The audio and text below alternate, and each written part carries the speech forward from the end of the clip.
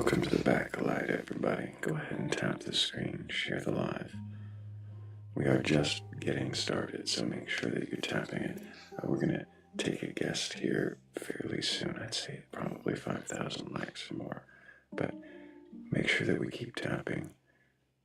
And I think I said that 3 times.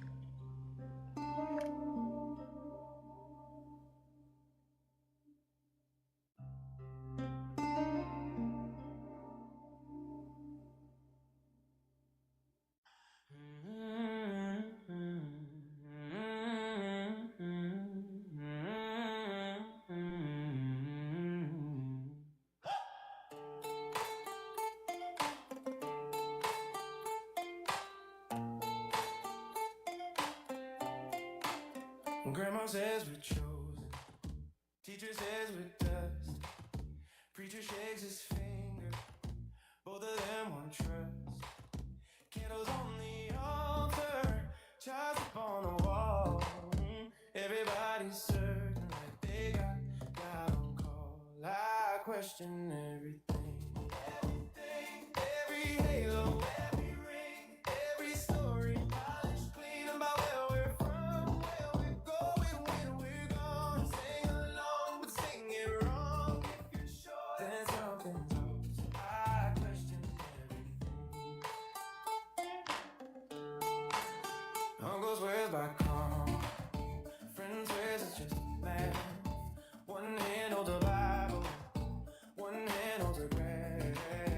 Mother lights the incense, father checks his phone. Each has sacred language, each afraid to stand alone. I question everything, every blessing, every stain, every promise carved in ink about where we're from, where we're going when we're gone. If your map is iron strong, show me where the doubts belong, 'cause I question everything. Is it spirits, is it sparks, is it stories in the dark, is it cycles, is it sleep, is it nothing wide and deep? If your answer never shakes, what if that's your biggest fate? If your faith can never bend, how will anything transcend?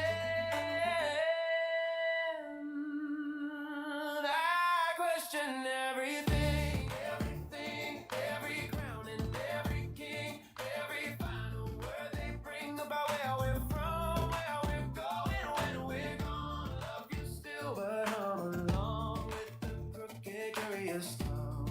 Yeah, I question everything.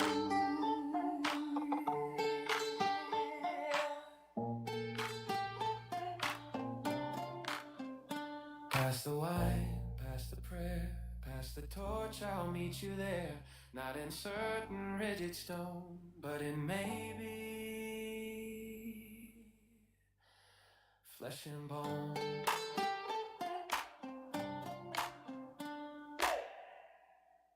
No, welcome in. Can you question your belief? Do you have a belief in a God, a higher power, or anything like that?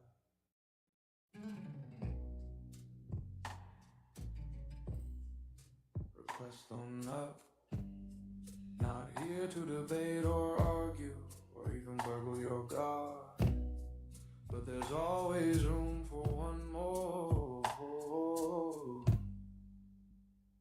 in the shed.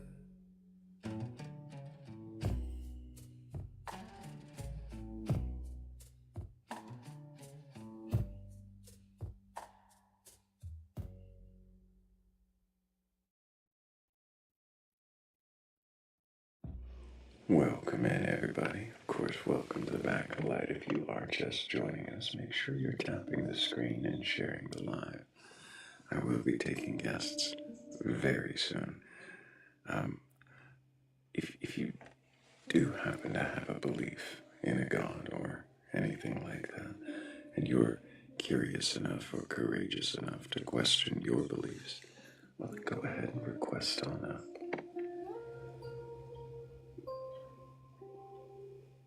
And thank you guys. Thank you all for tapping the screen, for sharing the live. If you haven't already, hit the bent little arrow in the bottom right corner of your screen. You can do that, and it'll bring up a whole menu of ways to share the live, like adding to the story or reposting. You can also send it to your friends or just copy the link. All of that should help us get out on the FYP and maybe get a few more people in here with the curiosity to question their beliefs. I can get words out. Just need a little more blueberry coffee.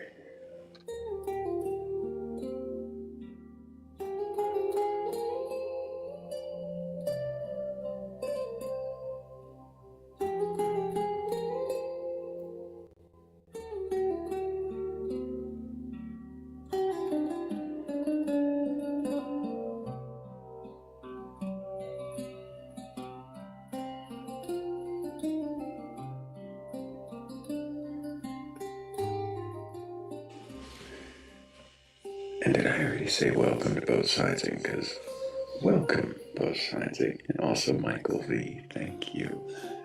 We can thank Michael V for that segue right before I came back all night. And also thank you,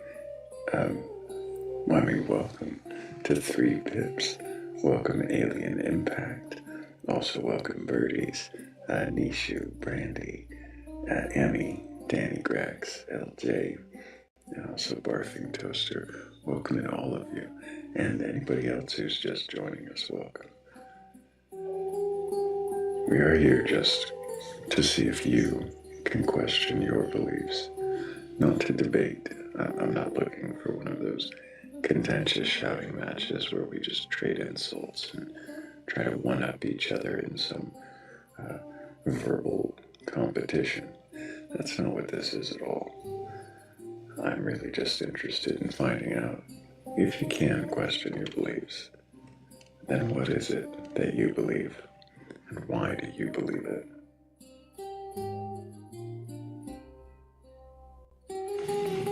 Leave my name out. You can ask your question, but I generally will not be answering questions unless it says question the questioner on the board. I find that it tends to turn these conversations into something contentious or competitive. So the questions do go one way for the most part.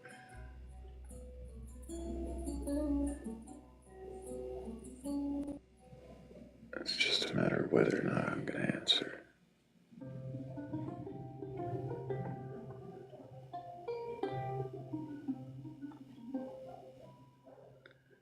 But as stated before, this is not a debate. Maybe that board will help us remember that. And now we're over 6,000 likes. I appreciate all of you guys tapping the screen and everybody who shared it out. I think maybe we might be ready for a guest.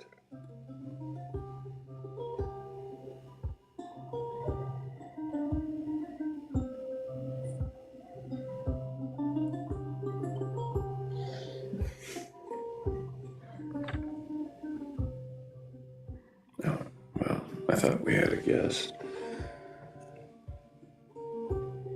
Guess they were just a ghost in the queue. A poltergeist.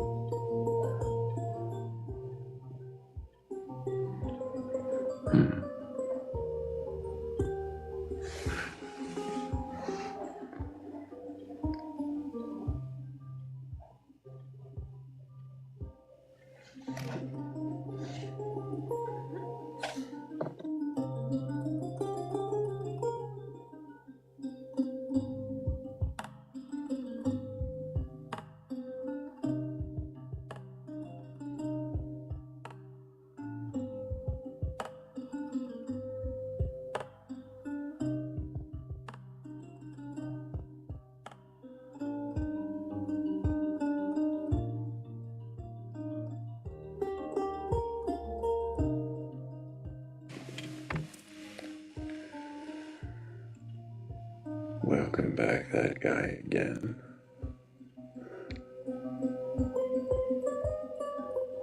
And welcome, Neptune and Thoughtful Tina. Welcome, everybody else who is just joining us. If you are new here, well, we're here just questioning beliefs. I'm not looking for debates. I'm not looking to school you or cook you or show you how you're wrong. I really am just looking to see if you can question your beliefs. Everybody thinks there's some ulterior motive there. It's on the screen in large Old English letters. Can you question your beliefs is all I'm really here to find out. But I do want to know if you can. Then what is it that you believe and why do you believe it?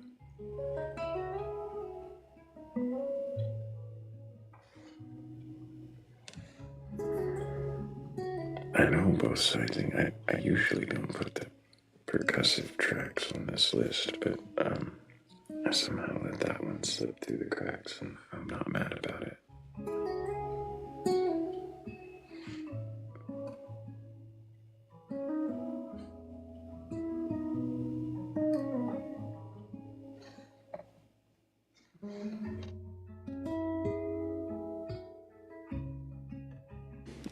I have a whole list of more percussive, more upbeat ones that I didn't even put in this list because they're distracting. They're good, but they're distracting.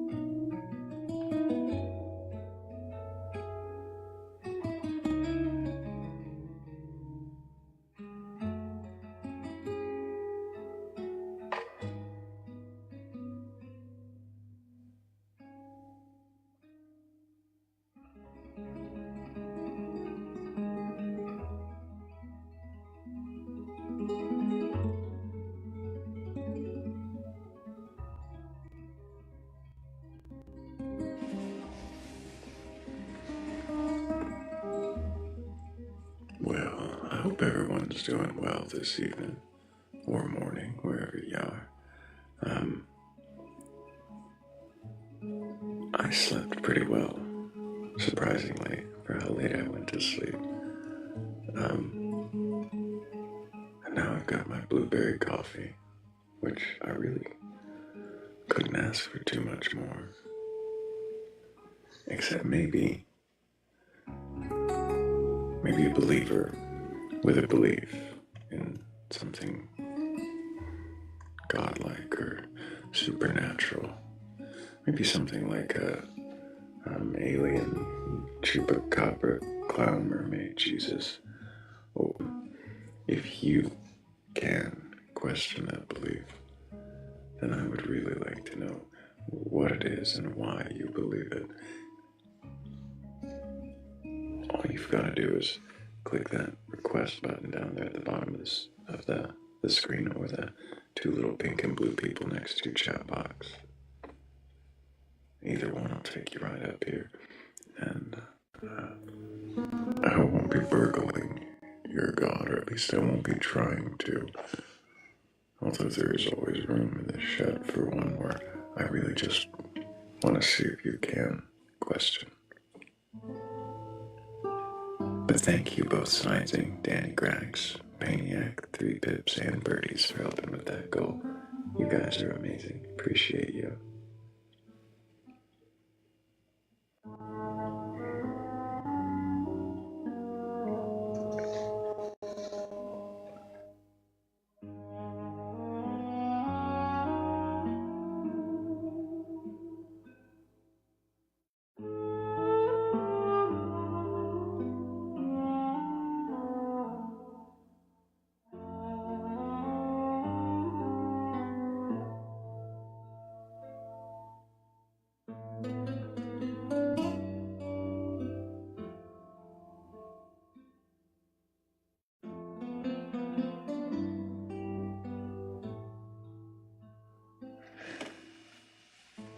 It is time for that bean juice. Well, in my case, bean and berry.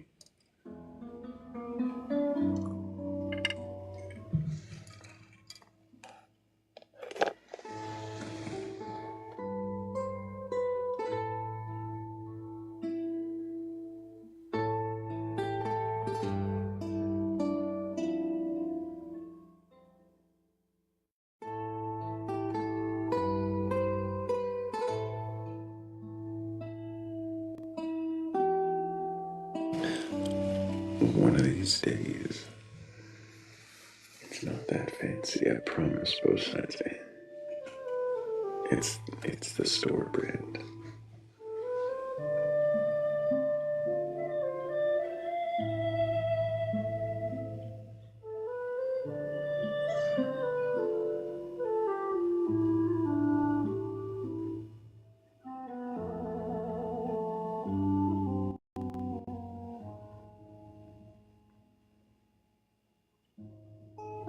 Do we even have any believers in the chat? Not to pressure you up on panel. I'm just curious if there's anybody who does hold a belief in a god or gods, higher power, or anything like that.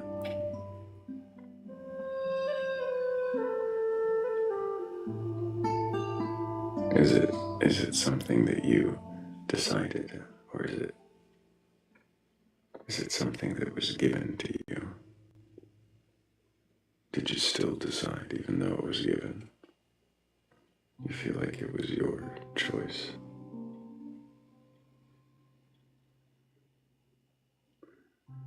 I don't know if I need to provoke them up or if I just need to, I don't know, see if they can question from here.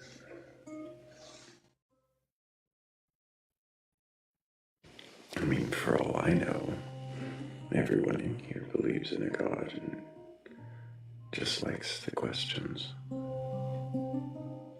Or maybe none of you do, and you're looking for one. Or maybe you just find it entertaining or enlightening to hear others try to question.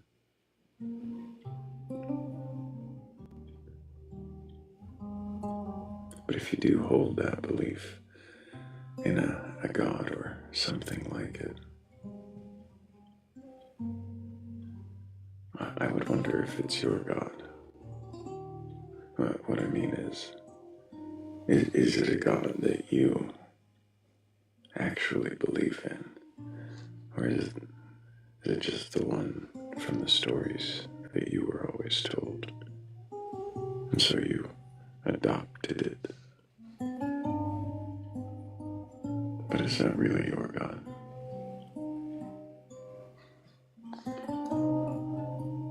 Or is it someone else's?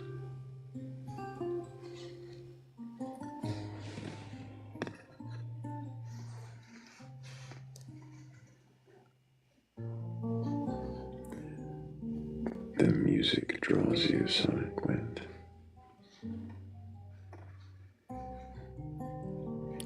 How does it draw you? Does it draw you in ink or is it charcoal? Maybe it's pencil and paper.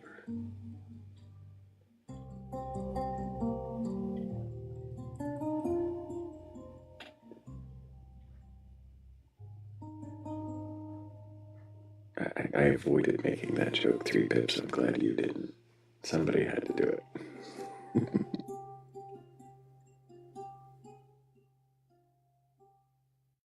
Sonic wind went the poetic route, like a slight whisper.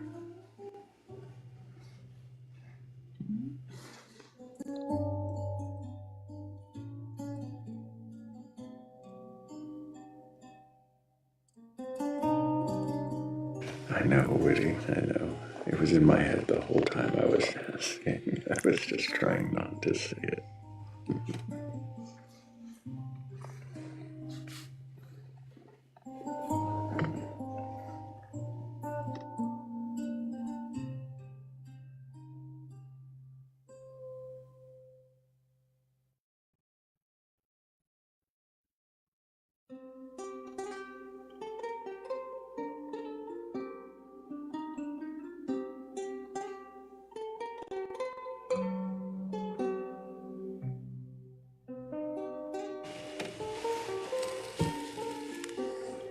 Like a moth drawn to light, says Alien Impact.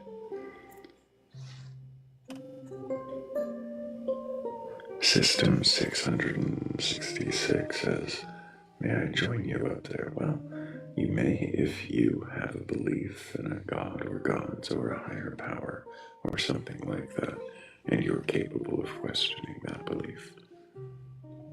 That is the kind of guest I'm looking for, especially to start the live. We're still waiting on our first guest, but I do appreciate everybody being here, tapping the screen, sharing the live. All of that helps get us out to the FYP. And who knows, maybe somebody with a belief in a god or something like that might stumble through and actually have the courage or the curiosity to request up. 11,000 likes already. You guys are amazing. I really appreciate you. System 666 says there is no God. Well, I don't know if that's the case, their system, but I'm not terribly surprised with a name like System 666 that you're not an active believer and participant in a God-worshipping faith.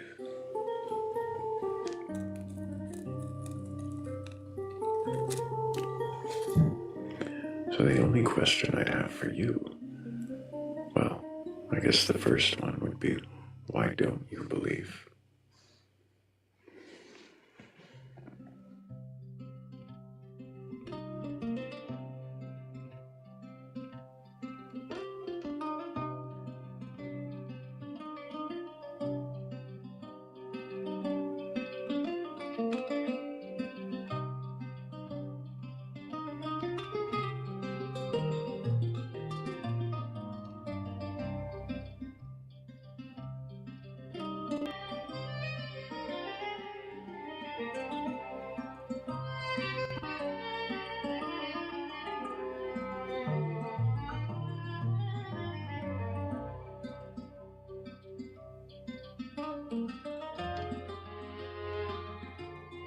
Well, that's a fascinating belief full of all kinds of victim-blaming mentality there, System.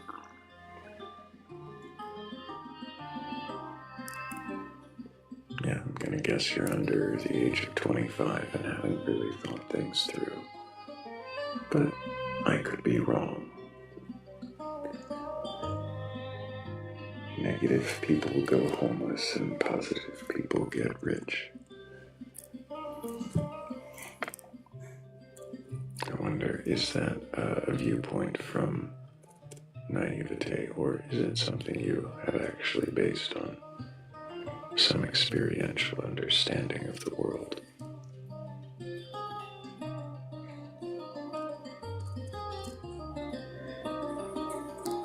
Both sides, and you're just saying that because you're a negative person. That's right, only a negative person would doubt such a clearly thought out and well-informed philosophy.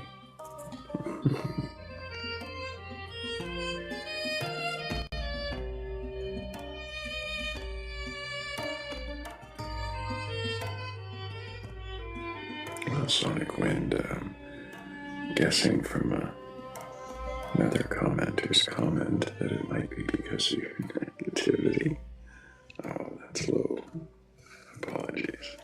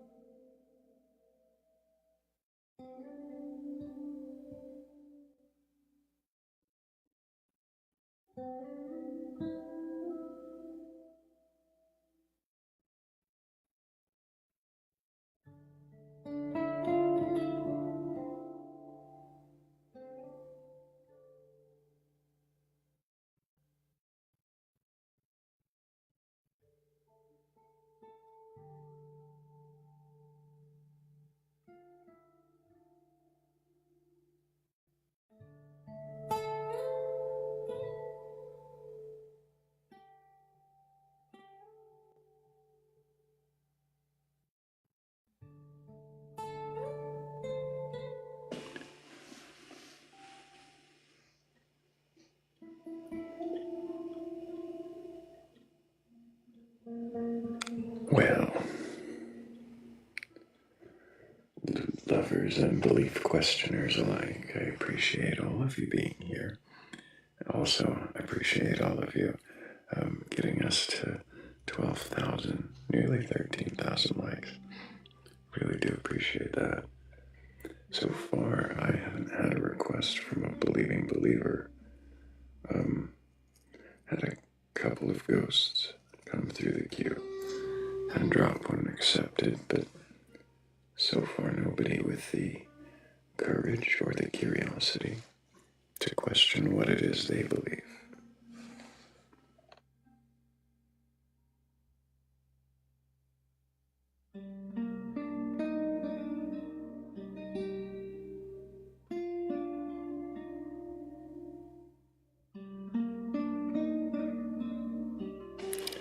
Christine has something to say.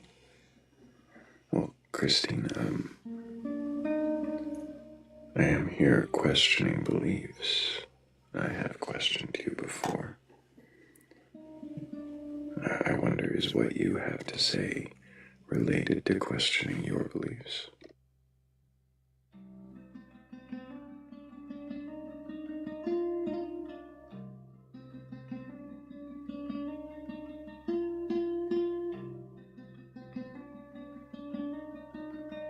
I know, Michael V. I haven't yet been able to interview a Zoroastrian, and I am eager to.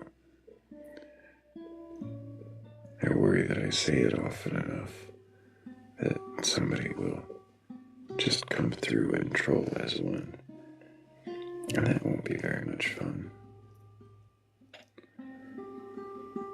Not very representative.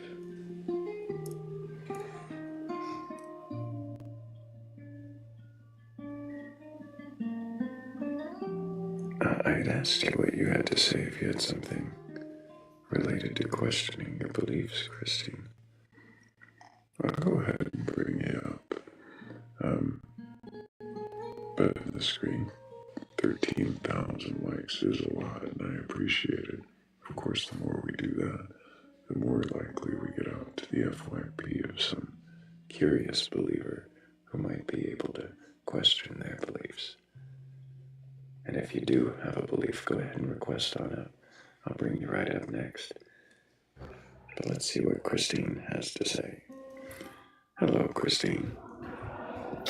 Hello. Can you remind me your age for TikTok TOS? 37.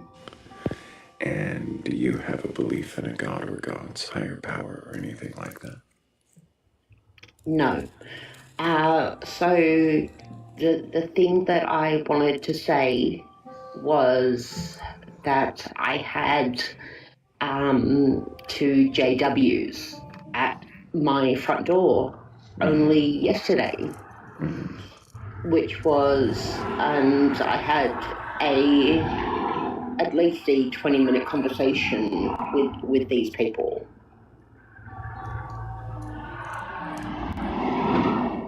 And how did that go, Christine? Well, it was interesting. So we had discussed... Sorry, hang on. I'm just going to go back inside of my house so that you don't have to listen to the cars driving past my house.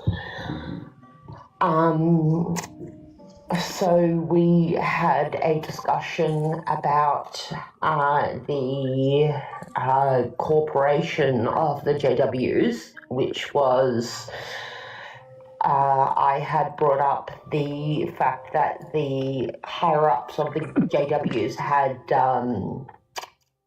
said that if they were to pay out every single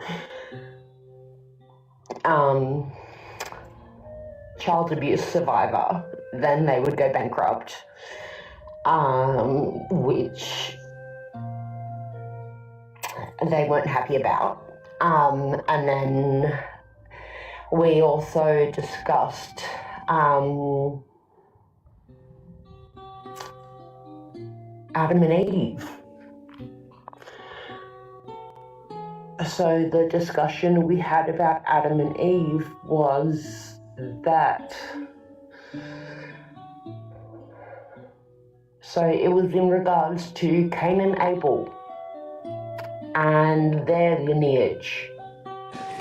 Interesting. So we had discussed that Cain had unalived Abel.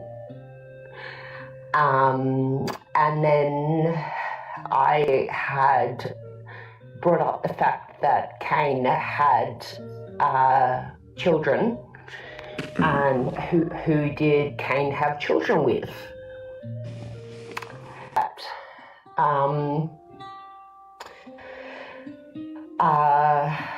Adam had lived for 800 years, and he had 15 children, I believe they said. And Adam had girls and boys within those 15 different people. Christine. Yes. So you had a conversation with these Jehovah's Witnesses about Adam and Eve and about their lineage. Did you question their beliefs while they were there? Oh, absolutely. So, well, and that's what I'm bringing up is that, so in the conversation that we had about Adam and Eve and my questioning the fact that did Cain have children with his mother? They had said no, and that's where the conversation then led to Adam having lived for 800 years and become a father to 15 different children, including sons and daughters. So what they then explained was that Cain did have children, and he had children with his sister, which I had said to them, okay, ill. Yeah. I would be curious where it says that in the book. Well, yeah, I would be too. And what I do not understand about the lineage of Adam and Eve and Cain and Abel and whoever within the early days of the Bible is how do we not have the Habsburg issues? Yeah. I don't have answers for you there, Christine. I'm curious. You said that you had something you really wanted to say. You talked to these Jehovah's Witnesses. You asked them questions. You had a conversation about Adam and Eve. What is it that you wanted to convey up here, that you wanted to say? Because remember, my life is about questioning your beliefs or whoever's up here's beliefs. No, of course. So talking about Jehovah's Witnesses that aren't in the room and what you discussed with them doesn't help us discuss your beliefs. So the main point of the conversation that I had with these JWs was the patriarchy and the issues within the patriarchy that why so many people have left the church is because of the men at the front of it.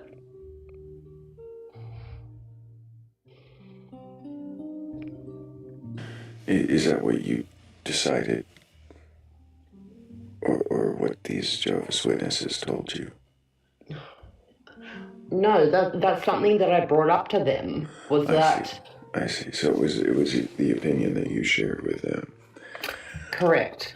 And what I brought up to them was that when I left the church, it was a matter of understanding the patriarchy, and then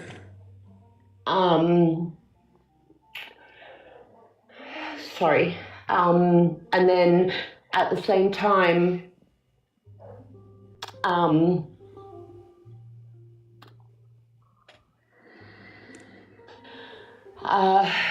what's the word I'm looking for? So at the same time, deconstruct scientific community.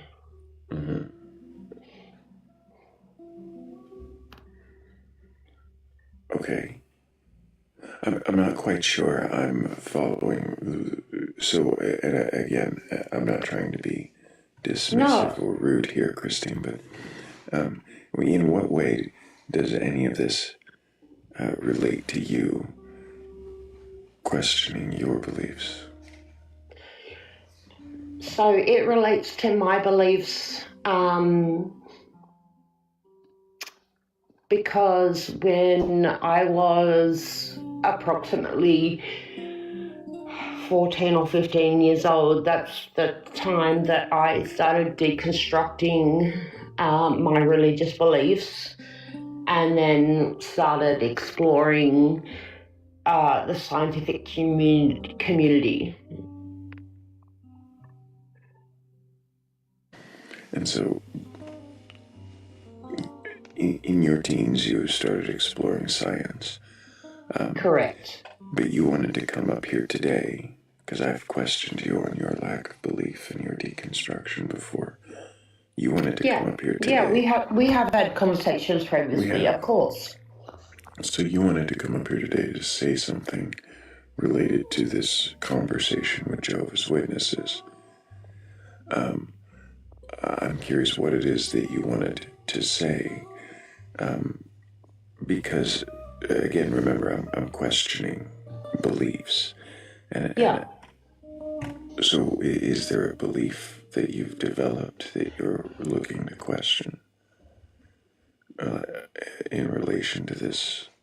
So the thing that I was expressing when I was in the comment section was that I had discussions with JWs, and I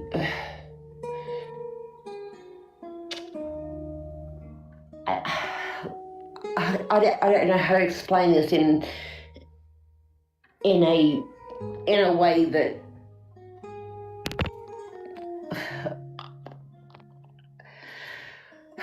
I don't know how to explain this properly. Is that I was having conversations with these people, and I was saying, your corporation are saying X, Y, and Z, and you're at my door saying, no, we're good people. Like, what? If your hierarchy are saying certain things, then I don't have words for it. And I see. So you expressed your frustration with these Jehovah's Witnesses being at your door, and that's what you're kind of up here to say, is that you're frustrated that they Does my frustration make sense? Well, it seems like it. I'm not here to say one way or the other, Christine. The organization of I don't know if it's. I have a frustration with organized religion. I see. And that has to do with, as you said, the patriarchy and the way organized religion. It's not so much about the patriarchy. It's just about organized religion and the trauma that I have associated with that, and the trauma that a lot of people have associated with that.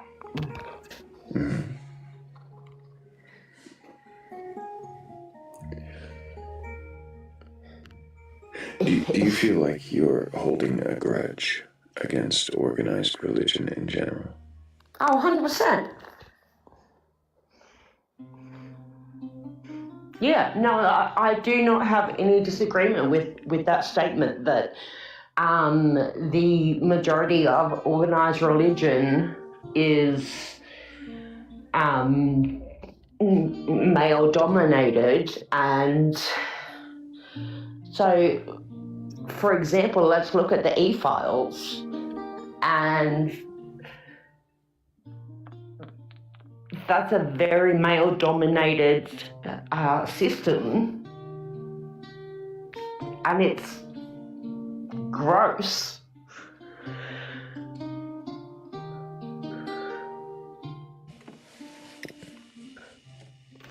Okay, so no, I do not believe in organized religion. I got that much. And you have some resentment, some grudge against them. 100%. Is it? And that is the larger reason why I moved away from the church, is because organized religion is gross. Is your disdain for organized religion specifically, or is it more related to the way that it has propped up men and suppressed women's voices? Is it the gender aspect of it, or is it because it is organized religion? So it's kind of. So the organized religion aspect of Catholicism, or whatever religion that you want to associate with that, is part of the problem. And then there's also the pick-me culture, where the women within that organization prop up the men and look at them as part of the higher power, which is, again, gross.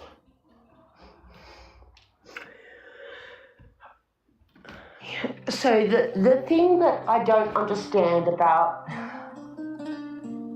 religion is that religion was born out of the fact that women create life, and women give birth to people. And so religion was born out of the fact that men needed something in order to prop themselves up. You say it was born out of that fact.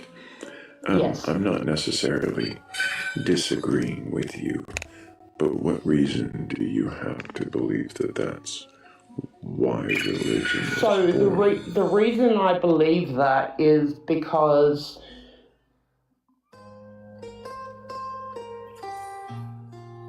the Bible is a man-made concept, and the man-made concept was the fact that there is this higher man, and he created life, and he created humanity. I'm sorry, was this the first religion? Or are you just saying this religion is born out of men wanting to prop themselves? No, I'm talking about the Bible and Jesus and So God. the religions, and the religions that came before the Bible and Jesus and God, those wouldn't have been necessarily propped up. So well, and that's the thing, is that there were religions prior to Jesus and God existing. Like, if we're going to go back thousands of years and talking about the what do you want to call it?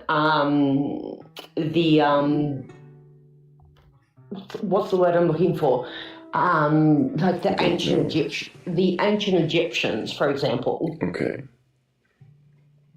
like their God was very different to what we experience today. We're talking about Osiris and Osiris. Pardon? Just Osiris. Well, no, there's more than just Osiris. There's Osiris and there's I can't think of their names, but there's 50 different gods that existed within that time period. So, because there are these other gods in this time period, do you think all of those were men propping themselves up because they couldn't create? No, because at the time of the ancient Egyptians, there were a lot of women that were like at the hierarchy that. So if, I guess I'm confused, are you just saying then that it's Christianity that uses this God idea to prop men up over women? I'm not saying it's Christianity exclusively. I'm saying that there is something within the patriarchy that puts men at the forefront of the system, and that's not necessarily something that exists just exclusively in like that doesn't exclusively exist within Christianity.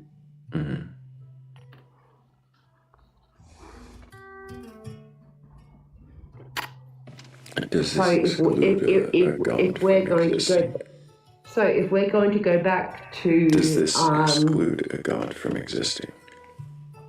If yeah. How does it exclude a God from existing? I'm not sure I follow.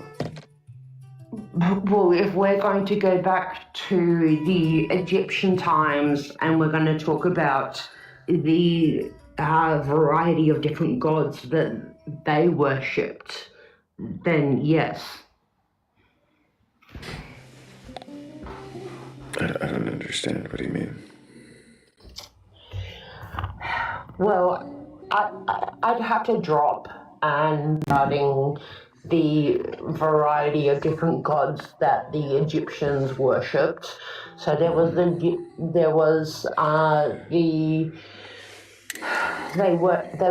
the sun, they worshipped the moon, they worshipped all kinds of different Christine. things. Christine. Yes. It's okay to say I don't know, right? Well, of course it's something, of course I could say I don't know, but I do know that the Egyptians did worship a variety of different people or different gods that were representative of the sun, the moon, the whatever. So those weren't in any way gender-based. Sorry, repeat that for me. Was there any gender hierarchy there with those gods? No, there wasn't. So the sun, the moon, the whatever. Was it just the sun and the moon? They weren't anthropomorphized. They were turned into people-like characters and given gender. What point are you trying to make? I'm just asking you questions. Christine, you're on a panel where I ask questions. You keep presenting beliefs, so I question them. So, okay. So, asking questions. Let's again go to another Christine, I'm Yes, thinking darling. I'm gonna go ahead and move on. I appreciate you being up here, I do. But I feel like I would like to have my questions answered by a believer in a god or gods. And I really appreciate that you have a lot of thoughts on the topic. Can But it I bring up one more thing before? doesn't seem that you want to talk on the topic. It doesn't seem like you want to question Well, your beliefs. And I'm really trying to see if, like, I will question your lack of belief, but I don't think that's why you came up here either. well, regardless of that, I do have one more thing that I would like to discuss, if you would let me. You just want to say things at me. No, I don't. I just want to bring up another point in regards to religion.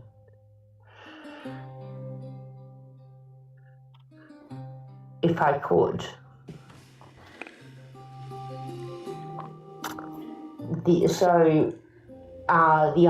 other thing I want to bring up, and so I'll just mention a name, and then you can do what you'd like to do.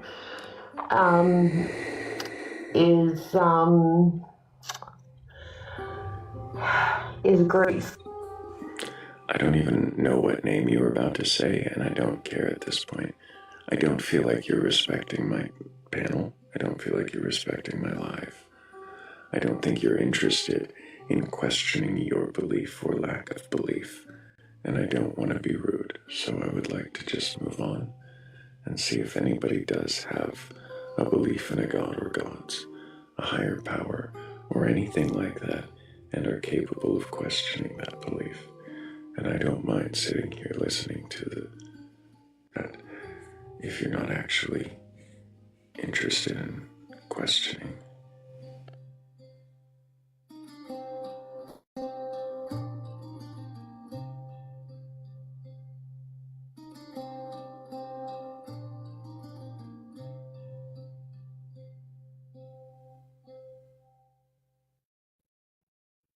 But I do appreciate you being here, and I appreciate all of you.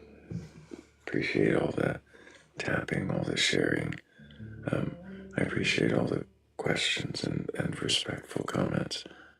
Thank you guys so much. And also, thank you Three Pips and Hannah and Base Scout Slippy for helping with the previous goal. I hope I got that right. My list might be a little behind.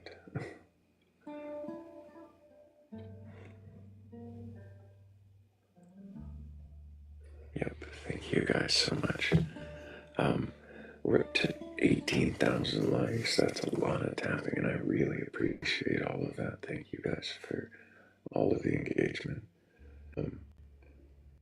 If anybody watching, anybody just joining us, happens to have a belief in a god or gods or a higher power or anything at all like that, and you're curious enough or courageous enough to question your beliefs, then go ahead and request on up. I'm not looking for debates or arguments. I'm not looking for contentious conversations or insulting intercourse. I just really want to know if you can question your beliefs. Then what is it that you believe? And why do you believe it?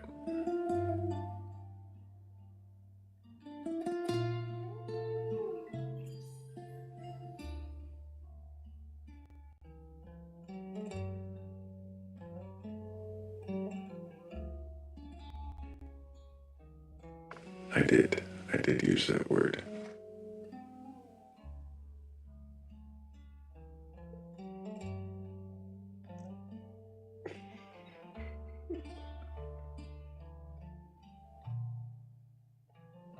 I probably should have said discourse. too many words. English has too many words.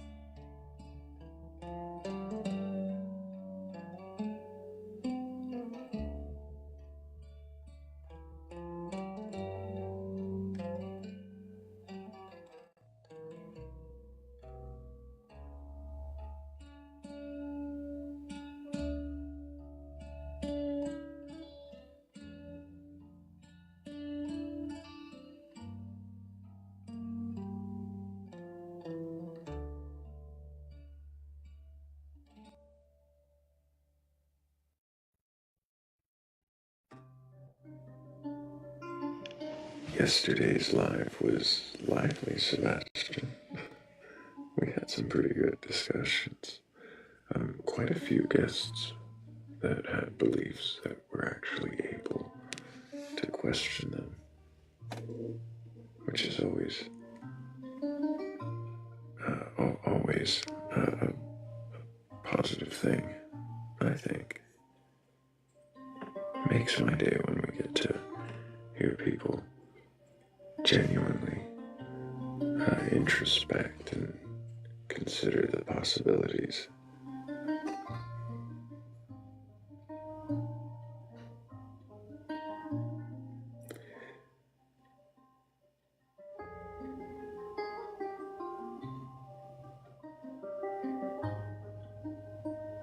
Thank you, Sonic Wind. Appreciate you.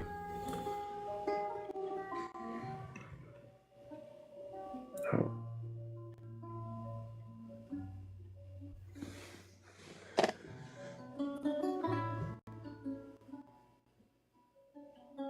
And also thank you to Freak Scene, 3 Pips and Bree, Paniac Dash, and Base God Slippy.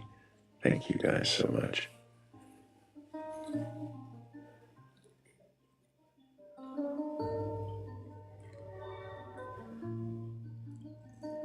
I do that every day, Sebastian. Between the lives. Occasionally I do scroll through and watch, other lives, or sometimes even go on panels, but usually between the lives. I'm nowhere near TikTok.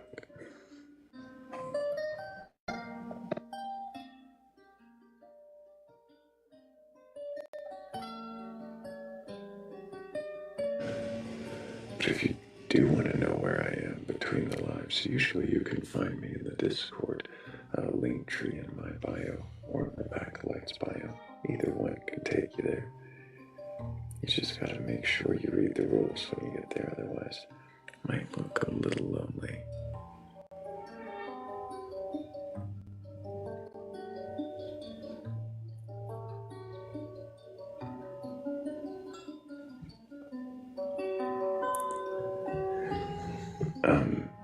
I shared another one of those fun new songs at the beginning of the live. There were only a few of us in here, so I may play that one again. But I've actually been getting more of those songs, so I'll probably share one of those here soon if we don't get a guest.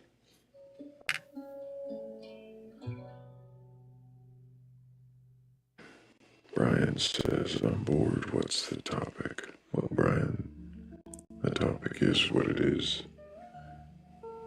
Pretty much every day. Can you question your beliefs? That's really what it boils down to. If you have a belief in a god or gods, a higher power, or anything like it, and you're curious enough or courageous enough to question it, then you can request up here, and we will find out if you can question your belief, and you can answer what it is that you believe and why you believe it. but not to debate it, not to argue it.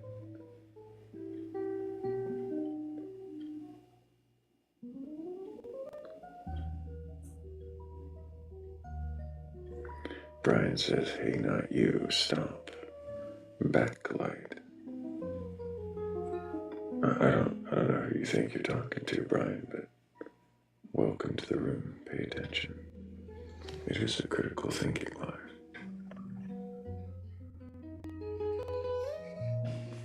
Hello, Lori. Can I get your age for TikTok TOS? I'm 58.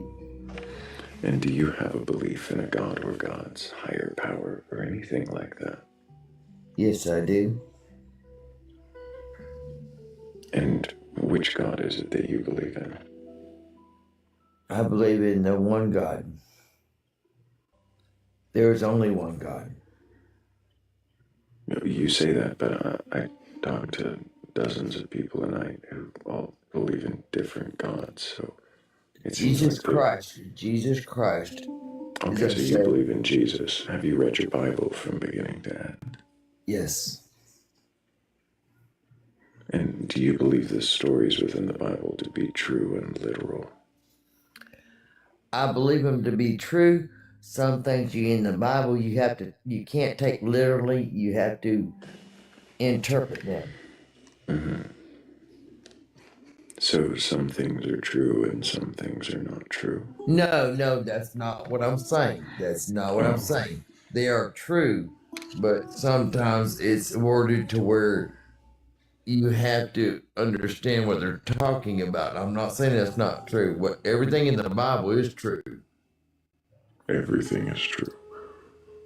So you're saying that, like the 6-day creation, that story in Genesis 1, that's true? Yes, it's true, but you have to understand. Like I said, you have to take it into context. How do you take that into context so that it becomes true? A day for us is 24 hours. A day when God created the world could have been a lot longer than 24 hours. A lot longer. So you're saying God had a different length of a day, and so these are 6 God days? Exactly. Interesting. I wonder why it doesn't say 6 God days. It just says days. Because it doesn't say 6 God days. Because it does not say that in the Bible. So why are you trying to talk? I'm asking you questions. Oxymoron. I'm sorry. Do you know what oxymoron means? I know what oxymoron means. What? And you're making it say the same thing, but in other words, you're just trying to make me sound stupid. But go ahead. I don't think that's what oxymoron means, but I'm not trying to insult you in any way. I'm just seeing if you can question your beliefs, as the topic of the live says. Oh, okay. That's cool. Mm-hmm. So, you believe the 6-day creation is true, but that they are 6 God days, and that these 6 God days are not necessarily the same as our days, correct? Exactly. Okay. So, but the order of creation would then be true. It'd just be 6 long periods of, one where he makes light, and that takes a long time, and then there's another one where he makes a firmament, and that firmament takes, it says it in... No, it does not say that. No, there's nowhere where firmament comes in the Bible. Where are you getting that from? Which translation would you be reading? You talking about where he makes light and darkness? Hang on, I'll grab the Bible. Which translation? Yeah, I don't know what firmament. I don't know where that comes from. That's absolutely not in the Bible. So I don't know where you're getting that from. Which translation do you read? No translation. It's a King James version. King James version. That's the one. Okay, so let me go ahead and open up Genesis 1 in the King James version here. Okay. And you said there's no firmament here. So when I read, I'm going to go ahead and read it 1:6, okay? Okay. Okay. And God said, "Let there be a firmament in the midst of the waters, and let it divide the waters from the waters." And so it goes Wait a on. minute. Where are you reading that from? Where are you reading Genesis chapter 1, verse 6. that? Verse 6, okay. And God said, "Let there be." Let there be a firmament in the midst of the waters. Which I thought you said there refers wasn't a to firmament. the expanse between the waters, What so to waters? speak, called the amorphosis. The amorphosis? What are you? What is Yeah. that? What is amorphosis? Well, it says, and let it be divide the waters from the waters. Let it be divide. What? It says, and God said, "Let there be a firmament in the midst of the waters, and let it divide the waters from the waters." And God made the firmament, and divided the waters which were under the firmament from the waters which were above the firmament. Can you tell me, wait a And minute. it was so. Wait a minute. And Can God you tell me what called. that one verse means? When it And says, God and let it called. divide the waters from the waters. You don't What want does to know that what mean? the book says. I don't know. I don't know, Lori. That's why I'm asking. It means you. he took the waters and he changed the waters. What is which water? Water in the rain and clouds, and water on the Water earth. in the clouds and water on the earth. So you're saying that the water in the clouds the water. is not He on made earth? water. In other words, he made rain, and he made the ocean. Lori, are you saying? And the rivers. Lori, are you saying that the water in the clouds is not the water on the earth? It is the water. Think about what I just said. What is separating? What is firm that's separating them?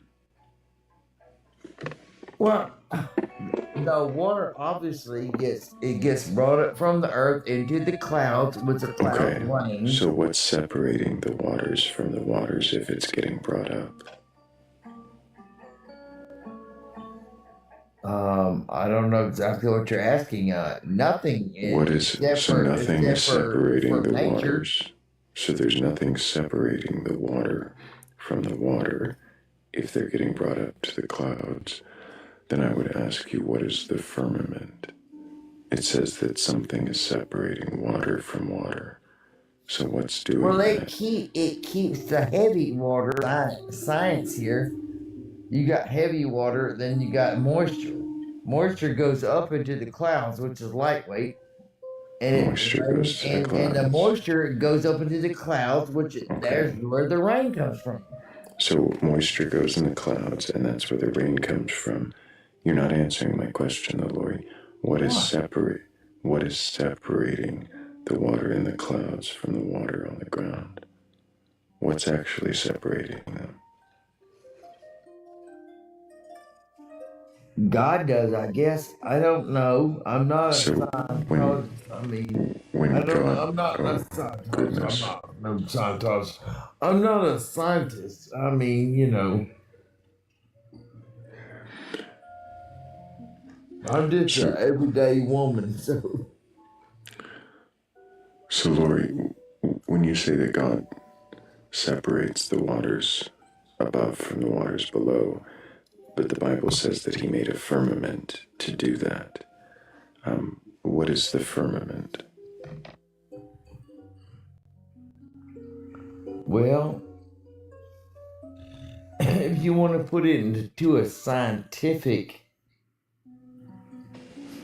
version of it, or I could put it into like a Disneyland version of it, but a scientific version of it is water is heavy. Water's heavy. Water's gonna stay down, but water gets evaporated. Evaporation, which is water also, but it's lightweight. It goes up into the clouds. So water's not heavy. Yes, water is heavy, but when it gets pulled up in small particles or molecules or whatever, it goes up into the clouds, and then it's going to rain, and that's where it comes from.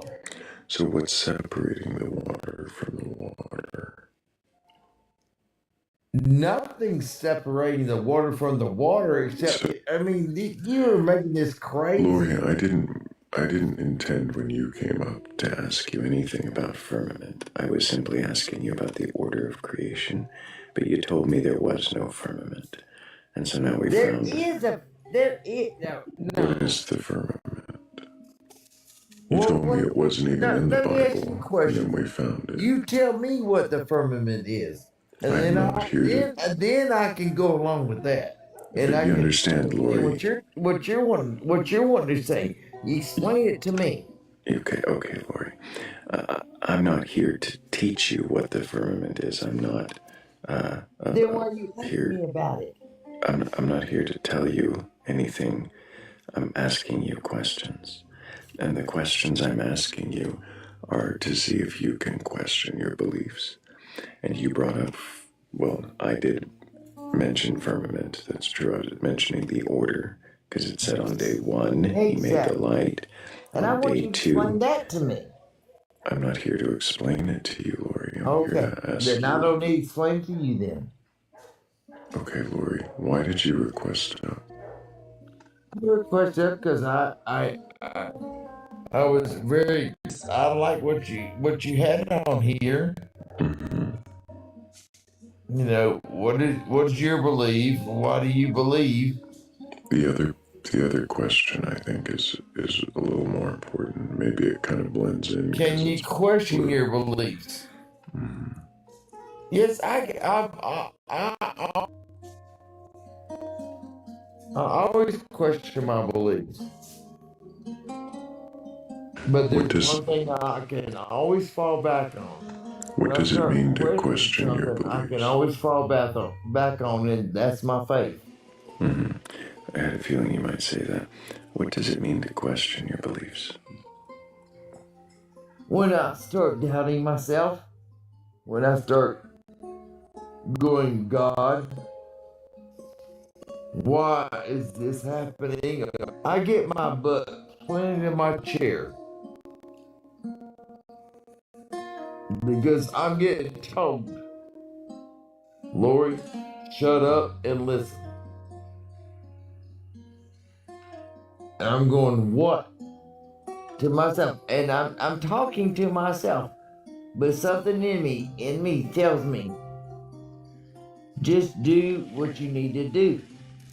You know, depending on the circumstances, because I've been in a lot of them.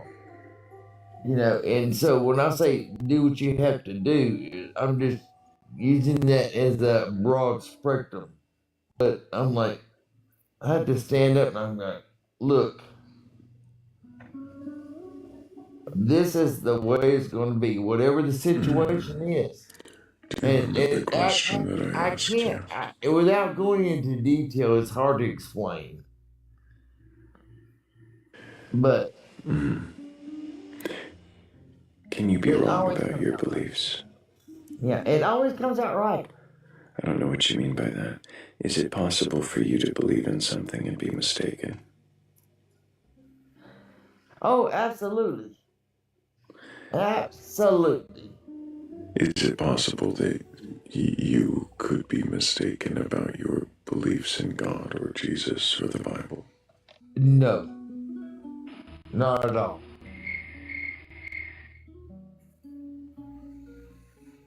Not at all. Why are you so certain of that? Because there's one verse in the Bible. That one little verse is that it talks about all you have to have is faith. And I'm like, faith. I always say faith. What is faith? I mean, faith. Faith is believing. Just believe. Just believe.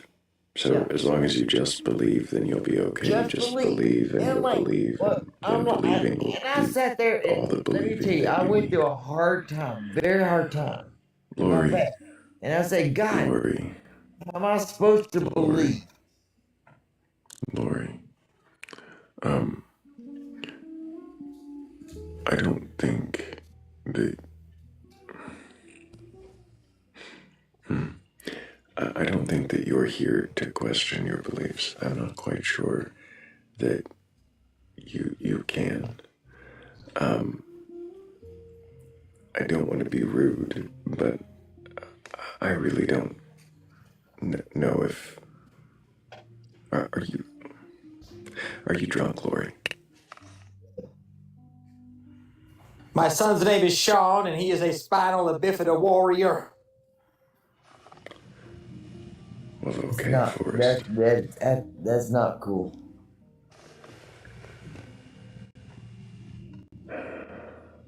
I almost don't know who to drop. Lori, I don't think that hearing you capable of questioning your beliefs, it seems like as I approach, each time I approach a question, you kind of just withdraw and avoid the question. Yeah, I'm sorry.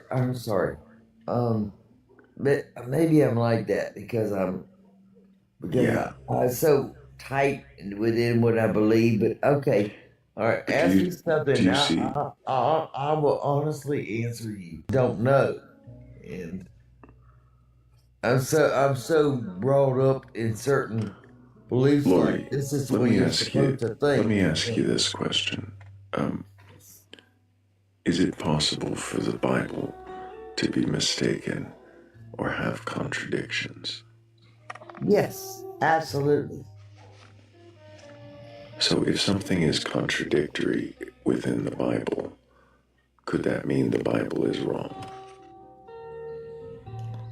I wouldn't say it's wrong, but do I believe that there are things in the Bible that I question? Yes, I do, 1,000%.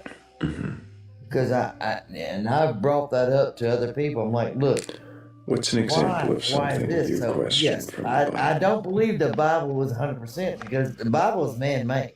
Right, Lord. What's something that you question from the Bible?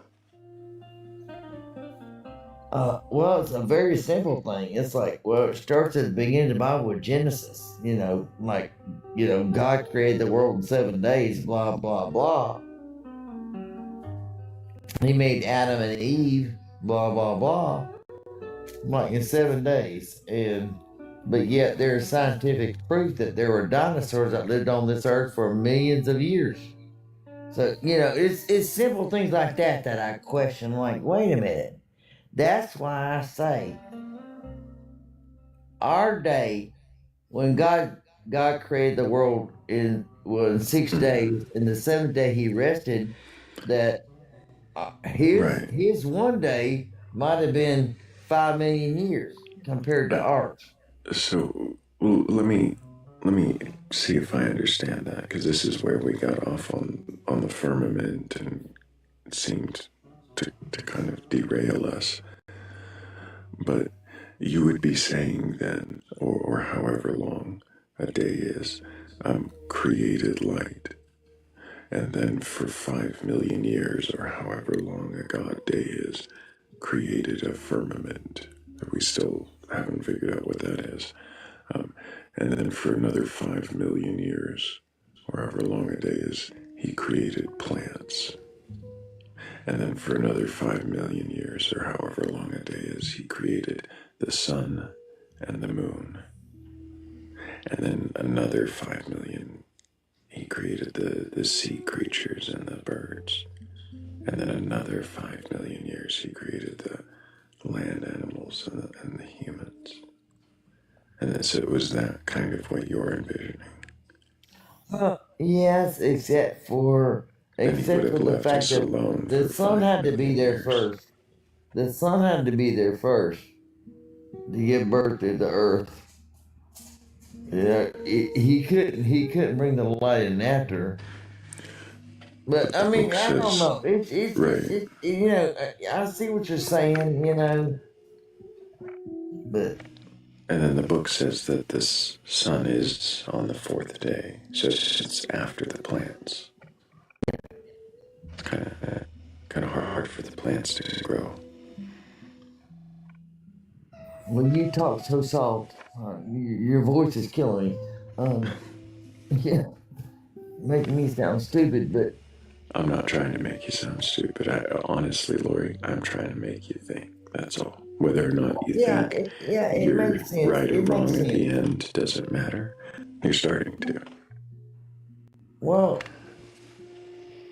but you know what? I look at it like this. I'm like, I have to have something to believe in when I Why? die, because if I find out I'm just gonna die in the ground, nobody wants to know that okay, once I'm dead and buried, I'm in the ground, and that's all there is to it.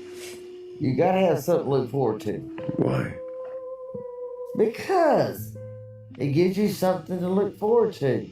Is it? Because what, you gonna be on your deathbed going, okay, I fixed to die, I'm gonna go in the ground, I'm gonna die and I'm done. You gotta have something to look forward to. I mean, you got at least welcome the hope. rest. You have to have that want to say, look, I'm going to go there. And I've heard personal friends of mine that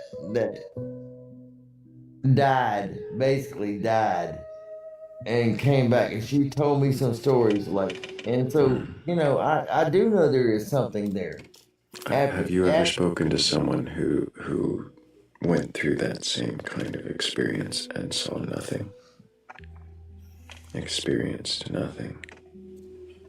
I have a great story of my neighbor lady, and we weren't great friends. We were just acquaintances, but we were neighbor ladies, and she told me her story, and I'm like, "Are you?" I'm like, I couldn't even fathom what she was telling me. I'm like, "Are you kidding me?"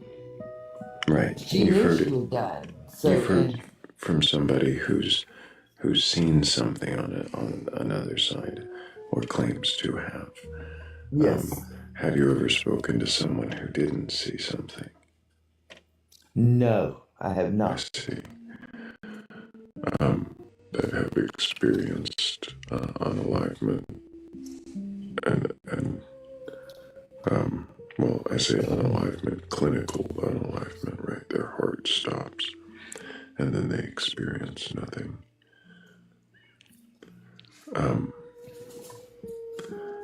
The other question, of course, Lori, I would have is, do you think that the brain suddenly stops when the heart does? No, it does not. So if somebody has a clinical unalivement and some experience where Just they because the heart envision stops, something, it takes a couple minutes for the brain.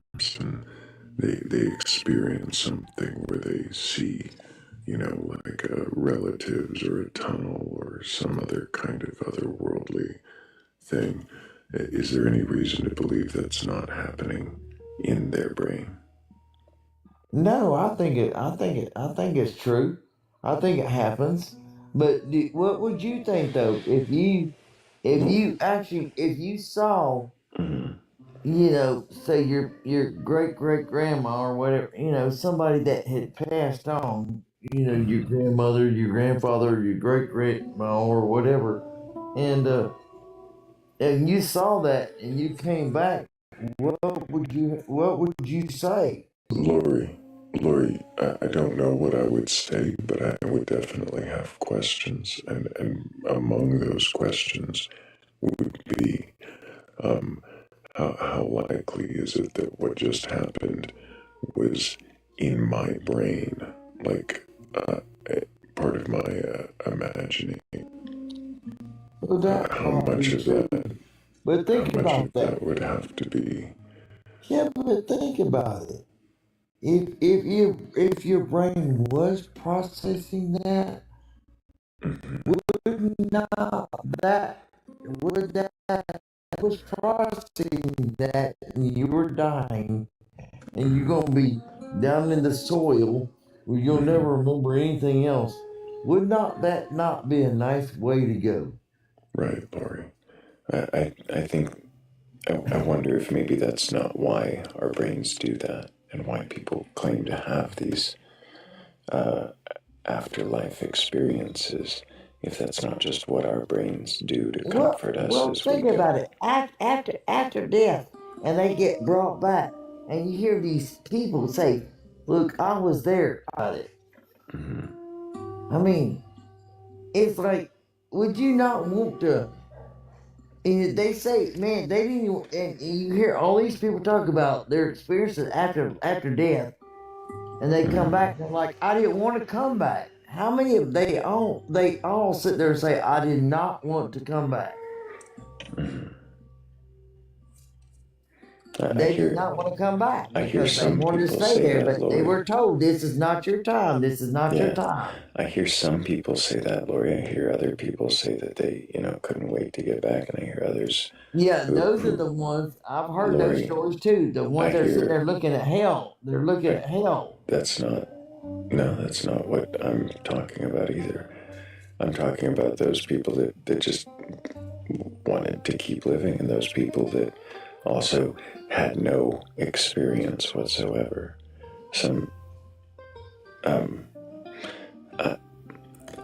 Does it matter to you, Lori, if there is an afterlife, or if this is just the way the brains process death to provide us with some kind of comfort? Well, to be honest, it does matter to me because it does. It makes me think. Look, I'm getting old, and I'm like, I don't want to know that what's on this earth. That's all there is. There's got to be something after. That's what I look at. There's got to be something after. Why? Why does there got to be? Because I don't want to quit living. I want to live I forever. don't know. I want to live forever, and I don't want to quit living. Just like most people. I don't know too many people I've already that been on want the to deathbed. quit. I've already been on the But deathbed. also, do you expect to, in this afterlife, exist forever? That this will be an eternal afterlife? Yes, I would love that. And Do you not think it would ever get anybody in their old, Lori? right mind, anybody in their right mind would want it too. Well, that's interesting you would say that. Do you not think it would get old? It might get old, but I'm gonna tell you right now, I've already been on my deathbed, and I'm gonna tell you anybody in their right mind. I'm gonna tell you right now, anybody in their right mind who does not say they're scared of dying is out of their mind. Lori, They're lying out there. Lori. They say they're not scared of dying. Lori, I think you're making a lot of bold assertions and projecting. No, I'm not projecting. I'm telling you the not truth. letting me finish speaking a lot either. You're making assumptions about what other people feel, think, and their states of mind without actually knowing. And I wonder if you're doing that from a place of your own feelings, of how you feel about death. How death frightens you in ways, so you feel that everybody should be frightened of it. No, I wonder. I didn't Lori, mean it like that. I apologize. I did not mean it like that. Well, You're I absolutely wonder. right. You're absolutely correct. That was my personal feelings. That's the way I felt. I wonder if your personal feelings affect the reality of whether or not there is an afterlife. Do you think that it matters if you just feel it, want it more, then that means there should be an afterlife because it's what you want? Yes, I'll agree with that. Yes, you're absolutely right. I wanted to be an afterlife, and I thought I was dying, and I was dying, and I didn't see any light. I didn't see anything, and you're about to make me cry right now because Sorry, I didn't see anything, and it's like, oh man, it just, it's scary. You know what? that scares me. It really does. I'm like, it can't be just here on Earth. You know, I'm like, God, this is hell on earth. I mean, Mhm.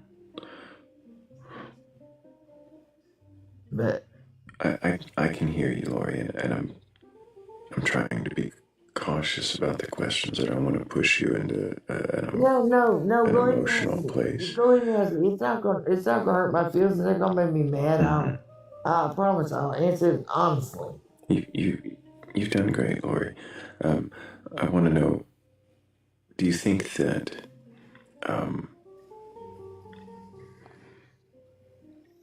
think that your belief in a God, in an afterlife, and all of this is rooted in more fear than an acceptance that it's true? No, I don't. No, I don't. 100% don't. Mm-hmm. I hear I you. have my own faith and my own feelings. And feel when it comes to the way I feel and my own beliefs and everything. But when push comes to shove, you know, that's a hard road to hoe. And it's hard to explain. But no, I'm gonna say no. Okay. Um,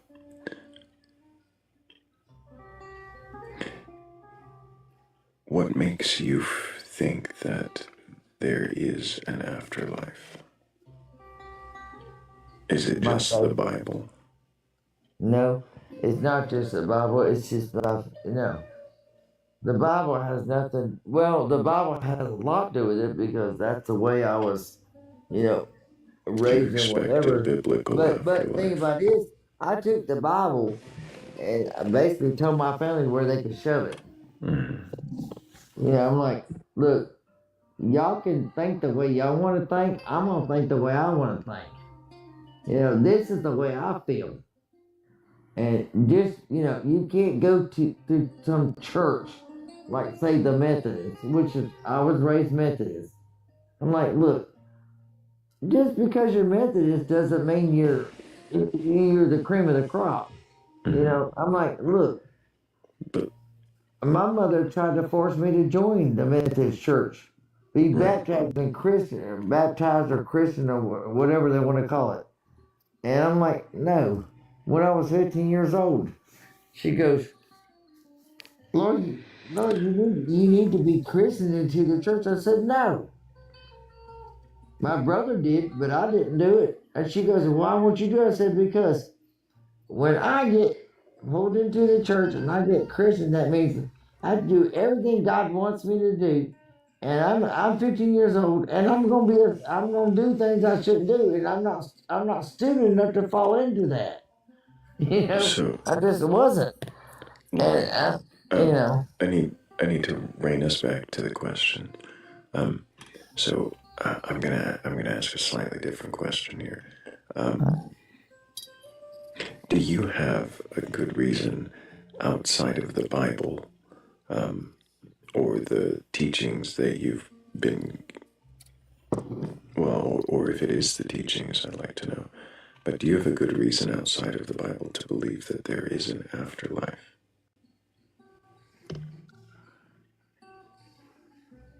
um, yes, And do you expect that that afterlife would be the biblical afterlife? no. So what is it that you're expecting? If you go by the Bible, they talk about the streets of gold. There's gonna be no, I don't believe that. No, no way, shape, or form. No way. So you're not expecting to become a Borg in the big cube that lands on Earth. What is it that you are expecting out of the afterlife? I'm not expecting anything. What is it that you believe is there? And so it's what God's gonna give me. The good Lord was gonna give me. Jesus Christ. Gameplay. I'm sorry, Jesus Christ from the book with the big board cube at the end, right? The board cube you don't believe in. With the streets of gold. If you're not going there, then what is it you're expecting, and why would it be from Jesus if his afterlife is the cube? Look at what Jesus Christ did on this earth. I'm sorry, what? And You cut out at the beginning of your statement there, or I missed it. Oh, we lost Lori. Well, that was interesting. I still want to throw some W's out there for Lori. There was a turn in that conversation. Maybe it was in me. Forrest might have initiated a little more patience than I thought I had. So maybe the W should go to Forrest.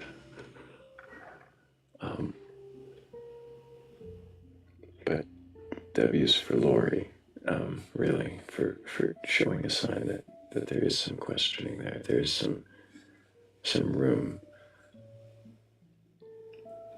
And then I appreciated that conversation.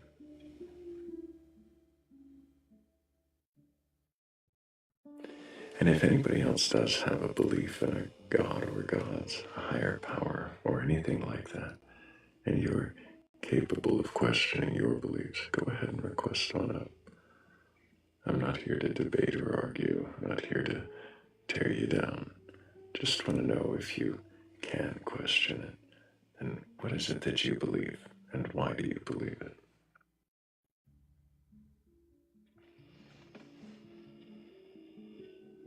Yeah, it took a turn in that conversation.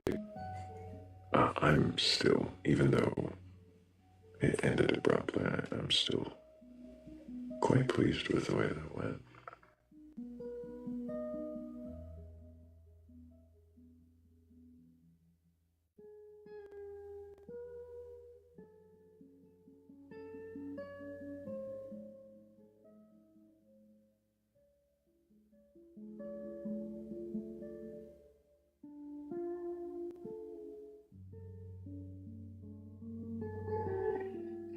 Hello? Hello, leave my name out. Can I get How your are you? age for TikTok TOS? 42 from Canada. Do you have a belief in a god or gods, higher power, or anything like that? To be honest, I used to be Muslim from family, and after I noticed like how they treated their women and the respect, I lost respect for the religion in general. And I was like the black sheep of my family due to that matter. So my belief went inept for a long time, but then after a while, I knew there's a higher power, but I didn't know what it was.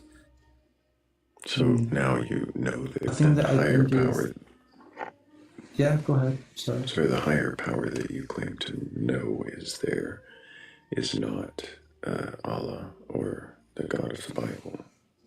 100% correct. That's exactly what it is. Yeah. That's How do you describe what it is? For me, what I believe is, I think the Bible is like a book of instructions in life and how humanity should be, but I don't think that's exactly the principle of what people are thinking. And there's a symbolism in the Bible, which a lot of people are partaking in, which is like in a literal thought rather than respect of being just a symbolical point of view. And I think, like, think about it. There's people in the church where people are What taking was the money off. question I asked you? Sorry, go ahead. Yeah. What was the question I asked? You said, do I believe in a higher power? Sorry, go ahead. Say it again one time. Sorry. You had said that you do believe in this higher power, right? You fell away from your Muslim faith that you were brought up in, and that now you believe there is this God there, though, but it's not Allah. Is it? And it's not Yahweh, right? It's not Jesus. No, it's like an entity per se. Yeah. Okay. So my question was, how do you describe it? And then you kind of went on to talk about metaphors in the church. I'm curious, can you relate to your God without relating to a God that it's not? Like, how do you describe what your God is? For my God, I believe that if you're to be good, then good will come to you, and if not, it's not. Like I've like studied like quantum physics, everything else in terms of like how like the secret, for example, where you believe and you think about that, you manifest it. So your manifestation is what happens. So through belief, through manifestation is what you think is what will be. So if you want that to be, What is manifestation? manifestation to me is basically a thought reality. So if you put enough power towards that, is what will become after a while. In the universe. I'm sorry. Let's back up. What is manifestation? You manifest. So you think about something. What is manifestation without using the word manifestation? So when you put a thought out into the universe. Okay. Put a thought out. What does that mean? Sorry? What do you mean put a thought out? When you think about something, right? When you put that in your mind. Yeah. So you think about something. Correct. And go ahead. Yeah, it seems like when I speak, you're going to speak over me, so I was waiting till you were done. My apology, go ahead, sorry.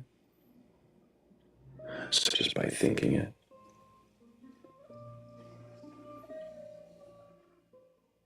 So I'll tell you something. So if you are to, I'll tell you, like, maybe different from our scenario, but if you have a dream, right? If you think about something enough, Sorry? I just asked you a question. And okay. I'm trying to relate to the matter of your question. You started with if you have a dream. Yeah. So I'm associating your principle of what you're saying through my experience. Of what you're saying, like your statement, yeah. What was my principle? So you basically said that if you... Sorry, I'm going to have a lot of different thoughts in my head. I'm trying to think. You're not really following the conversation, are you? So I am. I'm going to go ahead and move on to a new guest and let you gather your thoughts. And when you're ready to come back and question your beliefs, you can do that. But I feel like you're just kind of waiting for your turn to speak each time. And it's feeling like it's about to not be respectful anymore. Maybe that's just me manifesting. Whatever that means. If anybody does have a belief in a god or gods, higher power, or anything like that, and you're capable of questioning your beliefs, go ahead and request on up. I'm not here to debate you. I'm not looking for an argument. I'm not intending to burgle any gods. I really just want to know what it is that you believe and why you believe it. If, of course, you can even question that.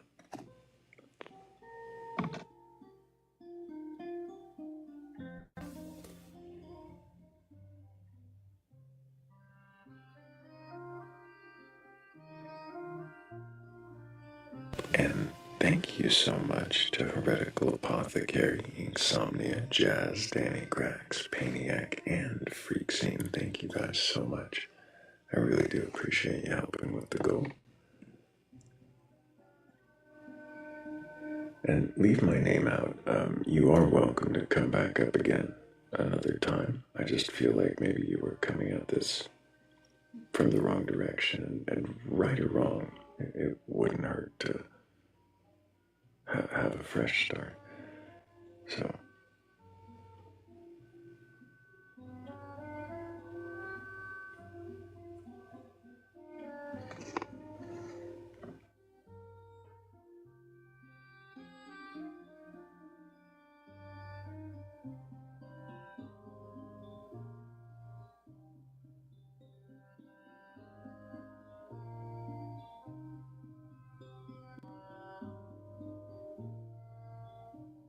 I may go ahead and bring up a friendly or two.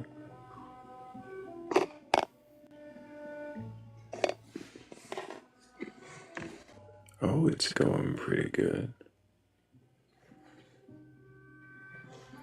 Did you get a nap in today? Yeah, we can call it a nap. There was a period of sleep, of repose. So you're all rested up and ready for questioning beliefs? One of those. I guess 1 out of 2 ain't bad. Right. Let's see if we've got. I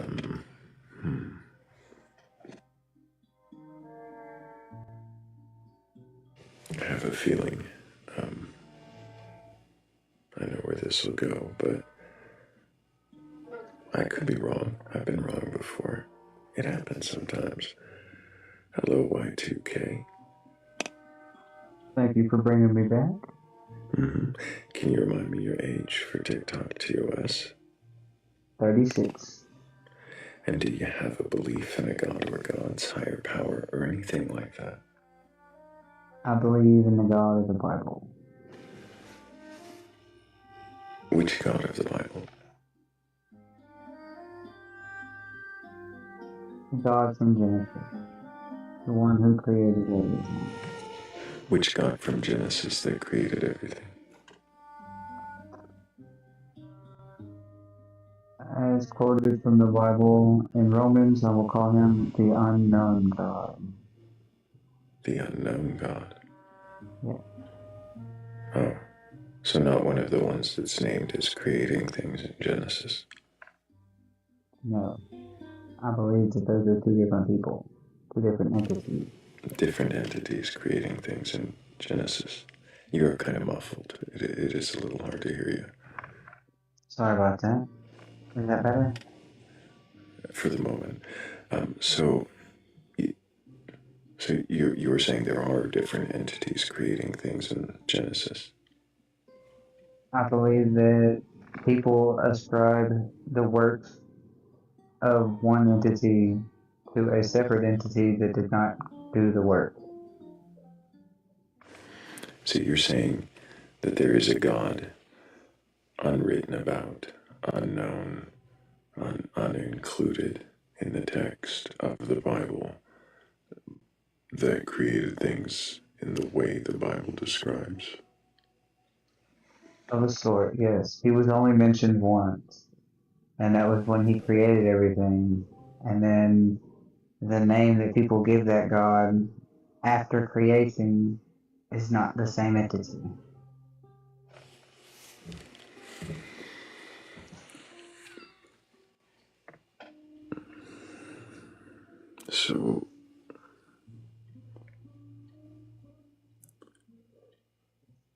So it's not the God of the Bible mentioned in the Bible except once.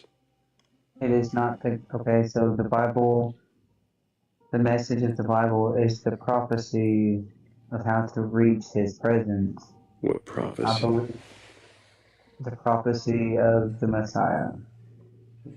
Which Messiah prophecy are you talking about? People claim Jesus fulfilled. Which prophecies of the Messiah do some people claim Jesus fulfilled. I'm not sure about most. I don't know what you're even referencing there. Or it'd be the people of the Christian faith, not most people of the world, just people of the Christian faith, I guess. So, which prophecies are you talking about? So there's many prophecies that he's fulfilled in his Can you name actions. one? One of the prophecies that was fulfilled is one that says he would be resurrected. Which prophecy is that? Where can I find that prophecy that says he'll be resurrected? It will be in Isaiah, I believe. Wonderful. Can you tell me which chapter? Isaiah's kind of a big book. Yeah, 50 something chapters. No, I'm not as well versed in the Bible as I once was. One of them knowledge things, you don't use it, you lose it. Okay, but Isaiah's got a lot of chapters. Do you know which chapter it is? I do not, no. It's like 50 or so, right? I think it's 56, yeah. Yeah, so.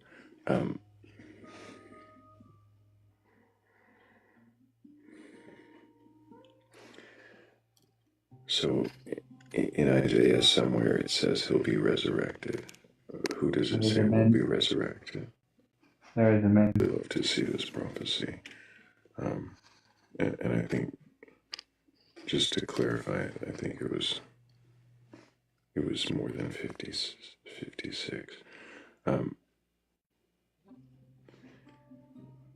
It was like 66 or something like that. So in Isaiah, 66 chapters. No clue where the resurrection one is. I find that funny because there's 66 books, 66 books in the Bible, if I'm not mistaken. So the 66 Isaiah chapters in Isaiah. Is that what you're? In the Protestant Bible, there's 66, and the Catholic Bible has more than 70, and the Ethiopian has more than 80. So, not sure what point that makes. But do you know which chapter in Isaiah? It'd be great if you, since you said there's this resurrection Give me half a prophecy. second. I'm gonna see if I can't find it. Yeah, take your time. You can tap out of the app and come back. Cool. Isaiah 26:19, maybe. Freak scene. Are you finding prophecies? I'm just looking up Bible verses right now. 26.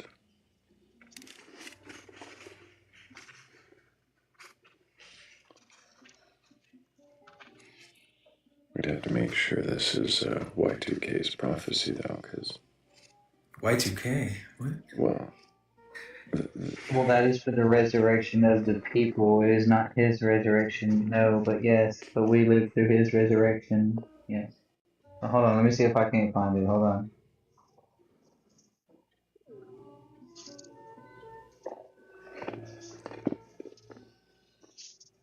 I really feel sad because I was really pissed to say if I had chat beat GPT, it'd be easier. The only Or maybe it's 53:11. Yeah, like Bat said. 53:11.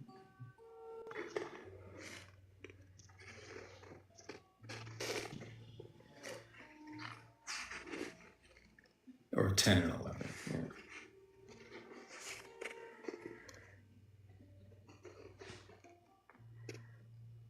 No, I'm okay. So I'm also not reading out of a King James or New King James. It's a New Living Translation, if that matters. Yeah. And let me know. Why are you using that translation? My headphone just died. Your audio got so much better. So why are you using the New Living Translation?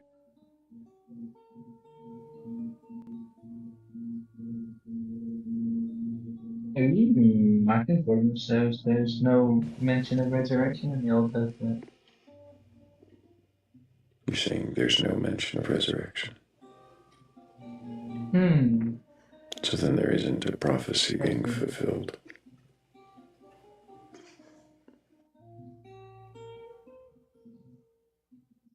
So not only does the God, if I'm understanding correctly, Y2K, 18. That's weird. Okay, I'm not sure what you just counted, but No, I guess I was wrong. I can appreciate you understanding Thank and admitting that. You got a little bit of background noise there, but I appreciate that.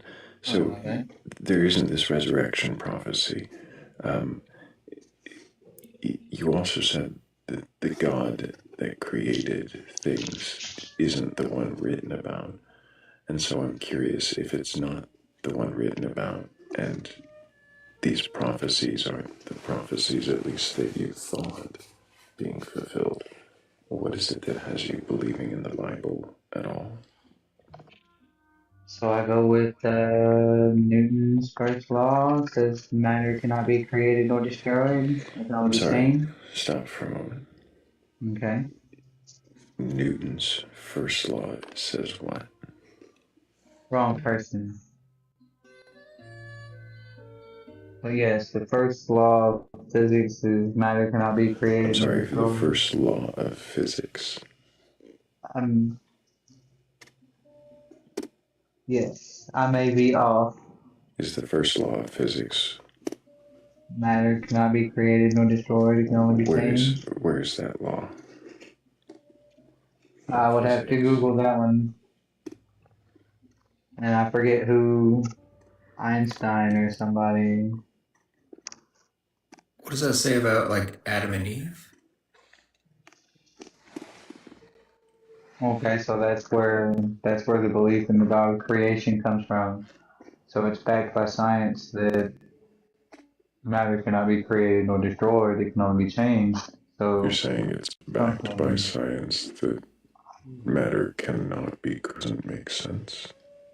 So how can something create something that cannot be created? Right. It doesn't seem to follow.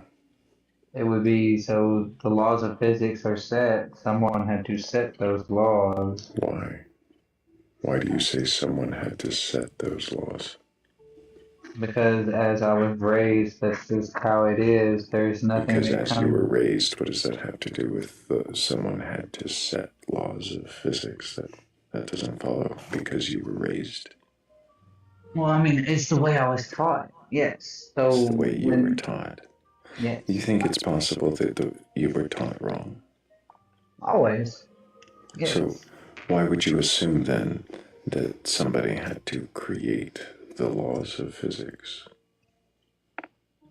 Where else would they come from? Why do you assume that they must come from somewhere? Well, most things have a beginning and an end. The only thing that I know of that does not is a circle. The only thing you know of that does not is a circle. Yes, does not have a beginning or an end. Why do you relate what is to your limited knowledge? Like, why would you assume that things must exist in accordance to your understanding? They don't exist. I don't think they exist according to my understanding. I use my limited understanding to propose justification and or rationalization for its origin. Why do you assume that your justifications and rationalizations will lead you to truth when it comes to origins? because it was what I was taught. Other than that, there is nothing Other than that, there is nothing. that I am. Yes, I'm nothing. I have not been taught anything different. I have not searched anything different, and I have not found Why? anything different. Why haven't you searched anything different? Uh, the simplest answer would be because it was easier to not search and to play the I will find out when I get there game. I mean, that's honest. It's very honest, Y2K. Um, do you leave room for the possibility that you could be wrong? Um, that there is no God, no creator, that things have just always existed? Of course. Why do you hope otherwise? Why do you hope for a God? Gives purpose to the reason for being the way you are in this world. It gives purpose to the reason for being the way you are. Yeah. Is that true for everybody? For sociopaths and serial unalivers?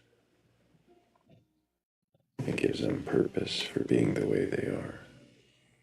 If there's a God. Yes.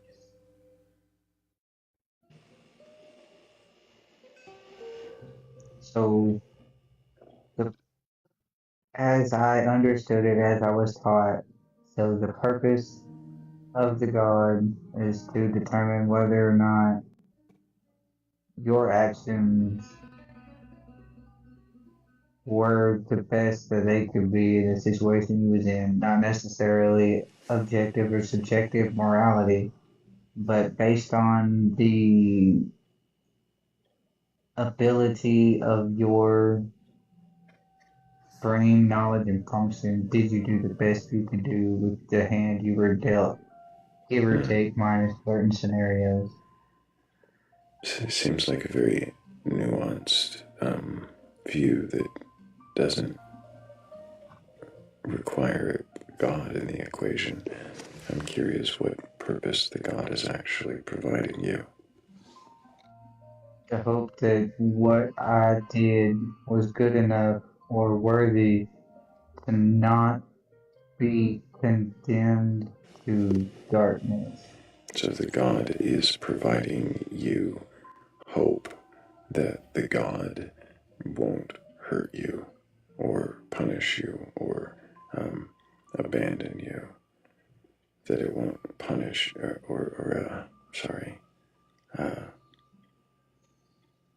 that it The won't in some way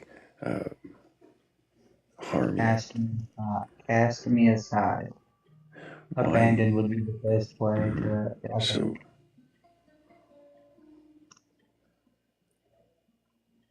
so you fear that by not recognizing and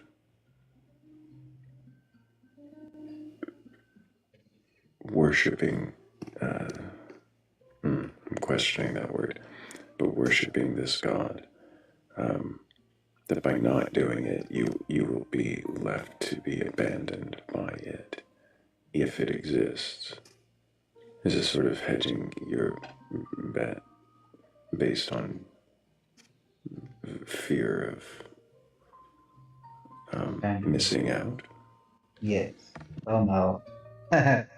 But I do not participate in worship because my worship means nothing to an eternal God. I can't look at him. Yeah, he thinks that's helping his case, but I Yeah, I just simply, hesitated with that word. yeah, I felt you. Yeah, the stumble because it's what most people think you do. It's as I understand it, most folks do that in their congregation of people to show their joy for their God or whatever, but if that God is the God that I think He is, He reads my heart, mind, and soul, and He knows my worship is nothing to Him because my greatest that I could give Him would be rags or whatever. There's a certain inferiority complex along with the fear of missing out, fear of abandonment. I'm not trying to diagnose you or psychoanalyze. I just wonder if you notice that in your language as well. Yeah. I wonder if bats or freaks have any questions. Yes, I did have a few, if that's all right. Yeah. Go for it, bats. Do you believe you'll be judged one day? Yes. What do you think you'll be judged according to? Say it again. What do you think you'll be judged according to? Like, what will you be judged by? By a God, by a book of laws, by how you lived your life? How will you be judged? That I assume or I hope that I will be judged based on a scale of morality and whether or not I was doing the most with what I am able to do or doing the best that I am being able to do without being an absolute piece of crap, give or take a few scenarios for certain things or whatever. So who determines the standard of morality then? It would be the God that I hope exists at the end. But not the God in the Bible. Well, that's who I'm assuming it is. Yes, not the proposed Jesus, God of the Bible, but the one who created everything. Because I believe that Jesus is the Antichrist, as mentioned in the Bible, meant to lead people astray, and he's Okay. done a pretty good job of it at that so far. Do you do you think this God has the omni properties, like all powerful, all knowing, all loving? I hope that he does. I have that faith, yes. Do you think a God could be all loving and all powerful and the world be as it is right now with all the bad things that happen to innocent people? Yes. So if God could no, could God fix all the problems in the world right now if he wanted to? It would take away our free will, but yeah.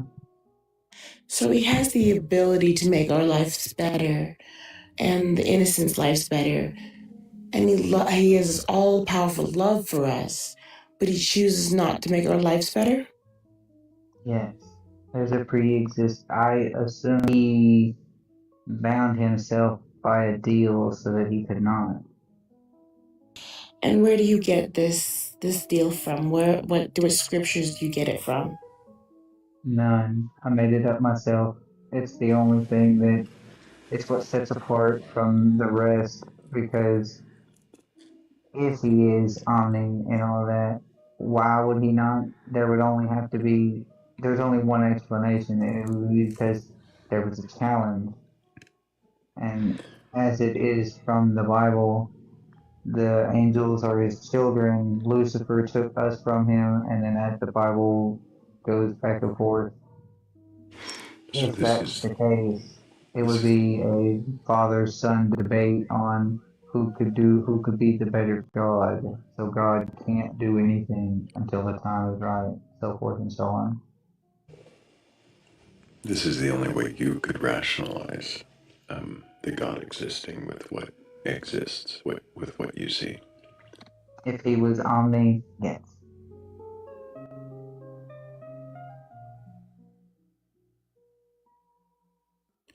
What is he waiting for then? There is a condition that must be met and or failed. At the failure, he reveals everything and was like, okay, so this was the challenge, here's the results, and this is why you fail. We as people do not fail, we are people. It is the one who is challenging him that fails. So all this pain, all this turmoil, everything that innocent children go through, it's all over a wager. For the most part, And does that seem fair to you? I mean, we wouldn't be here without him. I mean, it's kind of like the basic thing was like you can make a clay jar full of water, or you can make a clay jar to use as your chamber pot. But each chamber, the chamber pot doesn't get to look at the jar of water and be like, your life is better than mine. You live your function as you were made, and in the end, you will see why, which is why the judgment will not be based on subjective or objective morality, though, give or take a few certain scenarios that can't be accounted for. Do you feel as if you are an object with a purpose, like a chamber pot or something? Like what you said? Um, I wouldn't quite be a chamber pot. I would probably be like the mashed potato thing, like mashes potatoes. so so He Some passes people, butter. he passes yeah, butter. Okay. some people are chamber pots, some people are water pots, but you still got to live the best that you could be, however your hand is dealt. So why do you have to be a potato masher instead of just like I don't know, like a strong man who knows what he wants and does the best that he can and that's it? Because I didn't make me. I become the best that I can be after the hand I was dealt. Some people go through certain things in life and it makes them the way they are. Some people are meant to overcome their circumstances, and some people are meant to be examples. I mean, it's just, Examples like they don't have a purpose, they just except to be an example. well, no. I mean, there are some people out there who were born in extreme poverty who are no longer in poverty. Sometimes the hand you're dealt is not what holds you down. It's your motivation to move forward. Some people just wallow in their filth or their pity or whatever it is. I mean, so No, yeah, yeah, everybody's dealt different cards to their deck and don't get very far at all. It's just how does that seem fair? it doesn't. That's why in the end, at the great revelation, the judgment will not be based on objective, as I believe it. It will not be on objective or subjective morality. It will be based on a different scale that we are unaware of, something that's not conceivable by the human mind. Goes far beyond what we are able to understand at this moment because we are standing too close to the tree to see the forest or whatever the metaphor is. If you could put a percentage on your version being right or wrong, what would it be? Would it be like above half? Would it be closer to 90%? Would it be um, Half a much percent. lower? I'd give it half a percent. Half a percent. So you're waging 50-50, which I'm not much one for tables, but that doesn't seem like very good odds to me. No, that's where faith comes in. And your faith is in His own My faith, version of his own God that runs my faith, parallel to the Bible God isn't quite the same character. yes.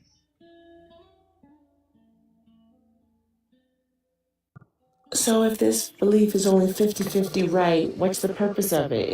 Does it give you comfort? Does it give you does it help you sleep at night? Does it just helps you No, make guide you the right way? it does not guide me.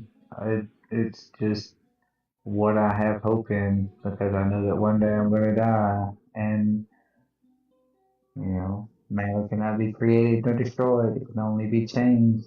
So I assume there's going to be another based on scientific standards. So You assume there's going to be another what? another life. How do you Go ahead, Go sorry. ahead, Freaksy. I'm sorry. I was just curious, like, what your basis for rationality between the Bible and science is. Like, where does that come from? What is the basis for that? He made it up. Pretty much. Oh, oh, I made a leap of faith connection through matter cannot be created nor do a consciousness. That consciousness must continue. So with when this earthen vessel passes, my spirit, ethereal being, or the consciousness of my body will continue. It will not lay dead in the ground because while my body is one thing, the soul supposedly that's within our body that rises to heaven, not our body but something else, continues. That is the one commonality between all religions is that when you die, you do continue. There is another. We just can't agree on what it is. okay, Go ahead, Freaksy. okay. My question was, so you mentioned earlier about challenging God. Did I hear that right? Yes. Okay. Do you have a fear of Do you have a fear of God as well? No. Okay, so isn't that like a big thing in the Bible about having a fear in God, or is that a part that you don't? Or let me ask you that: do you agree that that is a big part of the Bible is having a fear in God? It would be wise to have a fear of God. Anytime an angel is mentioned in the Bible, the first thing that's quoted is "Do not be afraid," because it's usually something that people can't understand. It's something they've never seen. So yes, God is probably very fearful, but no, I fear what will become of me when I get there. Hmm. Okay, so You fear his judgment. Pretty much, and he has, depending on what portion of the Bible you read, there are three judgments. Welcome into Why do my you believe presence. it? I'm sorry, you keep referring back to the Bible, but you admittedly don't believe the God of the Bible is as presented in the Bible, or at least it's not your God. It's one or Because the of other. So why would you believe that the scriptures of the Bible and how they relate to the character of God if your God character is fan fiction? so the God of the Bible is one person. Who people claim him to be is another. The stories, the prophecies, the comings, the revelations, those things exist. So I'm sorry, the you say best they exist. In what way? in the book. You're just saying the stories are in the book. Yes. I do not know if they are true or not yet. That is where faith comes in. Yes. So stories are in the book. And the stories in the book that you disagree with that represent the character of God. I do Why not would you? disagree with the story. I believe that Jesus is the Antichrist, so that he would be the false prophet, not the prophesied Messiah of salvation. So Who is the prophesied Messiah of salvation? the one who comes to save us all, to make better the boo-boos of bad choices, sin, whatever you want to call it, or whatever, that person will entity, So the Messiah has yet to come. I would definitely. put faith in that statement, yes. Why do you believe that there will be a Messiah? Because there has to be a showing. I guess the puppet show, so forth. The marking of the next period, give or take. Why is Jesus? Why is Jesus even included? Would be the challenger that I spoke So of earlier. I guess I'm not following.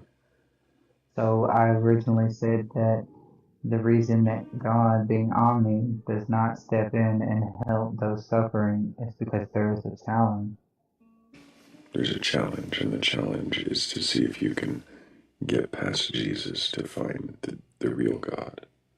No, the challenge is that the devil, Lucifer, the adversary, however people want to call him, as a child of God, being that he is an angel, he looked at his father and said, I could be a better God than you, and I can teach these people to be better, whatever. And that's my made up religion that most folks usually laugh at and then they walk away. But Right, but him, is your God Lucifer, or is it the God? it is the God that I reference is only referenced in Genesis 1 by giving creation. Any reference after that is usually metaphorically supposed to come and make all things better. But if he has come and all things are the way they are now, nothing is better. And Lucifer doing his best God impression. yes, and failing miserably. And one day at my judgment, I will answer for this conversation, for every word, every thought. Why do you think that you will answer for every word and every thought? Well, that's the whole premise of the judgment. So there are only two things left in the known scene, have a history for, except for the creation itself and the revelation, new world dropping of the river, the river of life, whatnot, the revelation, the white throne judgment, the releasing of the beast, the 1,000-year reign. You said that the God that you believe is God is only mentioned in Genesis 1 as creating. Linked to Lucifer or Jesus as a So it has metaphorical. nothing to do with the word used in Genesis 1 for God. No, Is that he takes that title, but is not in.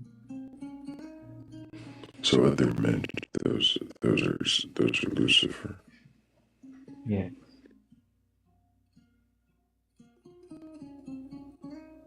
that's why he And what do you waited base that on? Just entirely your own headcanon? pretty much. Otherwise, so the phrase most folks in Christianity or most Bible believing religions say that God is the same today as he was yesterday and will be forever. So when he walked away in the Garden of Eden, he has not returned. He has not turned back to it. We were lost. My second earbud is supposed to die again. Yeah, So we're probably going to go ahead and move on here in just a moment, Y2K. I just want to make sure that if bats or freaks seem to have another question, they get to get that out. I did have one short one. Thank you. Go ahead. Okay, why put your faith in this belief, which you admitted could be 50-50, instead of faith in things that you know are true, like your love for your loved ones or that cheesecake tastes wonderful, or that pineapple does belong on pizza. Why why put your faith in something that's Pineapple does belong 50-50? on pizza. Okay, so we can agree on that. But why I put your do faith put in faith in them because I put faith in so many humble. I mean, people change, things change, times change.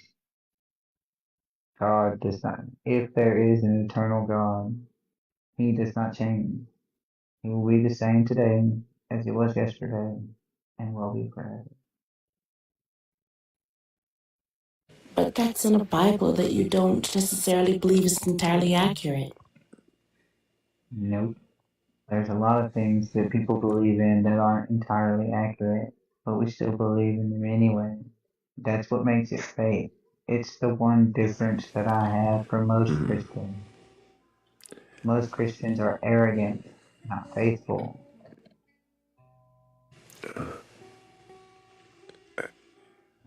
I would wonder why you call yourself Christian. Because there's no other term for it, and I follow the prophecy of the Bible. I just What believe does Christ mean? is the Antichrist, not the prophesied Messiah for salvation. Sorry, you said you follow the prophecies of Messiah. Of the destruction of the beast, the casting away, the bringing of new life, the arriving in God's presence, to being healed and being Like what? revealed. Yeah, All why are you believing any of these things that come from the Antichrist? because the greatest lies are laced with the truth. That way, when you go to seek it out, you find So true Jesus. you're just saying you want to believe things. It's kind of like a game of cherry picking. It's like, can I give myself a reason to pick out all the things that I want to pick out, and then make up some ludicrous reason why I can use them and not use them? But it doesn't actually logically follow. Like, there's no reason why, if this is Lucifer trying to put on his best God impression, that you would follow what he has to say or believe anything he has to say, except that you want to, you choose to. And I guess the biggest question is, why would you choose to believe any of this? Wouldn't you be just as good believing? Because the story, I mean, it all comes back to from the beginning to the end. The answers, the revelation, and those are the only two things that matter. From the Only beginning to the end. So just the Genesis creation story that is given in a strange order, contradicted in the very next chapter, and then just the revelation, the destruction and judgment. Those are the the only things in no, the story that matter at all. it's the revelation of all things. You say the revelation of all things. He will What do you reveal mean? himself. He will reveal he will teach you how to create. He will Does teach he you. come down with a Borg cube and smush half the planet because it's, half the size of the moon? No, but He that is doesn't. So closer. why is it in the book? Okay, so that is Lucifer trying to create a prophecy for people to have faith in, but So that is also closely Lucifer in is the your Muslim answer religion anytime. also. Stop. Lucifer is your answer anytime things get ridiculous or unbelievable. No, If things Lucifer is my answer to the name of Jesus Christ. right, Not right. Lucifer is your answer anytime things get no, unbelievable or ridiculous. I wonder, does it matter to you if what you believe is true, or is it just comforting? It's true. it's one of them when I'll find out when I I get see. convinced. It's not. So That's what makes it doesn't matter in this life if it's true. In this life, you just will go with what you want to because it's. I don't My know. actions in this life are determined Yeah, by you're my just faith. going back to your sermon thing that you've repeated That- already. That's So how. That's how it goes. stop trying to talk while I'm talking. You could let the silence sit a little while. It might actually activate parts of your brain that seem struggling for oxygen. Any logical processes allowing you to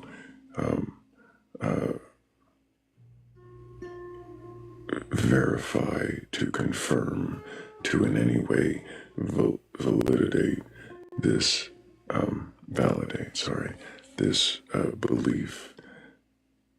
It really sounds like you've decided on your own headcanon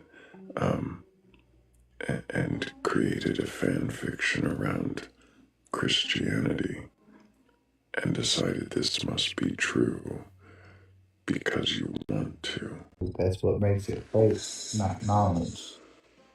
I will never know that mine is true or not. You say it matters if it's true, but then you dismiss any possibility of finding out that it's true or not, including using your own brain to critically think about how illogical all of the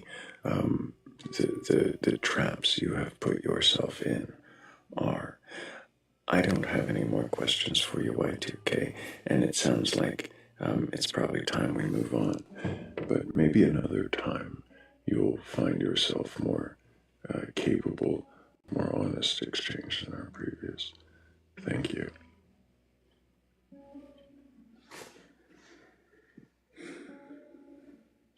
Wow. 50-50 odds on fan fiction? I think the odds are a little less. Yeah, fan fiction. Yeah. I'm still trying to wrap my head around it. Yeah. Jesus is the Antichrist. Because he decided so. It is a new conspiracy I haven't heard before, but it's not very plausible given the contradictions in the first 2 chapters. I've heard it before. I've heard it better. It was interesting. I've heard it attempted where logic actually mattered. And there was some consistency to the reasoning behind it. In this case, it literally is just because he decided he wants to believe it.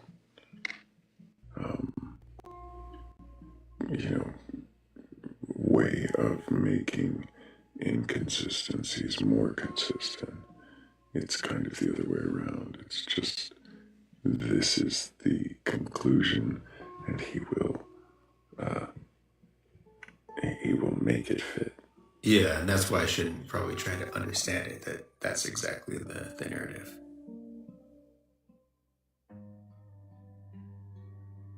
Looks like we got some trouble on the panel.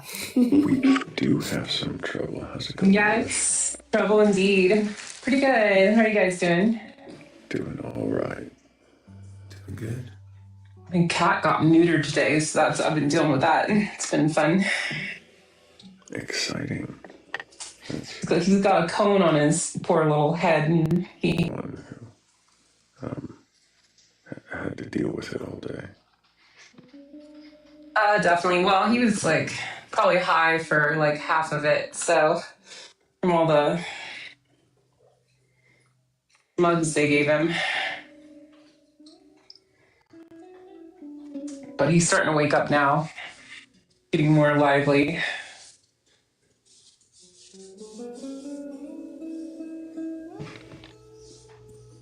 Well, we have a Calf joining us. Calf, can I get your age for TikTok TOS? Yes, hello. I'm sorry, did you ask for my age? Yes. I'm 38. And do you have a belief in a god or God's higher power or anything like that? Yes, although I struggle with belief, I would declare it more of a gnosis. Both Brahman, all is Brahman, everything is God. Of course, I'm open to being incorrect about that, but through my own research, that seems to line up with me spiritually. Everything is Brahman, God. Is this Brahman itself sentient, conscious? Does it have agency or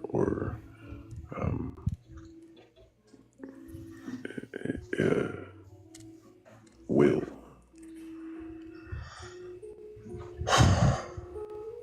Yes, but I think it expresses itself through us. So we are all it as well. And yeah, I kind of see that as the reason for creation. So Brahman can express nature. We exist as a way for it to express itself. And Yeah. that is the purpose of our existence. Yes, that's what I think. Well, that's a nice, neat little bow. But I'm curious, what reason do you have to believe that there is a all-encompassing, unified existence that is somehow aware, sentient, and wanted us to exist for its self-expression? Because I imagine God and Brahman, or interchangeable terms, in a perfect state of union. And perhaps that becomes boring. So to discover itself through us and through this reality that we find ourselves in. So, ultimate existence is boring. So yeah, let me perfection. fracture myself into all of these little different pieces so that they can annihilate, destroy, torture, and maim each other until they figure out that really they're all just me. Right. That is the only way I could justify in the Western religion. Why are you religion. trying to justify a God? Well, I grew up in Western tradition, right, where God is outside of you.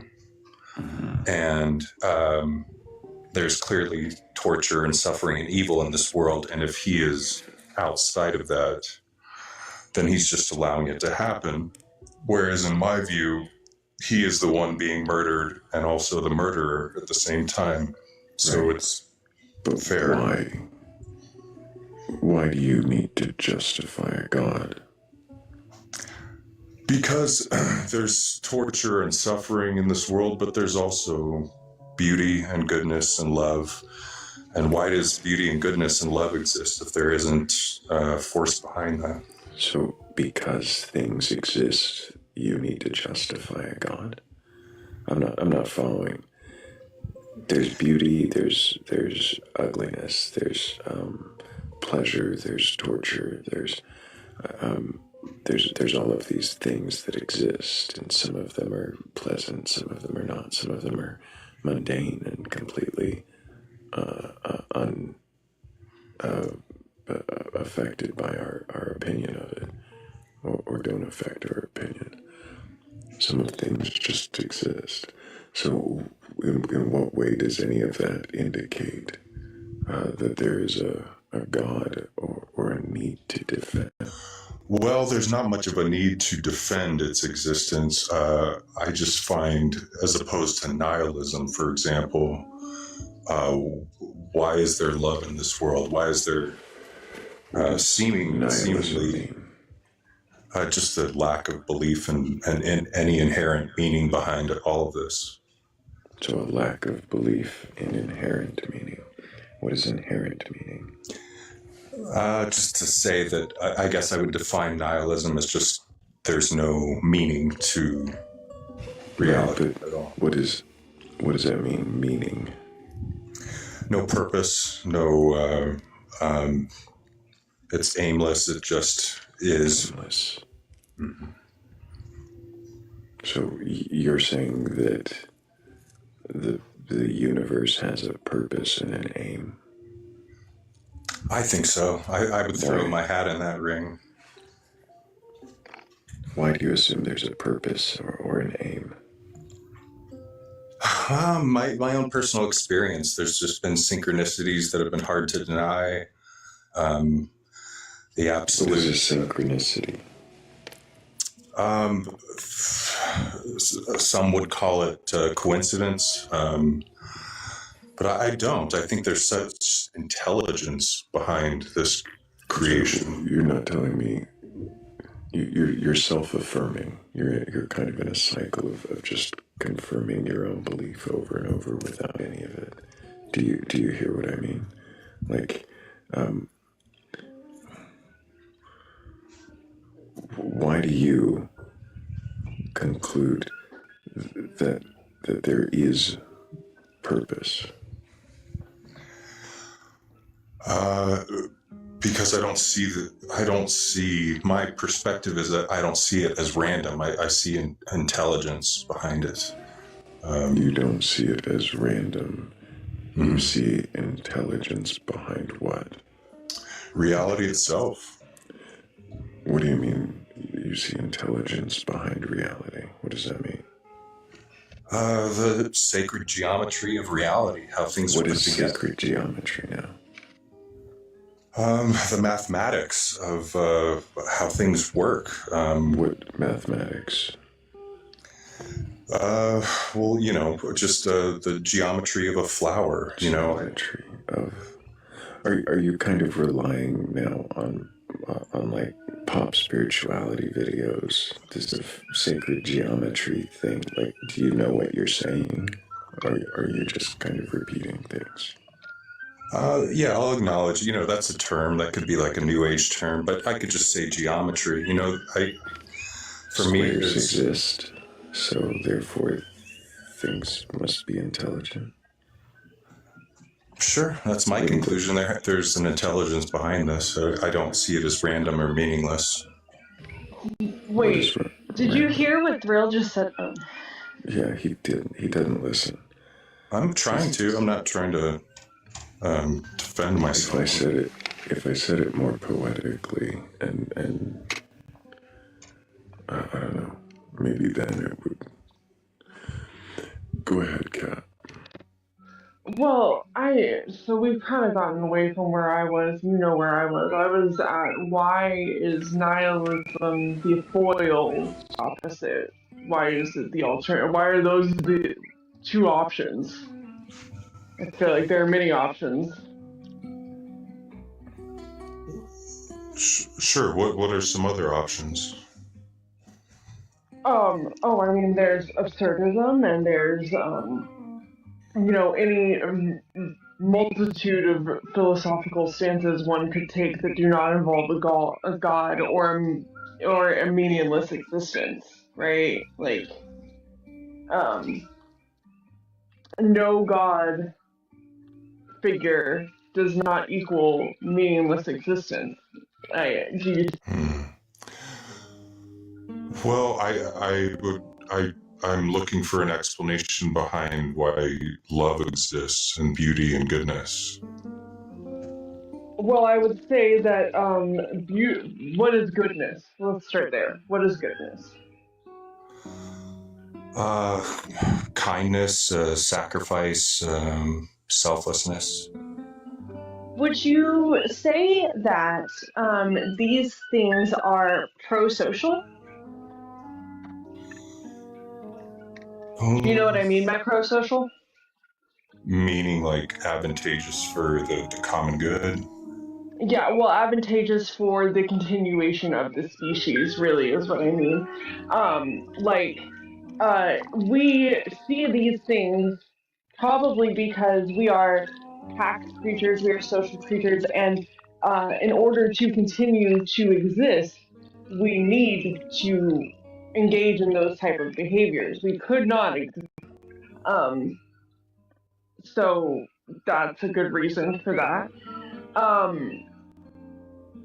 Why love exists? Love exists. What is love?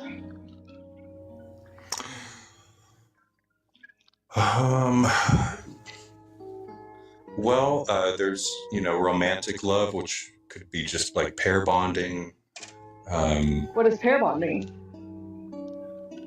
That could be, a chemical and psychological bond.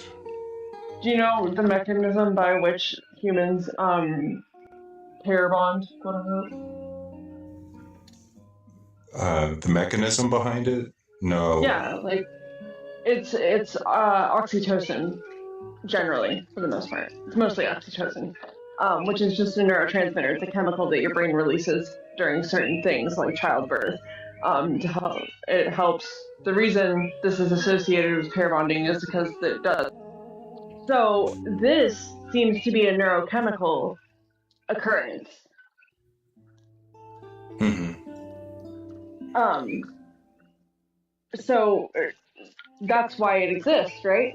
Again, this also seems pro-social, or like in pursuit of the species continuing to exist, because that's what we like to do. And what was the other thing? Why goodness exists? Why love exists?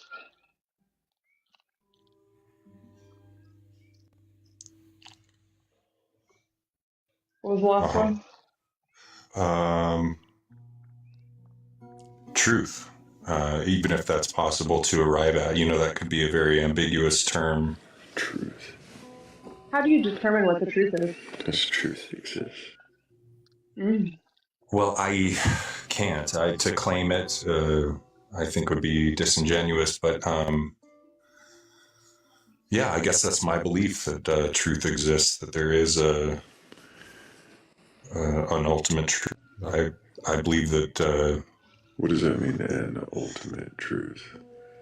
There's a reason why this is all here instead of no reason. So not truth, then reason. That doesn't seem to... Truth. Yeah, those are different things. Right, something else. Okay, sure. Why does there need to be a reason? Well, I would come back to the intelligence behind this reality. Like, it doesn't seem What intelligence? The structure of random.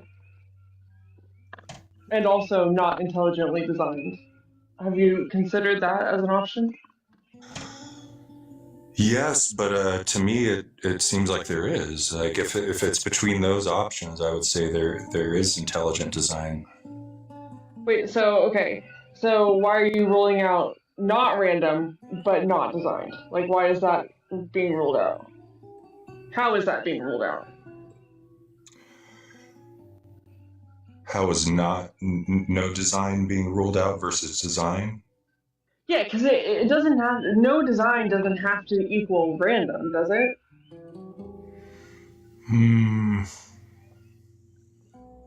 No, but I guess maybe meaninglessness versus a meaning, even if I don't claim to know that meaning, but important that there is one.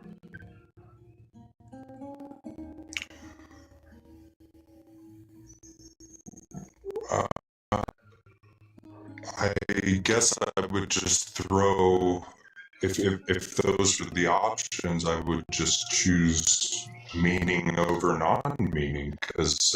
You don't know what the meaning is? Then what is the functional difference between meaning and no meaning? But that's just my perception.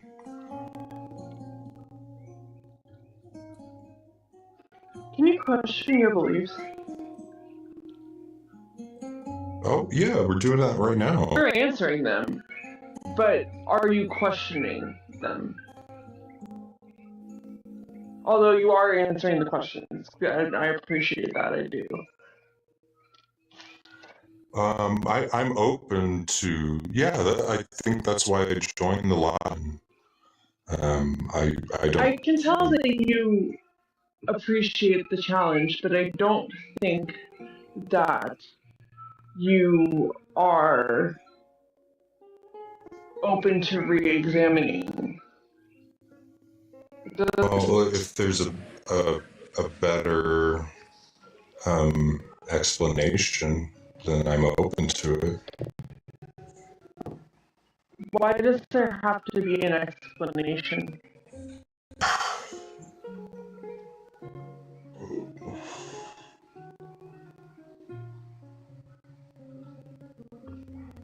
I don't mean to be difficult. I don't know if I'm rehashing this. It's possible there is no meaning to this reality or existence. But why do you need the explanation? Like, why why does there need to be one? An explanation at all? I guess because I find it difficult to sit in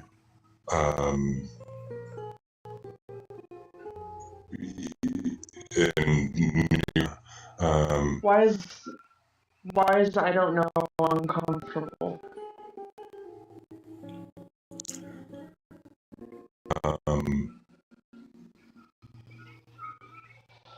But let's say, in my view, one end of that pendulum would be nihilism, is some transcendence beyond our comprehension. Am I poorly wording this, Thrayle?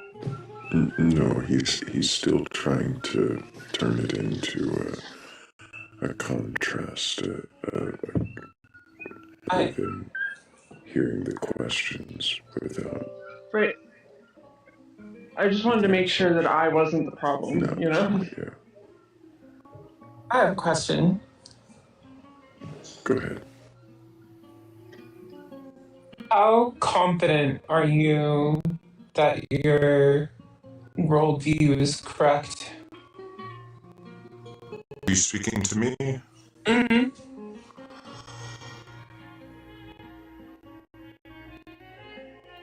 That I'm correct?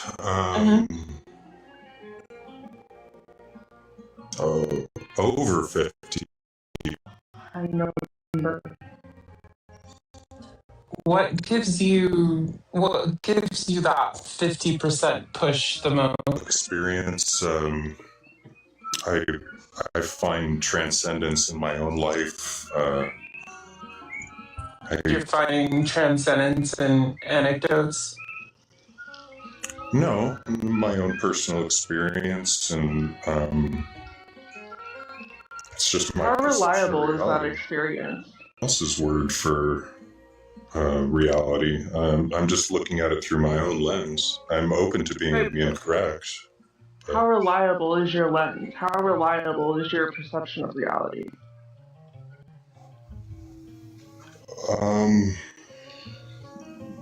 As reliable as I am, I guess, is is how. Sorry, I didn't mean to interrupt your line. I just please continue. Well, let me ask you, and because again, I'm not trying to be difficult or to win an argument. Are you? I guess I'm just open-ended question for anyone else here. Are you okay? Like dwelling in Uncertainty. Ask me anything, and I don't know. Because why would I assume that I did?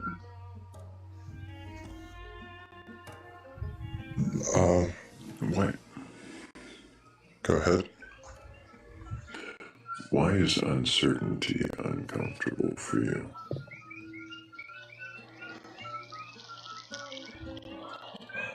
Good question. Almost the same question a few minutes ago. I did. I just didn't want that to go Thank you. uncredited. Um, I don't know. I just look at myself as a spiritual seeker. For some reason, that is an childhood and my religious upbringing. And Thrayle wants to know everything, but he's also fine with I don't know, because he doesn't. What was your religious upbringing? Christian. Denomination or Baptist. okay. Yes, and can I ask you a question about complexities of nature kind of fascinated you and kind of led you to believe that there was an intelligent design? Uh-huh. Is everything intelligently designed? Everything in our reality? Yeah, is everything intelligently designed? Like, because if a flower is intelligently designed, then is a rock, is a tree, is a cow in a field, is it all of it intelligently designed? I would say so. What about something like cancer? Is cancer intelligently designed?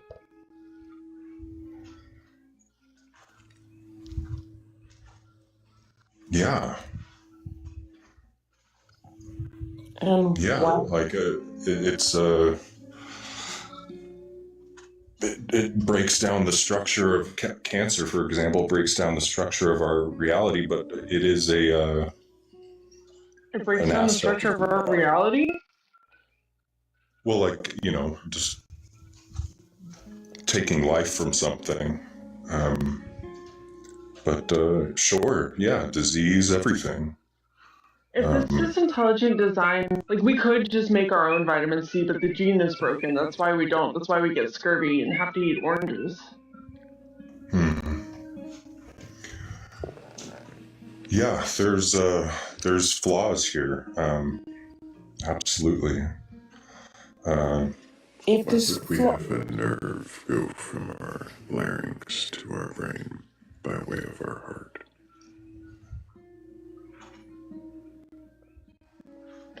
Of your Christianity is left in your worldview, in your little like kind of like crock pot of worldviews here that you got cooking. Like what percentage of that is Christian? Well, I believe in Christ consciousness. I believe the Bible is a spiritual metaphor. So I'm not a literalist. I think it's the ultimate attainment of human consciousness, like unity consciousness. It's like the highest form of human consciousness. What is unity consciousness? What does that mean? Meaning,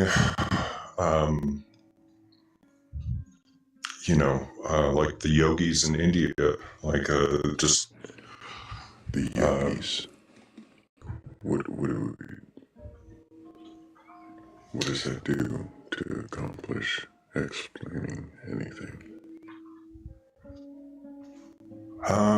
Yeah, why is that even possible? I think that's kind of amazing in and of itself.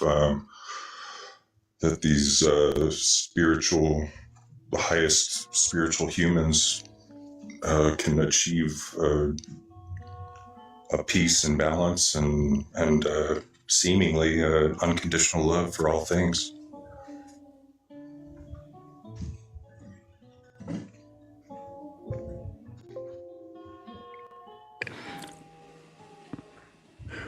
What do you mean unconditional love? I'm not sure what question you were answering there. Oh, I guess answering what's left over from my religious upbringing. That's what I see Christianity as a spiritual metaphor, and Christ as a consciousness, not a singular person.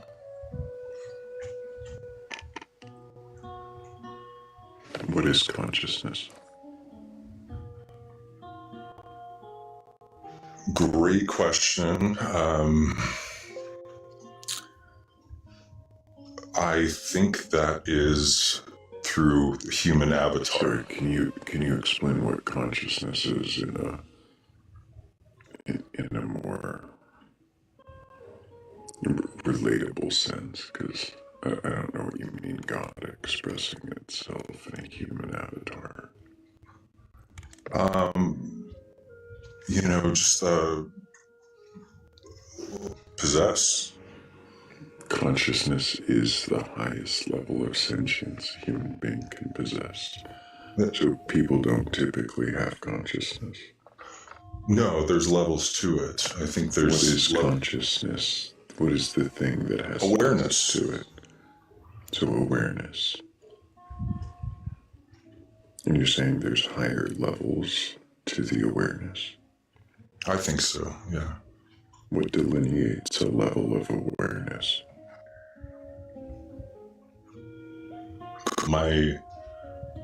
My family's still very religious, so I can't even have conversations like this with them. I think they're at a lower level of consciousness than I am, because it's like we're speaking different languages. Yeah. I think I have a higher level of awareness than they do. Are you sure that you have a higher level of awareness, or could it be not more related to what you just said a moment ago, like you're speaking different languages? Does that mean that does someone speaking a different language than another mean that they have a higher level of awareness, or they just have a different perception? Sure, but I'm open to different ideas. They are not. What is the benefit of it? Of the awareness? What is the benefit of the awareness? I think the higher your awareness, the more compassionate you are, accepting, at peace. For me, I want those things. Is a goldfinch in a blueberry bush more aware and at a higher level of consciousness than a person, say, in less than desirable situation? Well, as human beings, I think we have a higher level of awareness than they do. They have sentience. But peace and happy and living his life without pontificating over the purpose of life? For sure. Yeah, I envy that. I wonder why human beings have that. Perhaps they have a higher level of awareness. Yeah, perhaps. Are you, you said you're open to other views, open to other perspectives. Are you open to you are sort of stuck in a self-perpetuating cycle of smelling your own farts? Sure. Yeah, I could be.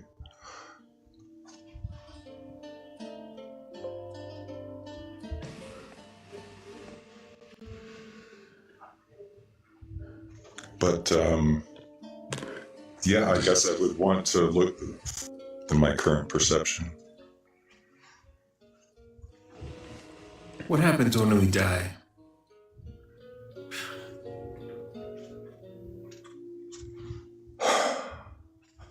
I think that our consciousness rejoins the field. That, we are in this reality a drop in the ocean, and that drop goes back to the ocean. Sure.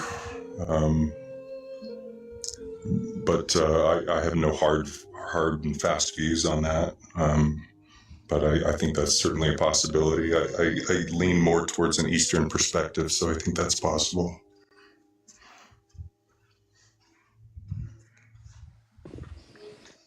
Do you essentially go into Yes, but posited earlier is what is consciousness. I think consciousness is outside of this reality, and this reality is a way for us to express it individualistically, subjectively, and then once the avatar falls away, it rejoins the field. right? But when it rejoins the fields, like, is your identity as it is now intact, or is it okay?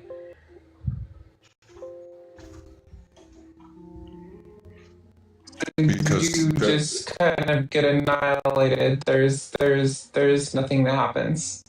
There's no rejoining the field. well, annihilated in the sense of like I am a person. And it kind of encompasses everything that you are. Mm-hmm. So if that's gone, then you're gone, essentially. Yeah, this expression is over, but it can re-express itself again. You'll have no memory of it. Yeah, correct. Because I'm not a singular thing. I am an expression of reason for reality, is to give consciousness the idea, the experience of individuality, even though it's an illusion. Is everyone capable of reaching a higher state of consciousness? I wrestle with that one. I see a lot of people that seemingly are. No, he has too much arrogance and condescension in him to think that other people can achieve what he knows. No, that's not true. I think I would err on the side of that. Sure, it's possible, but to me, having conversation with some folks is like it's like with an empty vessel. But who am I to say that they can't achieve the highest state of consciousness? Shock and dismay. What a dehumanizing thing to say. So what's the hope for those people then? People who you deem empty vessels. The hope for them in this lifetime, ultimately it doesn't matter. Like, right, if I achieved the highest level of awareness and they achieve lower levels of awareness, that it doesn't really matter after we're dead.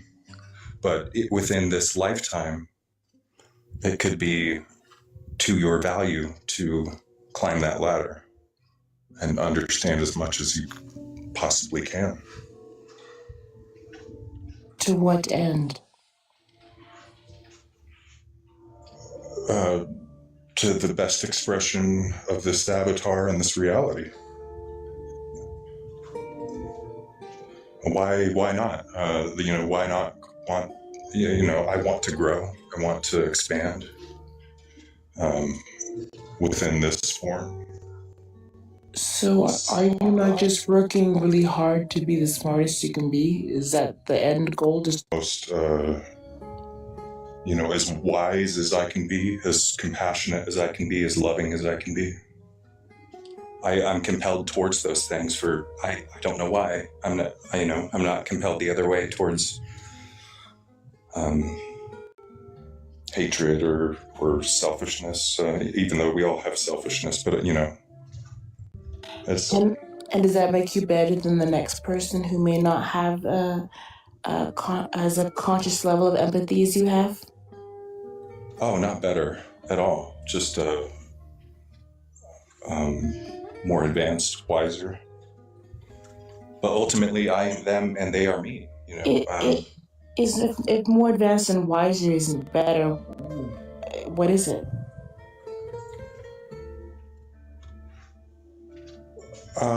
Yeah, that's semantics, but I hesitate to say better. I think advanced is a better word. Because I think we share the same field of consciousness. Word. Well, I don't see them as different from me. Like when we die, we rejoin the same field. They are me and I am them. But in this reality, we have the individuation, the experience of individuality, even though I think that's an illusion, that the self is an illusion and there is just one self. So you've read The Egg by Andy Weir? No, I haven't. What's that book? It's just a short, I want to say poem, but it's just a short story that just basically says that, we die and we become someone else in this life. And it sounds very similar to what you were saying, so I assume that you had read it, but...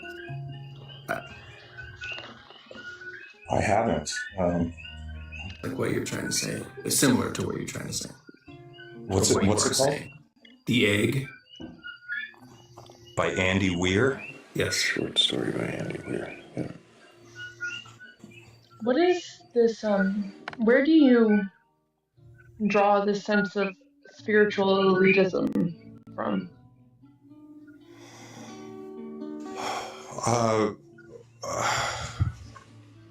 Well, I can't disagree with that's your take on me as an elitist. I hope I'm not, but that's how you're perceiving that way. Okay. I've always cared. It's weird. I have an insatiable thirst for this.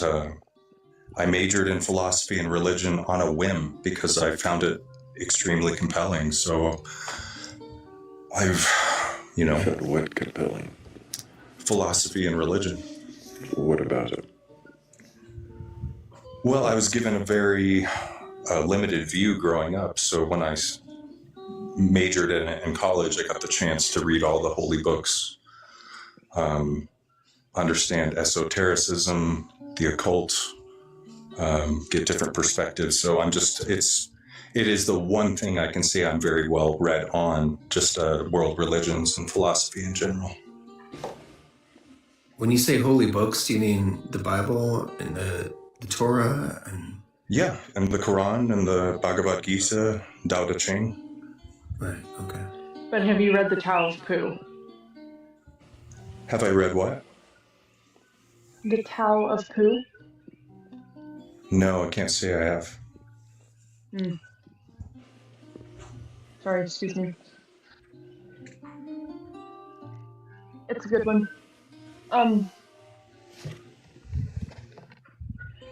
Winnie the Pooh is very wise. The Tao of Pooh. Okay. Yes. Yeah. A.A. Milne. Apparently had a lot of. Right. He didn't write the Tao of Pooh though. Somebody else did. Just about Winnie the Pooh. But yeah, Winnie the Pooh is great. Yeah. So in life, I run across a lot of people who have very similar views to yourself, and I live in a place with a bunch of hippies, and I hang out with them, and I'm part of the community, and I go to their parties and stuff, and so I talk to a lot of viewpoints that are very similar to this. And what I have found is that this spiritual elitism is like a consistent thing throughout. And I don't really understand it because how do you know better than anybody else? How are you so sure that what you think is right? Well, he studied all the religions and philosophies. Another part of my personal experience was a lot of psychedelics, DMT, a lot of Yeah, let's let's not not. like list off substances. But you know what? You've brought me to another good point. The substance elitism too. Wild. experience. I've smoked more of that in the last year than you have in your life. But it doesn't mean How anything. is that not elitist than what you just said? It is, but it's also true. So, but the only reason I said it was because like there is no bars here. Like that doesn't make a difference to what is true and what is not. Sure. I'm not trying to list off my credentials. I'm just saying I'm insatiably curious about spiritual topics. It's led me down these roads of using those substances and studying these books, and so I'm just well read on the topic, but open to being wrong. So I don't see how elitist that is. This natural inclination you have for philosophy and religion, how does that make you more advanced than the person who takes comfort in the simple things and lives out in the wilderness with the birds and the flowers? In contrast to that, probably nothing at all, because they are, like in Siddhartha, where the main character is just like living by a river for years and just learning from the river, and doesn't really go into deep scriptural study or debate, just constantly learning from nature. I would be, I'm willing to learn. I'm no guru. I'm not a sage, but I'm a student of these mysteries. Really quickly, I'm gonna cut in for just a second. I'm gonna thank Philly Red, Insomnia, Freak Scene, Paniac, and AK Borealis for helping with the goal. Appreciate all of you. Freak Scene, go ahead if you had a question. Yes, thank you. Sorry. So the last guest that we had, or that was on here, not we, but that was on the panel, had kind of made up his own religion. Would you say that, like, what's your basis on your beliefs? Like, is it kind of your own thinking based on all these religious speakings or scriptures or what have you that you have read, or is like what is your basis on this? Like, or are you making up your own religion? Is that what you're saying? Yeah. I certainly don't belong to any set doctrine. So if you don't belong to any set doctrine or have any authority behind this theory, why do you give it above 50%? Well, it's just where I'm at on my spiritual journey. 10 years ago, I considered myself an atheist and agnostic. Then I went really into the occult and Gnosticism, considered myself a Gnostic, and then that kind of fell away. And right now, I'm just I do not consider myself a Hindu or a Buddhist or a Taoist, but those traditions ring true to me, and aspects of them. So certain aspects of them, not all aspects. Not all. No, just certain. Certainly, we could comb through the Tao and find things that you might object to. There are certain teachings that might not align with your sensibilities. Sure, I'm cherry picking, very much so. Just whatever rings true with my conscience and soul. I have a question. Sorry. Kat's question's great, but we'll get back to that, I'm sure. Yeah, that's fine. Go ahead, Liz. Do you think your beliefs are logically consistent? Have you tested if they're logically consistent or not? And does that even matter? How would I go about doing that? Well, you've listed a lot of beliefs. Like, for instance, you mentioned you kind of went off on the topic of theodicy, like the evil and suffering in the world. Some of those topics don't really matter as much in certain worldviews that you've borrowed from. So I'm just curious to see if you've like tested things like that, to see if you've done like kind of like your own systematic theology of your beliefs.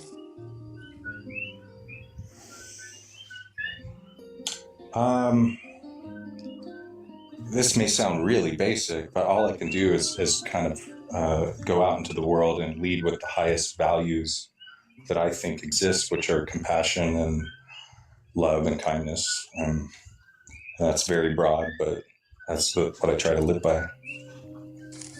It sounds like you have like if you've ever seen the Simpsons episode where I think what is it, Mr. Burns? He gets like just like released into the wilderness, and he says, "I bring you love." Like that's your worldview. I bring you love. Yeah. I know what you're talking about. Yeah, sure. And trying to represent that and live that out. You know, I fail at it, but yeah, it's so broad that anyone could claim that, a Christian or a Muslim or Is that not an issue? Not for me. A spiritual snob, does it not? I didn't even have to say it. What should I? What would you suggest? I'm an atheist, so my view is just don't be a cunt. I think that a little less certainty is probably I think that what all of us are so baffled by right now is how certain you are that you were right. Especially because we bring things like evidence, like actual empirical evidence to the table and still will not claim correctness a lot of the time. And so and I know this has been asked several times and I'm going to ask it again, why are you so certain that you're right? You keep saying that you're open to being wrong, but you have not displayed that at all. I haven't heard anything that would convince me otherwise. To dwell in uncertainty? Okay, yeah, I thought that was very interesting. You know, why it's not comfortable? That's a great question. Interesting, and perhaps the answer is I find it very uncomfortable and find more peace and contentment on throwing. So why is it uncomfortable?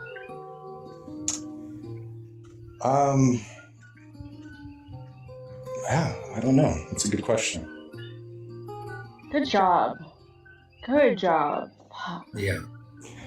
Yeah, it is a Hard good enough job. to get I've there. been called a snob and an elitist when I've been open and just trying to describe it. No, we love the I don't knows around here. Those are their own Right. folks.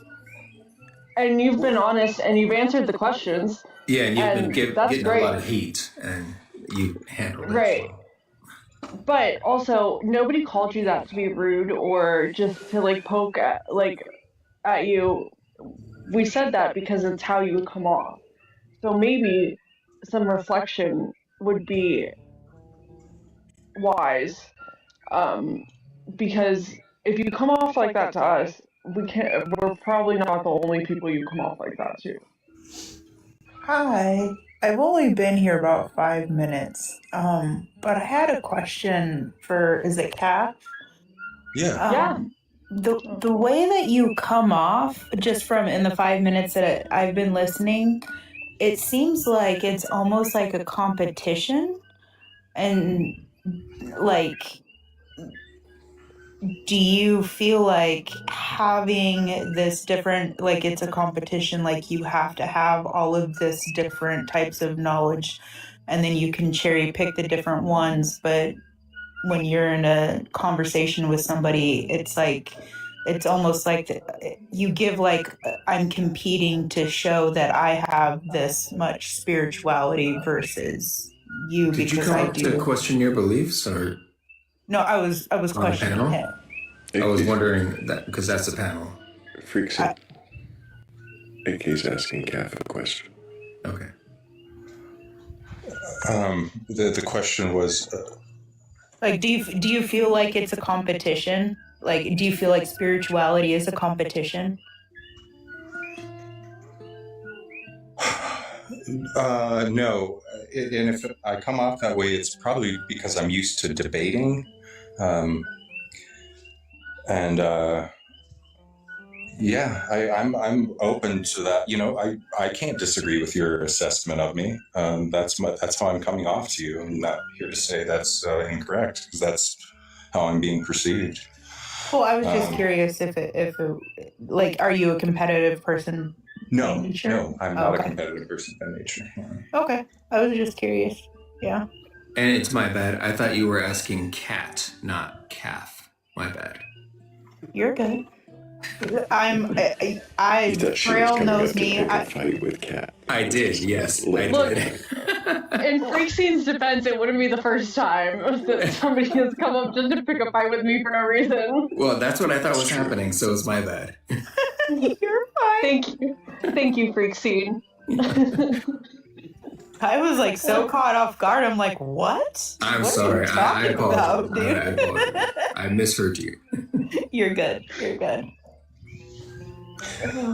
Well, hey, I appreciate all the questions. I think I left this out, but I don't know. I'm not claiming I do know. I'm just convinced in one direction at this point. More convinced than unconvinced. But I don't know. Were you ever a Christian, if you don't mind me asking? Yeah. I grew up very religious, and considered myself a Christian when I was a kid. Are you saying it shows, AK? A little bit. It seems like I feel like, and I even went through this, because being raised Christian and deconstructing, I felt like I had to have some sort of spirituality aspect, as it feels like you're still searching. So I don't know if you're still deconstructing, because maybe you feel like I felt a void in the beginning, and then I realized that, I had to look inward, do some self-healing, and then that void was filled to where I didn't feel like I needed some aspect of spirituality to guide me, if that makes sense. So you don't feel compelled towards any spiritual direction? Not really, no.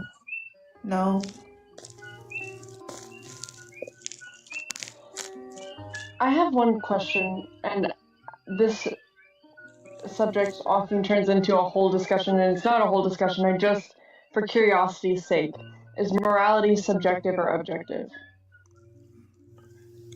I don't need to know why. I don't need to know your reasoning. I just want to know subjective or objective.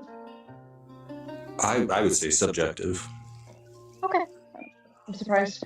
That's a great answer, but yeah, that's all. Just curious, just a curiosity.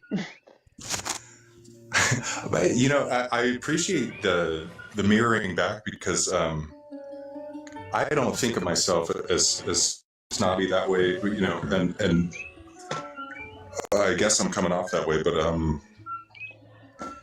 I if it makes you feel any better, it's not just you. Like I said, I live around all the hippies who all have. It's a very similar. No two are the same, but they're similar belief systems, and they all are snobby about it too. But it should prompt some reflection, hopefully. Yeah, definitely. After this discussion, this has been great. Honestly, appreciate it. I do have a question. I'm sorry, Thrayle, No, go for it, Baz.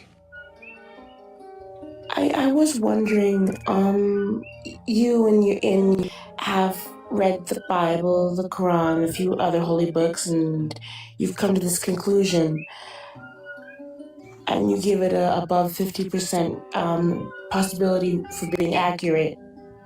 how is that different from anyone else who's read the exact same books, who's studied, who's spent years and decades even looking into these secrets and coming up with an entirely different conclusion? How is your conclusion any more correct? Because yours is at above 50%, which means everyone else's is below 50%. So how do you account for people with similar background having different conclusions? Well, the difference is I'm not here to proselytize. I'm not here to convince anyone else of my assessment. And I'm definitely still seeking. I haven't arrived anywhere. But I'm not out there trying to win people over towards my perspective. It's just my perspective. Panel who've read the same books and come up with different conclusions. Are you so certain now that your percentage is above 50% after this conversation?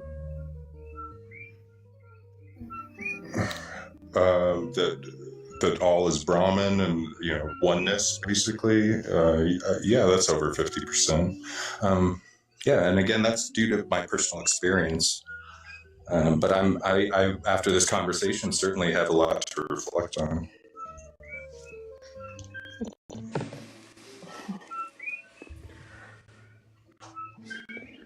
Yeah, I don't know why I have such confidence there. But I do. So, like, what piece of evidence, like, puts you at that 50% that gives you so much confidence? You said personal experience. Well, take DMT, for example. Can we not say the exact names of particular substances, please? Because that will get the live in trouble. Oh, okay. Right. What do you think that is happening during this experience? Well, that molecule exists in our bodies and the natural world in general. But when it's kind of like you're cheating when you flood your brain with it. Apparently, that's what happens when you die too. Your brain is flooded with it. But gotta say unalive. It's the best way. Look into the research. I'm taking that from the spirit molecule. From a documentary about the Yeah, it was a book turned documentary. And then my own personal experience, it was just consciousness undivided. And it lasted an eternity, but apparently it was only 15 minutes. Okay. But it felt like I was touching eternity, but there was no I, there was no me, there was no anything. There was do you think there was some? Do you think there was a supernatural or spiritual thing going on? Like, did he have like some spiritual awakening, like an opening? Well, not really. No, more of like, do you think that this experience was anything more than your brain chemistry being old? But I do have an experience of a Kundalini awakening, and I don't mean that arbitrarily. I had I was not on any substances of any kind, and that is part of my experience as well. But I think it was a chemical flood into my brain, but it kind of broke. I mean, it broke all barriers of reality. Everything's. I was blasted out of time and space. It felt like I experienced eternity, but again, no I was, those are my favorite ones. I love it when I'm just falling through the fabric of reality, and I don't. But but it is, but we both can recognize that this is just your brain chemistry like that, and it was very real and very immersive, and it was like very overwhelming to the senses, right? Yeah.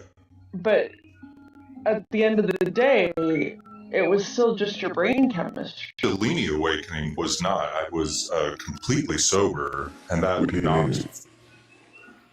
Sorry, when you say Kundalini awakening, what are you describing there? So you're kind of dismissing Kat's question. No. I agree with her. The flooding of the chemical. Then we're just skipping over then to the Kundalini awakening as a new experience to discuss.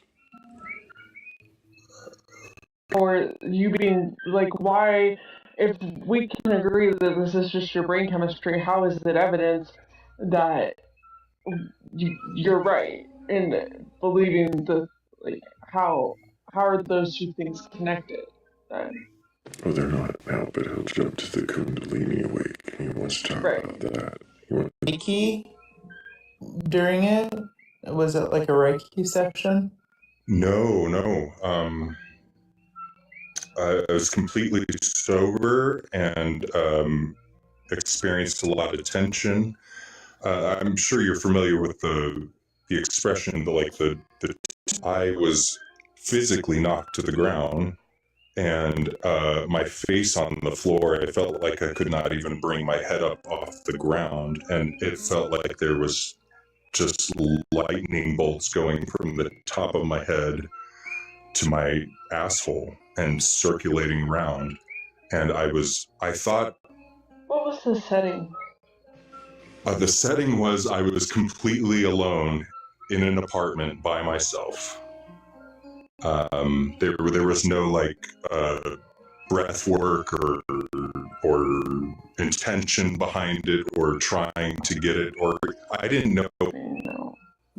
If you don't mind me, like, what were you doing? Was it like a meditative state that you were trying to get in before? Or, like, what were you doing that led? And I'm not trying to, I'm legitimately curious about this whole, what you're talking about. Were you just going about your day and bam, it hit you? I felt extremely. I wasn't. This was the summer of 2012. I wasn't looking for it or understanding it. I was pacing around and felt anxiety for seemingly no reason. I was just pacing and pacing and pacing. Are you familiar with panic attacks? I have several, and what you're describing sounds like what sometimes I experience, where you're pacing, you have anxiety, you're thrown to the ground, you can't get up. Pacing, you may even have, may see things that may not be there. Yeah, I'm open to that being the case, but it ended just as abruptly as it was, and I felt amazing. I felt great. Could that not and be I've never adrenaline? experienced anything like that. Chemicals that are already in your body? Yeah, it could be. It could be, but then I started to look into it, and I found other people with similar accounts that matched mine. And, but it could be that.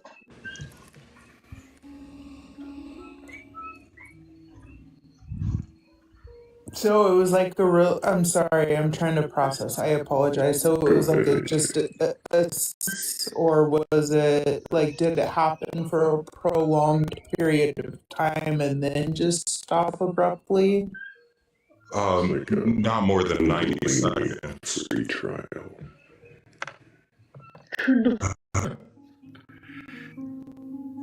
And I'm not trying to mock at all. I'm genuinely curious because I find stuff like this very fascinating. Like I worked in the medical field, so the human body and the human brain.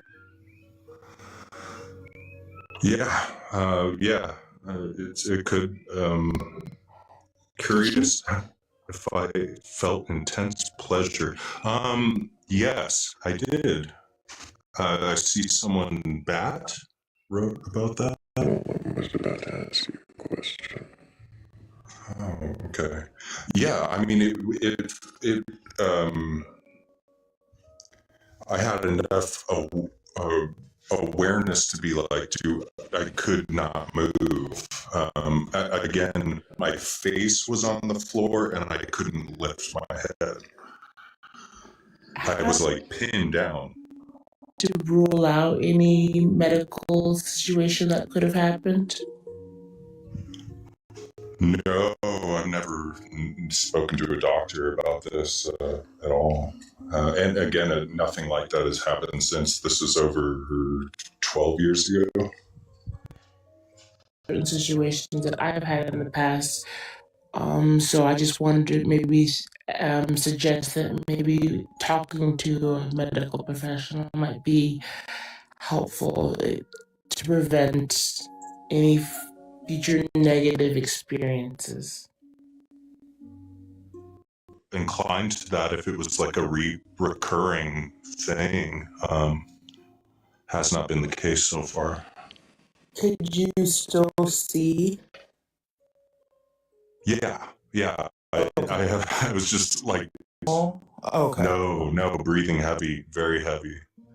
Okay. Yeah, it was like a shot of adrenaline through the top of my head to my asshole and going and circulating around and around and around. Like, were you meditating beforehand? Or okay. Pacing nervously until he collapsed and had this feeling. And I'm wondering if it could be anything other than could like why not look into that possibility? Why not investigate further? Yeah, it is worth. You It found did other match people claiming that the they crown had chakra Kundalini. to the root. Like You heard other people talking about their Kundalini awakenings, you said. Correct. Yeah, I actually met someone who Sure. described a similar experience. I don't. I'm just going off of their. Could it not be that these groups that you found are, Panic Attack Anonymous and don't realize call? Could be, but if it was an isolated incident. I'm so sorry. Like, so you were pacing, you felt, I don't believe you. I'm sorry, it's just my neurospicy brain. I'm trying to, like, did you, like, right before this happened, what were you doing? Like, had you gotten any stressful news? Had you had a stressful day at work? Had happened right before this to cause you to start feeling that, or did it just come out of nowhere? Literally came out of nowhere because I wasn't like I was in there. Same. I pace all the, yeah, so. Yeah. Yeah, it knocked me on my ass, and it wasn't like, oh, something's coming on. It was like I was, I felt like it was a medical emergency, and I was like, what? Interesting. Well, I'm glad you're okay.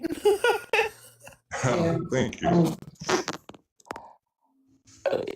You said you had a Baptist upbringing. Was it a pleasant one, or if it was in any way negative? Well, it was just very all encompassing because on top of that, I had Christian education. I went to Christian school, so it was completely immersive. Convinced as a child that I was going to hell unless I accepted Christ as my savior. You know, I was going to burn in hell. I think that's a form of child abuse, even if it's conscious or not. Would you say that was probably traumatic? Yeah, the fear of being tortured alive for eternity. Yeah. And maybe if you came to a sense of enlightenment where you found those beliefs not to be true, they'd be with that belief changing.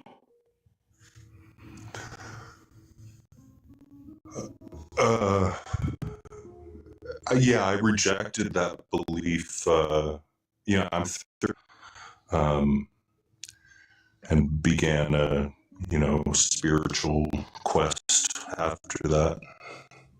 How far after your deconstruction did you have this? 5 years later, I was 25. You would have given up all previous beliefs prior to that. You were just on your beliefs of enlightenment at this point. I was agnostic hedonist up till now. Like I had no interest in spiritual studies. I had an education in it, but it was not a priority in any sense.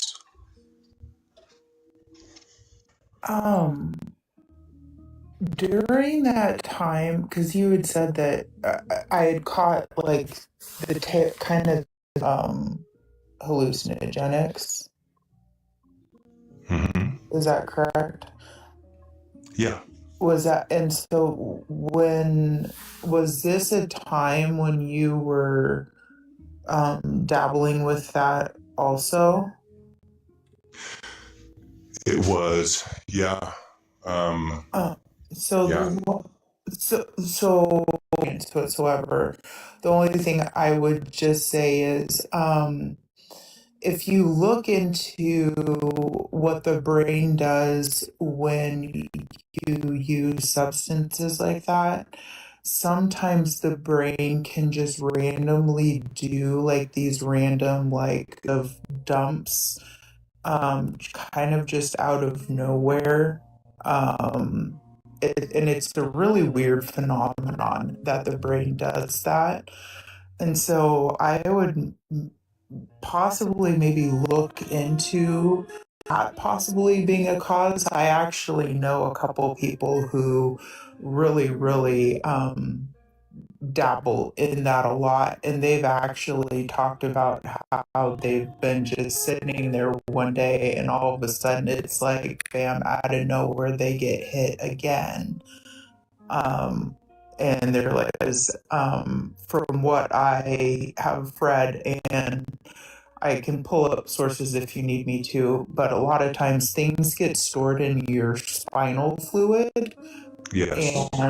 And so sometimes randomly, like that's even though you were completely sober, if that what makes Yeah.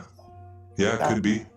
Absolutely. I was abusing LSD, and I've had those moments where I cracked my spine and literally went into a full on trip. I don't. It's like yeah, that's happened. Yeah, I would maybe. It's just because I'm the medical side of it. But yeah, not trying to discredit it at all, though. I find it very fascinating. Like what you're talking about is, I think the human brain is extremely fascinating. Yeah, I'm open to that. Yeah. I appreciate you coming up, Gaff, and answering the questions that you have. You've been honest and open, and it does seem like you can question your beliefs, some at least when pressed. I would encourage you to keep questioning, and who knows, maybe they want to question you and see if you can question those beliefs. Take care, Gav. All right, thank you. Appreciate it. Yeah, take care.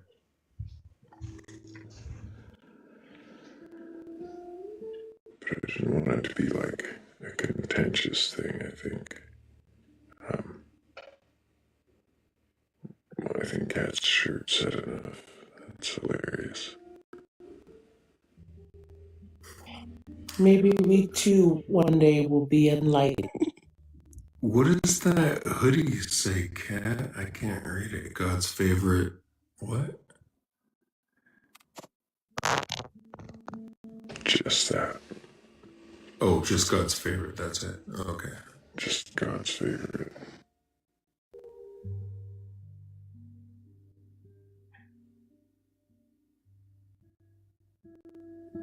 How is everybody? It's been a long time since I've seen you.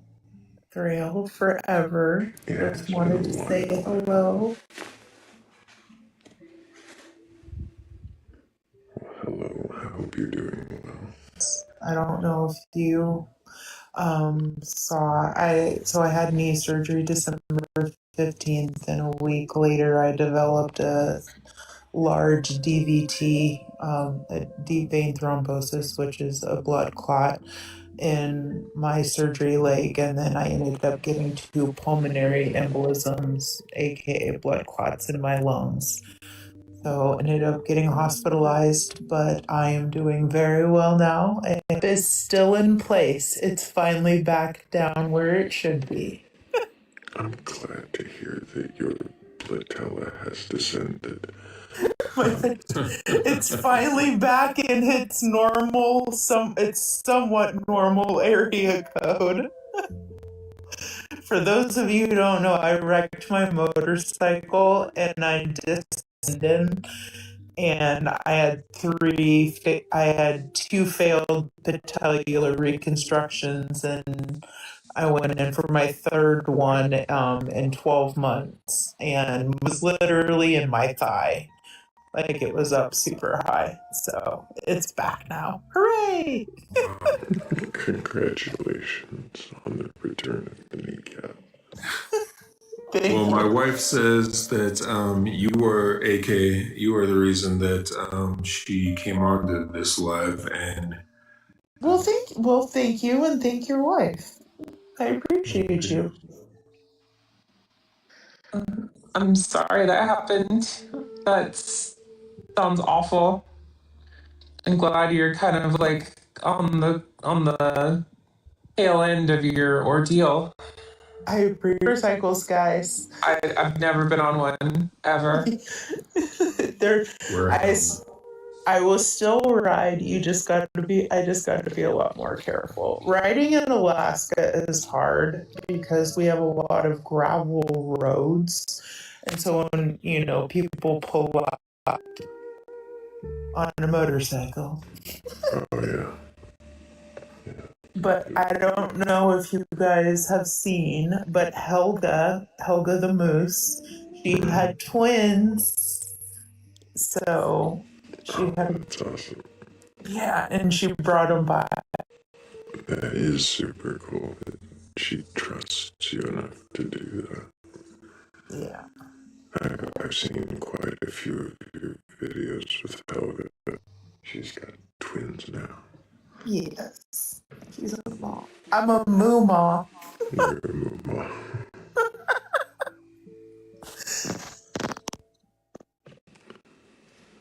Well, I appreciate you, Kay, and I really appreciate the perspective, a little bit of the mirror that he needed, because perhaps just hearing it from us who were here from the beginning of the conversation, maybe I think you presented a more objective kind of view. So thank you. I appreciate you. And thank you for allowing me up. And if you don't mind, have a wonderful day. And I'll be chatting in the comments with you. Hell yeah. I appreciate you, AK. I appreciate you. Bye. I think we contended with their um with their certainty. Where the belief was strongest was in the certainty itself.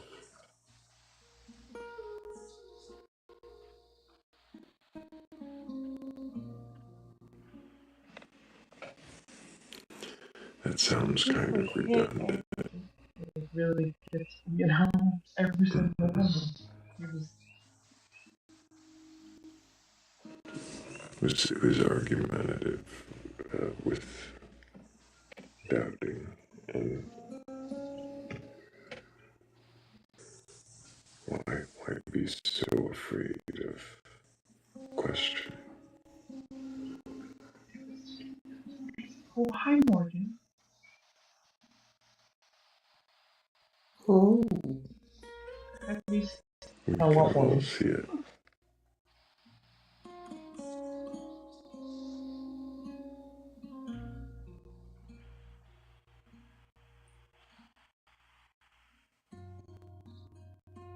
I that.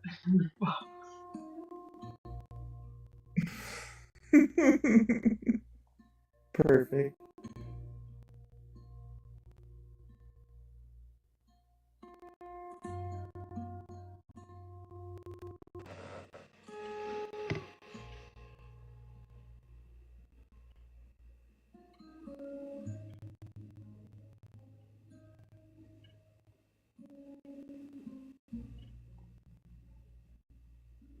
You see at least one friendly in queue, but I don't want to load the panel all the way with questioners. So I am gonna aim for this. I'm starting to get a little tired. Well, I know the friendly that we're gonna bring up has a belief that we can question, but I don't know if she's requesting to be questioned or if she meant to question others. Okay.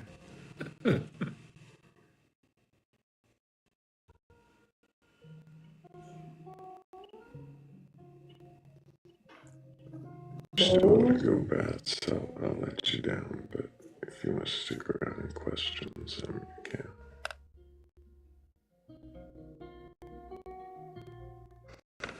Hello, funny mom. Hello. I knew right when you said, I don't know if she wants to be How you doing? questionable with either. However, How you doing? We can hear you now. oh, yeah. I just, so I don't know if I should be on here or should not. I love you all. Tend to back you up into corners, though, don't I? No, I don't. Not for me. For other people. Oh, I don't mind your questioning. There's just trying to even it out, let's say, where I will still question. Like, I do believe people should always question their beliefs for growth purposes. Can I ask a question? Yeah. Believe in a god or goddesses, and have you read your Bible from beginning to end?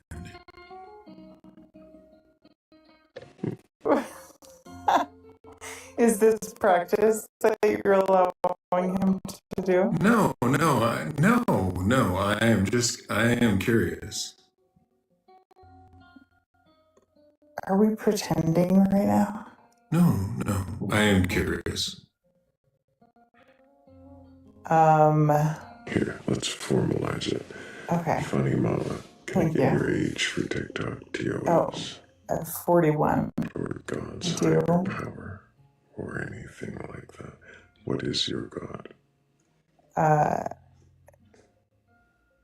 Jesus, God, Jesus. Christian. Jesus? If I was to, what? Who is Jesus? Who is Jesus? I guess this. Well, I know it's the Son of God, believing otherwise of Trinity and. Jesus is the Son of God. Oh my God, I really didn't think it was going to be. My husband's making a good question. Okay. I know. And then you were thinking about his questions, and I took it a different direction. You thought you knew my questions, and I'm going to ask them different. Real quick, though, I am going to thank the Insomnia Shell, Jace, Freak Scene, and AK Borealis for helping with the goal. Thank you guys so much. Funny Mama.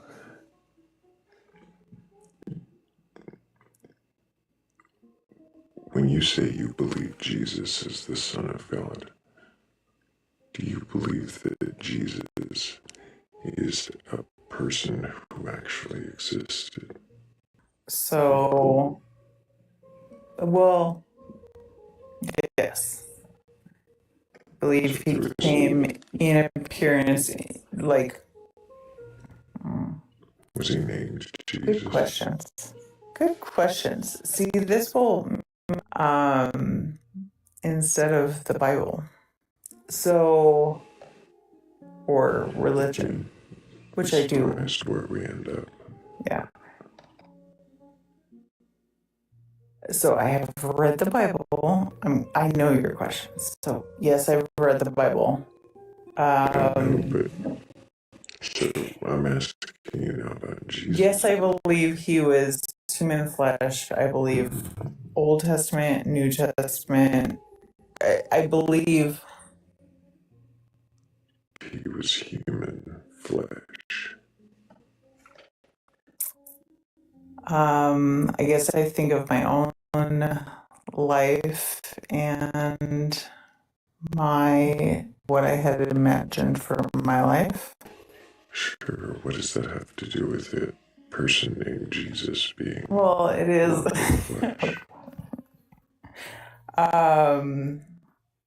No, I just think that I guess what you were taught, yes, of the Bible just been instilled in me, and the message stuff you were taught before you read it. So you were saying Jesus is and God is. That has nothing to do with the Bible. It's like a distilled cartoon kind of a love version that is in my heart, wrapped up in this Valentine card. Jesus is what you believe is the Son of God. Whether does it matter to you if this person, like if there was does not exist. Yeah, No, it that doesn't matter if to they me. existed at all. Nope. It's like Santa Claus.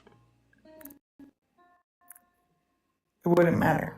Right. It doesn't matter if he exists or not. No. It's the symbol. It's the of love. What does that have to do with well, I shouldn't say it that way. Jesus? That was no, okay. Now you know me, Thrayle.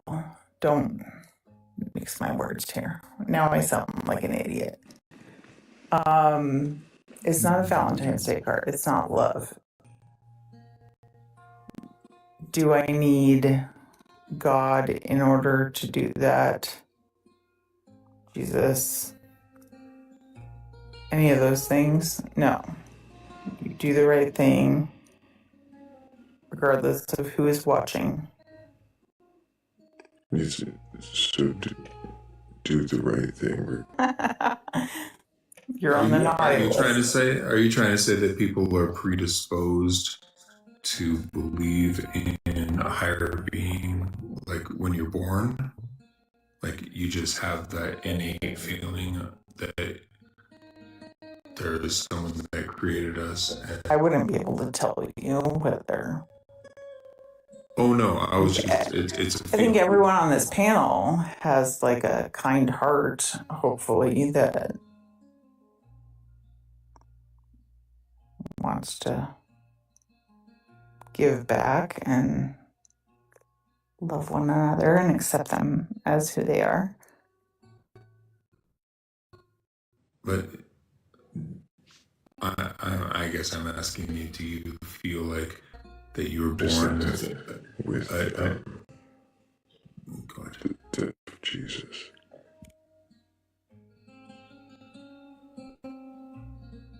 What was the question? Sorry. What is people having kind hearts?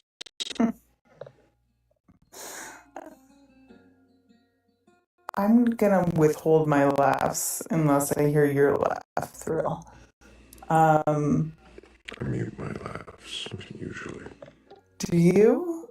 Unless I want you to.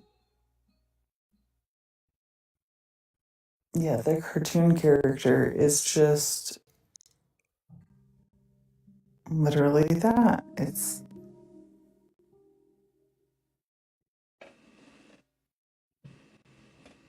everyone has their own reason to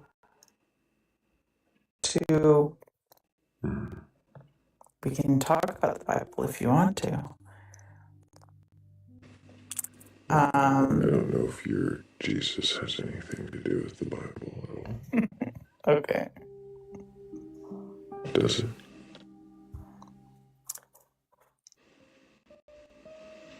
I mean, I've read it, and that is live by. It doesn't mean I'm. Did you ever see? I don't expect anything from that. I choose to live by the principles of the New Testament. All of the New Testament or your favorite parts?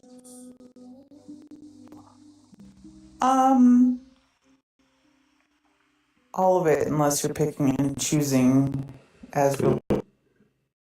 So are you saying that you pick and choose? No. So you'll take all of it from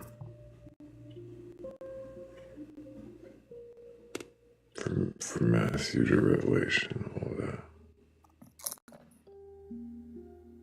Interpret it how I would like to believe human society should live. Yes. So human society should live as Well, Matthew, no, not as, no. How I should live, like my expectations of myself, not other people.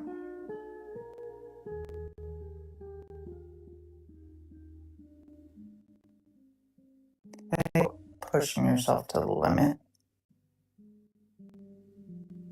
allowing people their other beliefs, but making them question those. are you feeling a hard limit coming up? Me? You want me to draw a boundary? I'm just. Not getting. No, I don't. I'm not getting defensive. I don't. I'm questioning. I am questioning. I think when you I'm, were. I didn't want to put you on the back foot too much, but I think we might. No, I'm not. I'm not peddling. I'm questioning. Like, maybe I am picky and choosy. Like, I left certain Timothy for What's when the hard people use it. line? I guess What's the when hard people line use in it the New against me. Testament? What's the hard line in the New Testament that you would disagree with? Well, that's a great question. I think, yes, this is my, okay, good question. Because I put you on your back, but I'm just.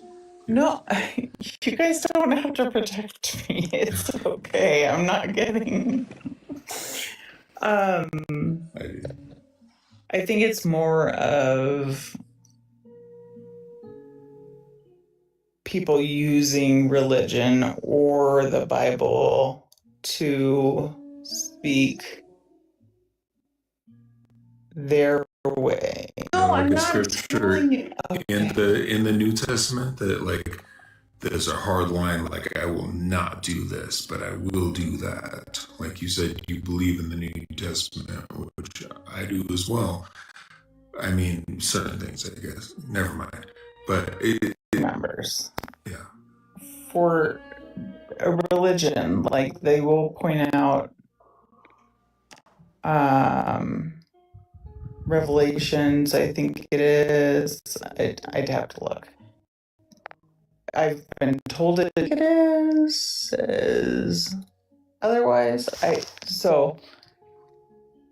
mean, then I become picky and choosy, and that's the problem. Is when you feel So you're some other person's beliefs pushed on you that are like.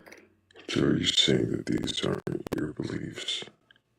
These verses that My Bible is not my character given. Like, that's not how I build character. Mental.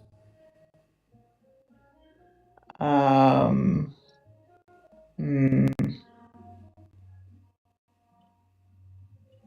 It's just not how I was raised.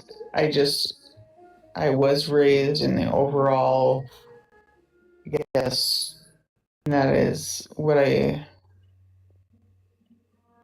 go back to for my own comfort. And yeah. Funny mama. I would take it by you have like children or something like that. Rabbits. Rabbits. No. Love God more than your children. No. So in the verse in the Bible it says, "You shall not love father, mother, brother." No.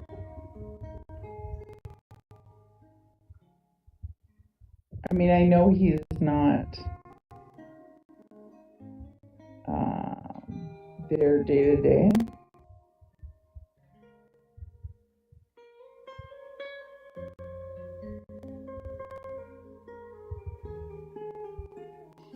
Would you find Abraham's love for God more than his children admirable or not admirable? Not that I don't believe in it. I think it was a history that Jesus existed, but so no, I think that was a mistake, and we've talked about my belief in God's mistakes and hear why he might have other experiments on other universes. it's getting harder to hear you. It's like you're walking in the wind. Me? Yep, there we go. Now we Oh. hear you. You were covering the mic. Possibly.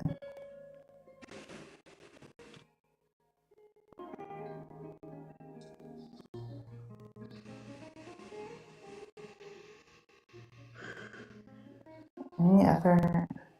We couldn't hear your answer. Oh, sorry.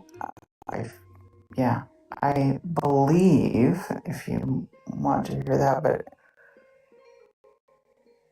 I would protect my children no matter what, because I don't feel like God is. Do I think He still created us? Yes. But Why do you think a God created us? think that the Bible is like he's all knowing, he doesn't make mistakes, or is raised that way with religion. But like Old Testament faith in me, and forsake your only son.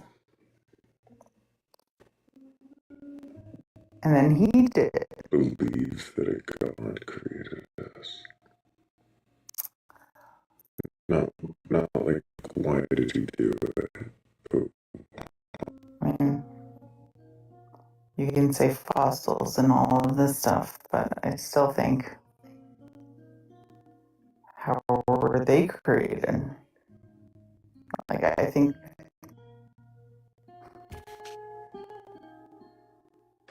that's, you're saying created. Again, why are you assuming any of it's created? I don't believe we just existed one day. From dinosaurs to... But did God create us because of a perpetuality thing? Like he... That's still more into why he did it. I'm more into the why does she believe it is created? Why? How were dinosaurs? How did dinosaurs get here? Was it a dinosaur god? That's not the question, though, babe. But that is that Why are you calling me in? A dinosaur god. I mean, is that what you would have to believe? No, but who created? Someone created someone. So why do you think something created anything? I'm not bad. How did dinosaurs exist? Could they have existed without being created? Are we dinosaur babies? Could they have existed without being created? We'll get to the moment. Sorry, look at my screen name. I know. Can't take me serious. I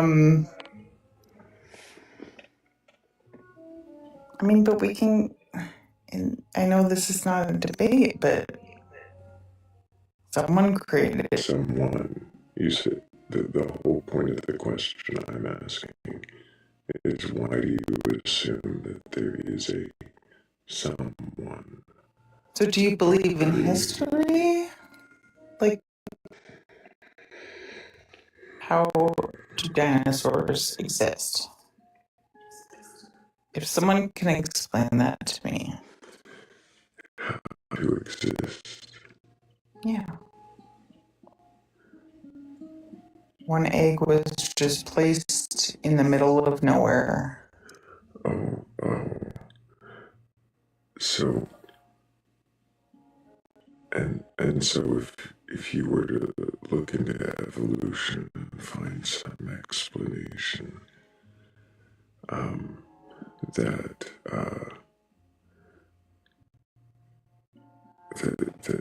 small organisms adapted and gained features that help them to do different tasks and survive in different ways. Like, this is what I'm saying. I'm not being... So yeah, if evolution could explain where dinosaurs come from, then your question would be where did the original organ... If you looked into how that happened and into a process called a biogenesis, and you were able to find some explanation, would you still need a god to explain the Absolutely not. existence? But like that, everything started. I mean, the organism, the like could an soil, organism, even in order for if they're able to form again, over long periods of time,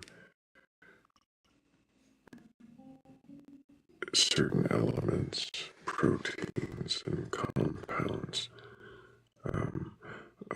are exposed to that they could become or develop organisms. That would explain a lot if you could tell me how an organism, like, does an egg have to be fertilized for Well, certain that's a things? whole other question. Okay. Yeah. Yeah. I mean, something happened there. And you've managed to do it somehow. It's been weeks. I haven't seen the AI summary, but it's actually here, and it says we're debating dinosaur origins, Okay. which is not what we're doing. Oh, I Can I ask love only you. one more question? God. Well, I mean, that is what we're currently debating. Was it a dinosaur that made God, or was Not it God that debating, made but dinosaurs? not debating. And that's probably part of the question is, or part Oh, of the problem is, as we're asked, I'm sorry. I don't know if maybe you're feeling a little bit debatey. Maybe if I explain have an origin that something had to have created it. But if everything has to have an origin, where's God's origin? Where did God come from? Is there a bigger God that made our God? I mean, that is the, I guess, belief system that I have is like, did, and, but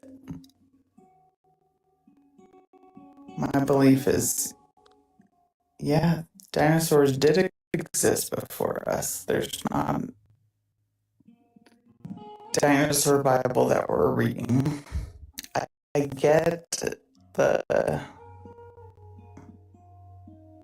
get it all, but something created. Do you think dinosaurs created God, or do you think You did again. no assumption? But nobody is able to But answer you the are. question. But you are assuming. You say no assumption, but something created is the premise of your question every time. Something created, and then you go on. Plus, well, why start with No, I guess I can. why do you assume that anything was created? Well, Bats asked me the question. And say it when bats ask. If we don't know None of where us know. if we don't know where something came from, is it possible that some things may have always existed? I think we just went. I thought we just went through the dinosaur. No, but like, is it possible that maybe is it possible that maybe the space always existed? Maybe the universe always existed and it's just been building Yeah, on top anyone. of itself all this I time? mean, I think the space is that God is like like relative to what you're to create all of these things. Do we not like where did all of these things come from? You guys can educate me, and I'm here for it. I have to ask I have asked the question 12 times. Why do you assume? something created everything. An And you say organism. I'm sorry, I'm not done. And you keep saying that you keep saying there's no assumption there, and then you'll back off, and then you assume. But why do you assume I that definitely something have been drinking. created? Okay. Why do I assume? My beliefs, but nobody is saying how an organism would turn into a dinosaur that then creates evolution. So you just asked yourself the question and then diverted in a different direction.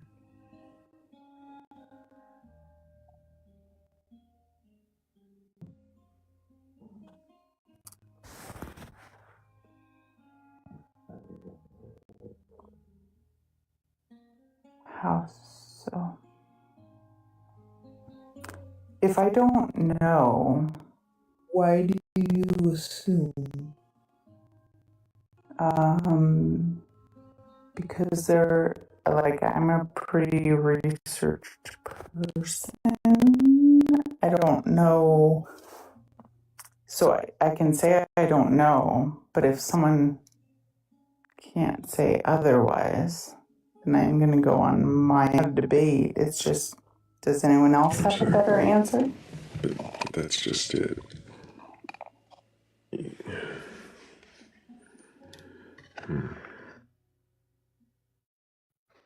We're not here to provide the answers here, right? This isn't a debate, nor is it like education. And you're not really seeming to be able to. And it seems like you're wanting someone to provide you an alternative answer to the assumption that you already hold. And if then your assumption must be true, or at least you'll hold on to it like that. So when asked why you assume this, you'll say, because no one can give you an alternative answer. That is actually correct. Yeah. If nobody can give me evidence of. And then you say you're pretty well researched posing here that are building your assumption are actually things you could find answers to if you did research, like looking into evolution and abiogenesis. You would probably find answer in a god did it. I mean, that. But okay, dinosaurs, but then. Okay. Well, we won't go there. But that's just it, dinosaurs. You keep going back to dinosaurs, right? Like, so you want to know where dinosaurs came from, or you want to know how they exist. Have you researched dinosaurs? I have previously. I mean,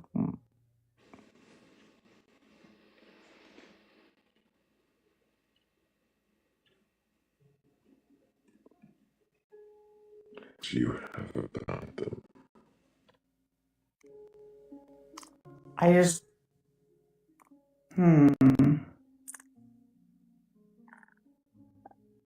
Not in this frame. Like, not in the questioning my belief.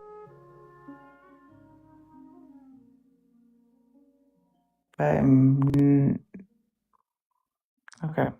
Yeah. Go ahead, Kat. Well, I was just gonna say I've been frequenting another panel like almost daily, so the headphones are the right way. Hold on.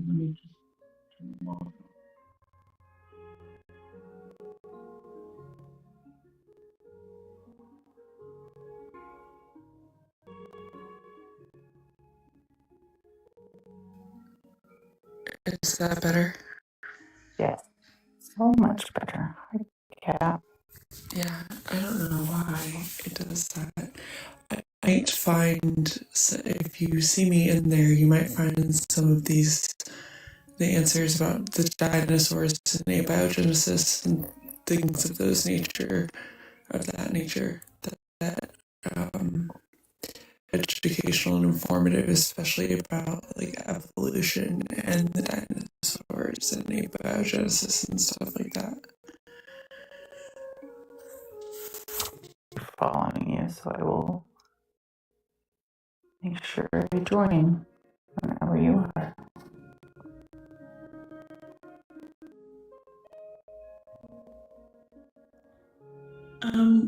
Can I ask, are you okay with maybe where cell ever came from?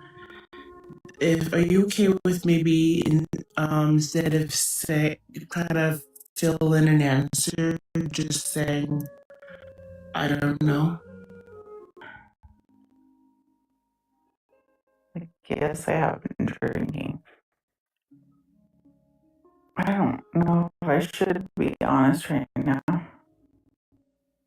but I appreciate this place and this space, and I listen.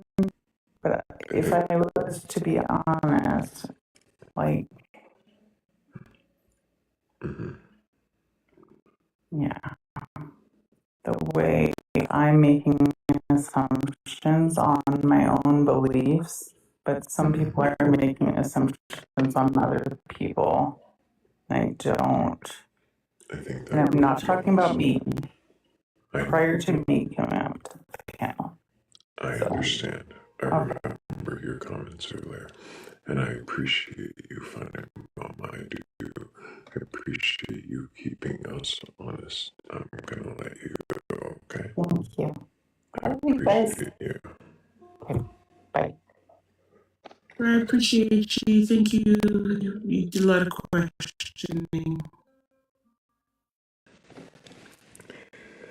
And if anybody else does have a belief in a god or God's higher power or anything like that, and you're curious enough to debate or argue, not looking to tear you down or burgle your gods, just want to know if you can question your beliefs, and if you can, then what is it that you believe, and why do you believe it?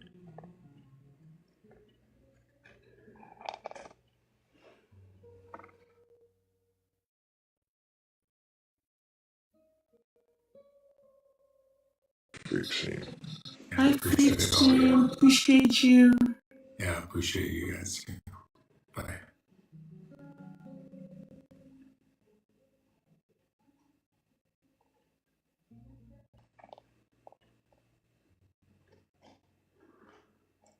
But I think you'll notice there's something that most of the characters in the picture have in common.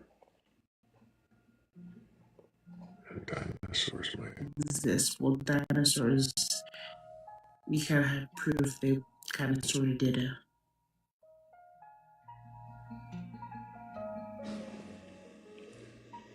I mean, something left those bones. Are we saying they were giants?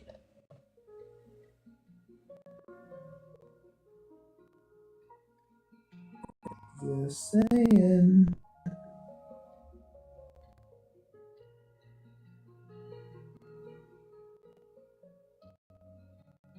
Giant what though? I'm more or less to believe in giant squids or megalodons. Something took a bite out of.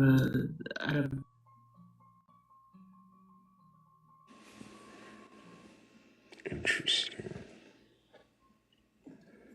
Sonic says never a real bone found.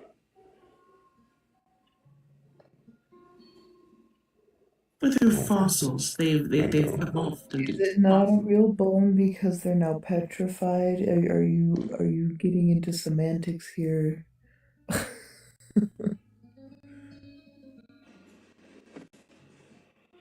bit more. Petrified calcium. I put a piece of tape over my camera so now I can hold my phone like a normal person. I saw you struggling. The struggle was real. Oblivion would be having a conniption about that if you were here. Oh my gosh. He taught us some really interesting things about saber-toothed cats earlier. Yes, he has a lot of facts about paleontological biology. So many. But prehistoric creatures are so cool. There's like really not really any left anymore.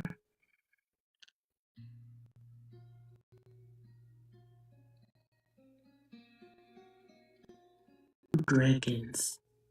Why is calcium spooked so easily?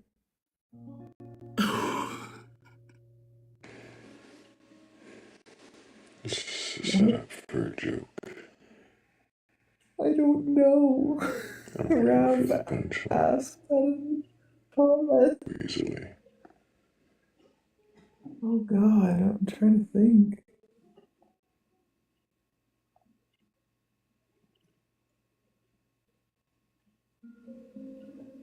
Actually, it takes calcium a longer time to.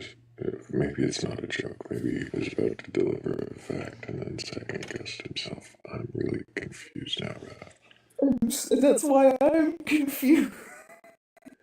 Oh, It's not a fuck setup. my life. It's God petrified. damn it.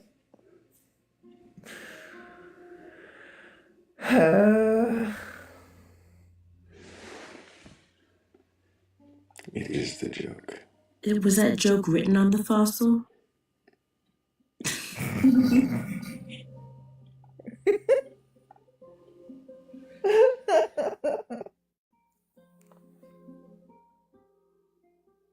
Sorry,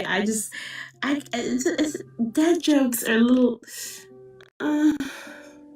old, but no, all respect. I appreciate an older classic joke.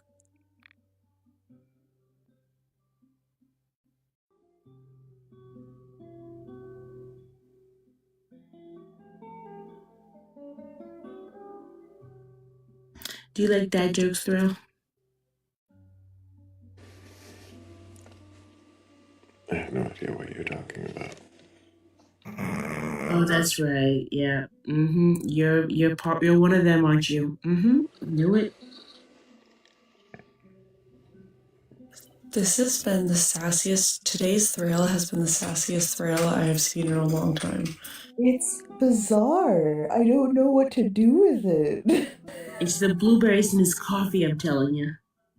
I was really trying I to award you no points, Fuck. and may God have mercy on your soul.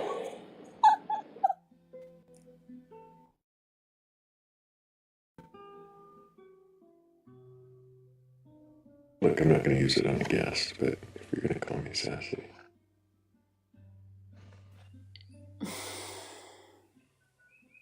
I got being sass sassy. buttons.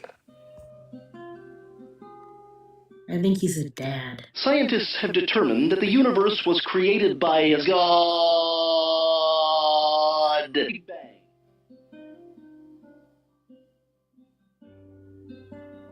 Okay. I'm not going to play with buttons like I did in Discord today. If anybody has a belief in a god or God's higher power or anything like that, and you're capable of questioning that belief, go ahead and request on up.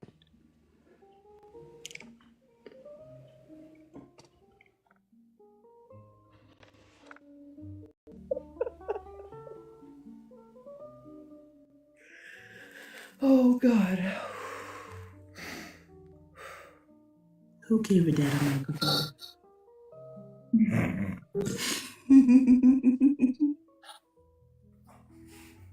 Sorry.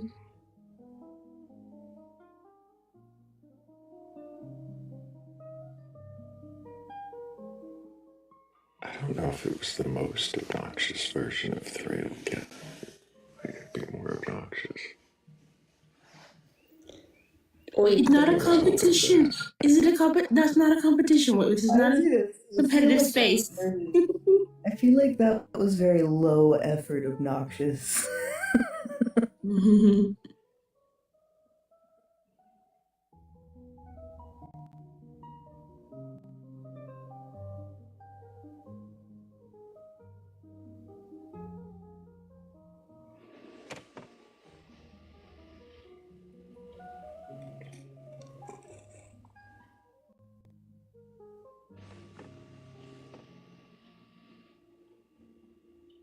We've all seen me real feisty at one point or another.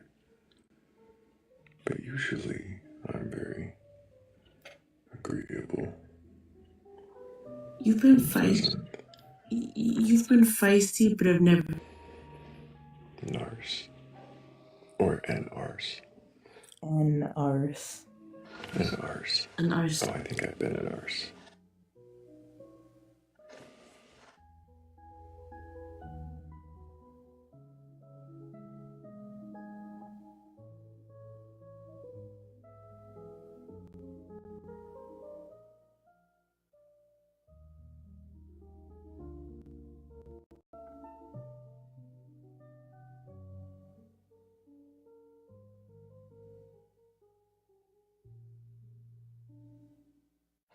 Thank you, Shell. Appreciate you. There's a pretty dinosaur. That's what the dinosaur is. Yeah. Shell makes the dinosaurs. That's who makes them. You figured it out, folks. If you gotta know where the dinosaurs come from. At least that's the evidence we have in front of us.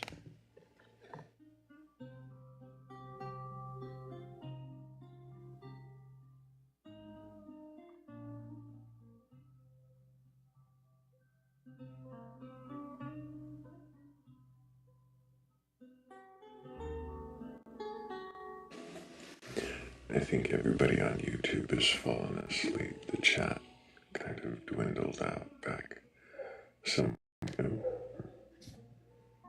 just woke up over there.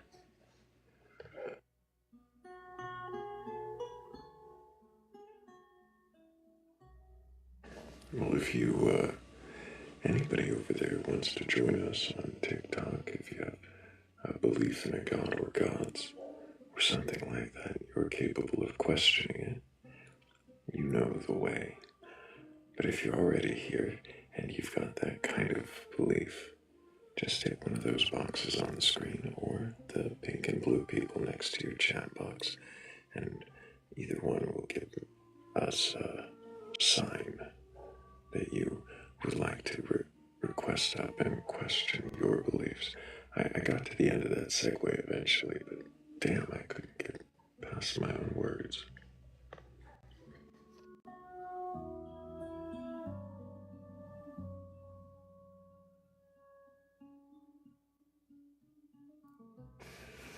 I think we're okay over there, Noctis. It's not exactly a rowdy bunch.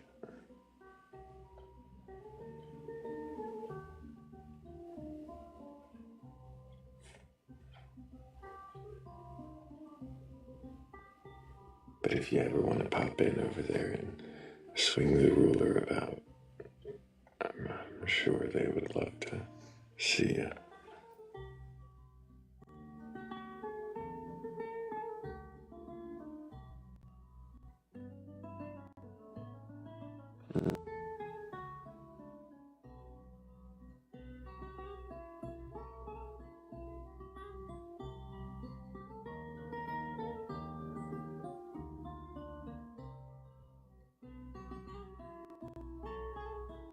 The light goes already at 91K. Hell yeah, that's amazing. Appreciate everybody tapping the screen. Those taps really do make the difference.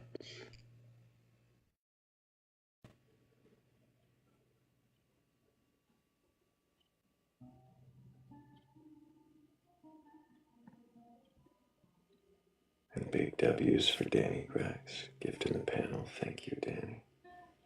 Thank you, Danny, and thank you everyone else who's been gifting. I'm sorry I haven't seen everybody and to thank everybody directly. But I appreciate you. Yes, thank you, everybody.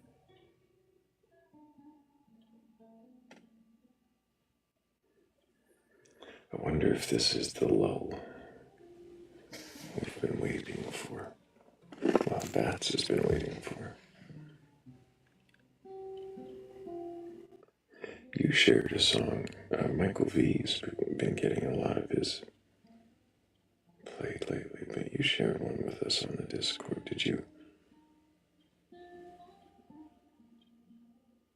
I did, but I wasn't sure if you had an opportunity to hear it or not. I heard part of it before the live. Well, it's all yours now. It was, I guess, a way of saying thank you. It's a gift. Let's see if I can find it here.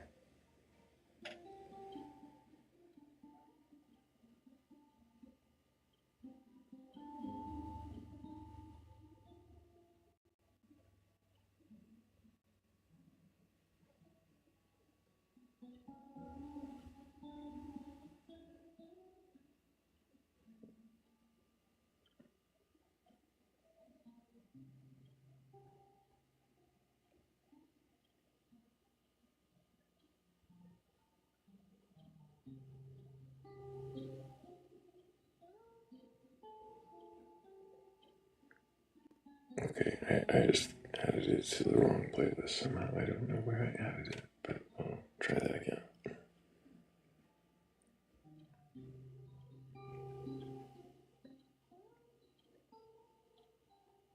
There we go.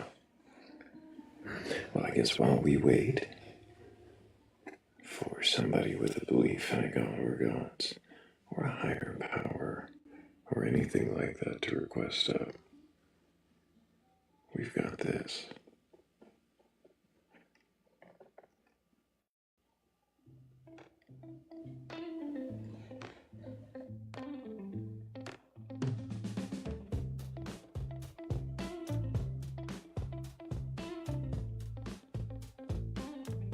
Once in the moonlight, his moon shone bright. He asked me softly beneath the quiet night, what do you believe in? What makes you whole? His hollow voice echoed, drifting through my soul. Sway, challenging my heart's parade. Skeleton man, whispering doubts. Under the starlight, we danced about. In the stillness, truth takes flight. It shows me clarity wrapped in the night.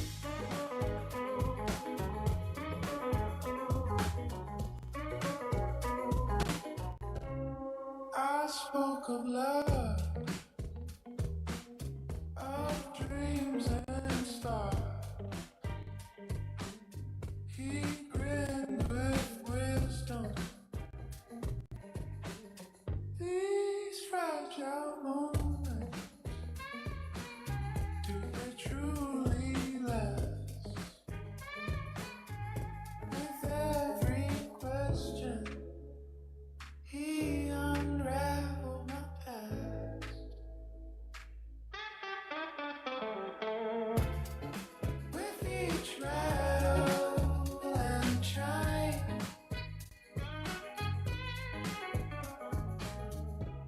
he questioned every paradigm.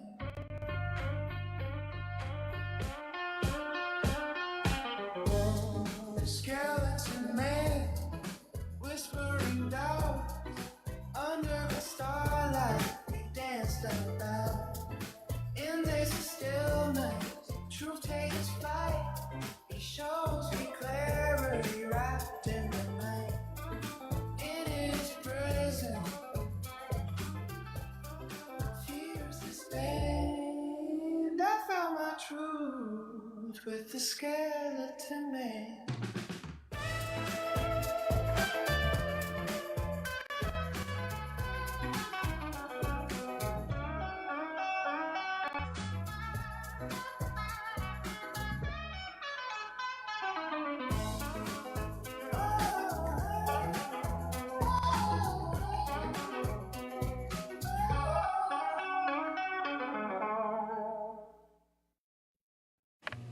Hell yeah.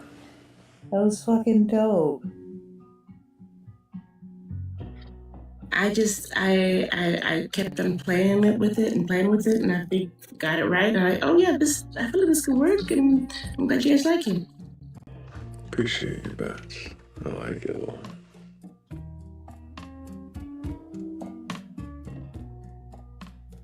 Well, it's a tribute to all the hard work you do. Can you question your beliefs? Do you have a belief in a God? I appreciate it. A higher What power did you name the song, Bats? or anything like that?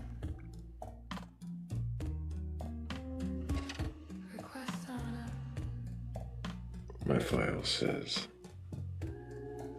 whispers from the hollow.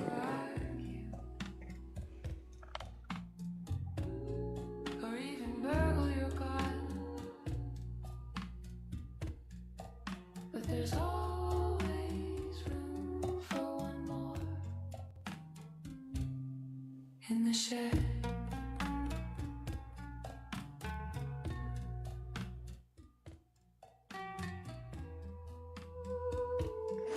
Yeah. Is it Whispers from the Hollow? Is that what it's called, Bats? Yeah, I want to sense, but I like the lyrics a lot. Mm-hmm. I do too. I really do. Well, everybody, you guys heard that other haunting vocal track there that we were talking over. If you've got a belief in a God, we're not here to argue with you. We just want to know if you can question that. And if you can, then there's plenty of room up here on the panel for you.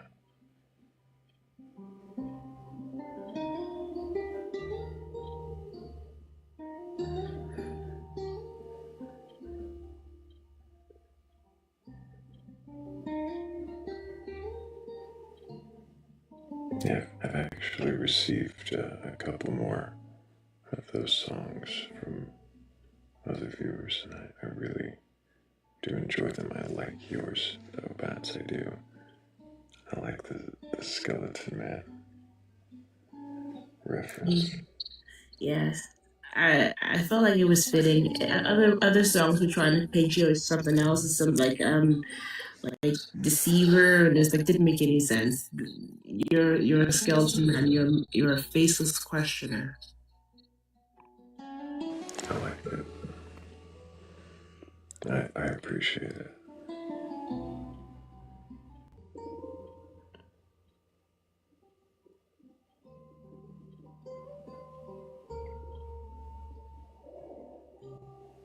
I usually focus more on the questions than on the lore of Thrayle. But maybe that's not a bad idea for places to write from. Well, I feel like I wanted the song to be more or less from the perspective of a person who comes up on the panel and gets questioned by Thrayle. Because that's kind of more or less the experience. You get up here and it's so scary at first, and you get questioned, and you go on this journey of beliefs, and in the end, you find some new truth. Or you find out.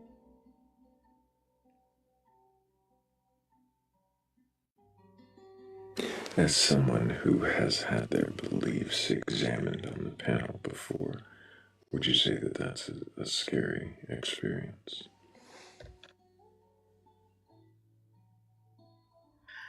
I'd say for me, I was intimidated, yes.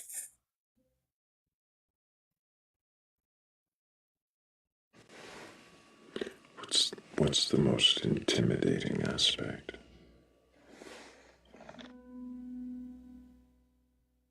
I guess try not to sound dumb in front of someone who's already heard everybody and their grandpa talk about their beliefs.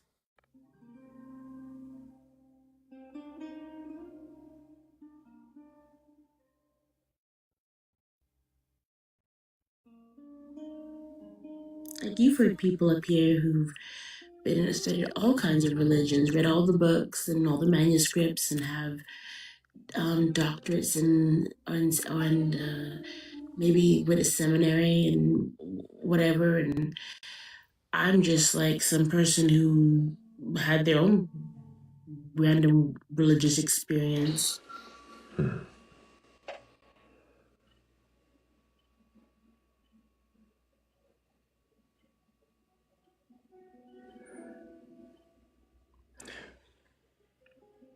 It's interesting because I would think nobody would know the answers, most confident and comfortable in answering them,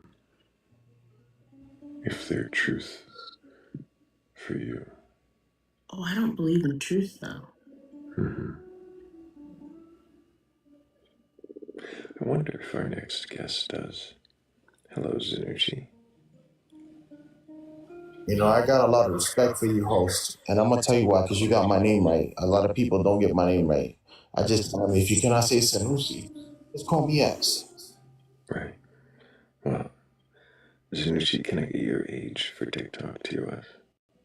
Of course, I am 33 years old.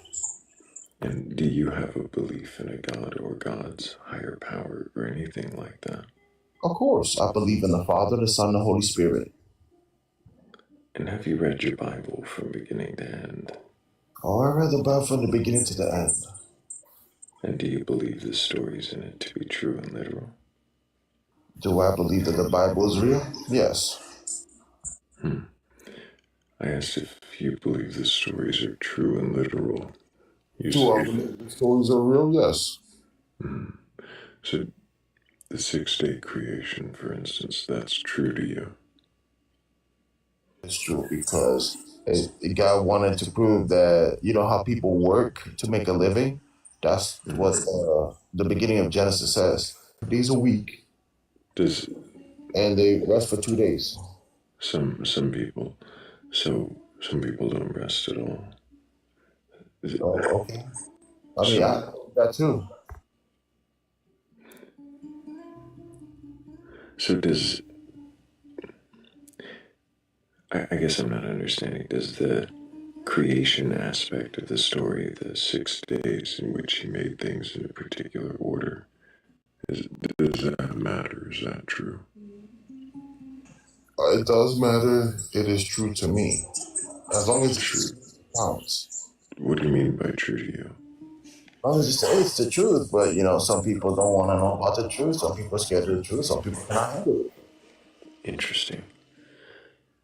And so is it still true in Genesis 2 when God creates things suddenly in a different order than he did in the first chapter?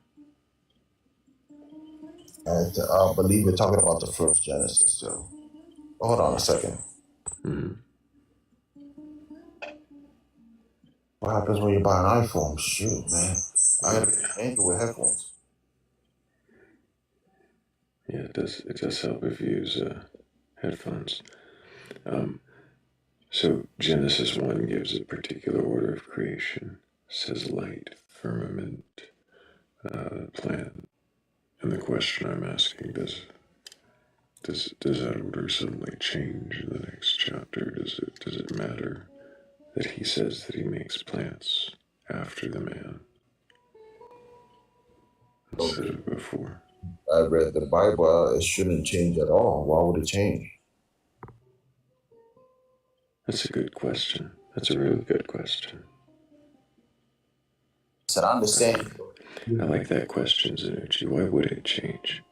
Why would the first chapter say that there's a particular order, and then the second chapter change the order? Cool.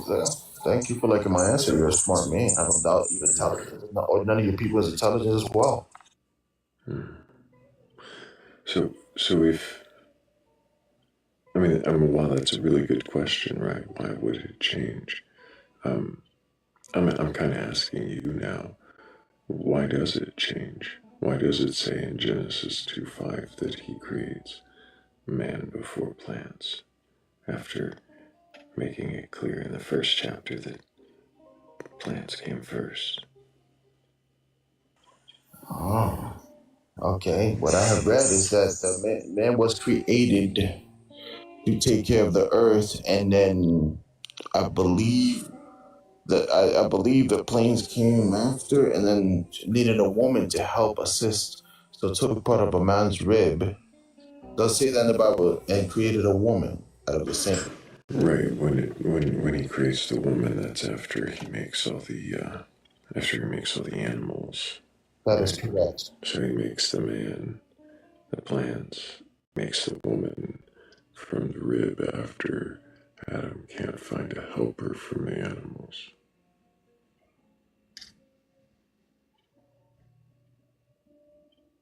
You said it more than I could say it best. You said it best. Right. So my question for you then is well, how do you reconcile that with the first chapter where it says that man is created after the animals and the plants? How can he be created after the plants and animals in the first chapter and before them in the second?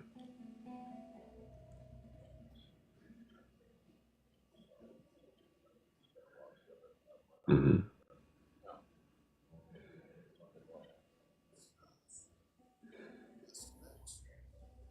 Mm-hmm. Man was created, the woman was created, and I'm sorry, let's clarify that order. Which order was that? You said man, woman, animals. It sounds like a third order. I know for a fact that animals were created, and then the man, and I believe. Well, the plants were already the earth was already there, so the plants were already there. Okay, so the animals. The plants were already there. Why does it say in Genesis 2:5 that before there were plants in the field and then any herb of the field? I should have been more specific about that. I'm sorry. Yeah, if 2:5 says that before they were there, he makes a man. That's correct. The plants were there. You are correct. Before the plants. Before the plants? Mm-hmm.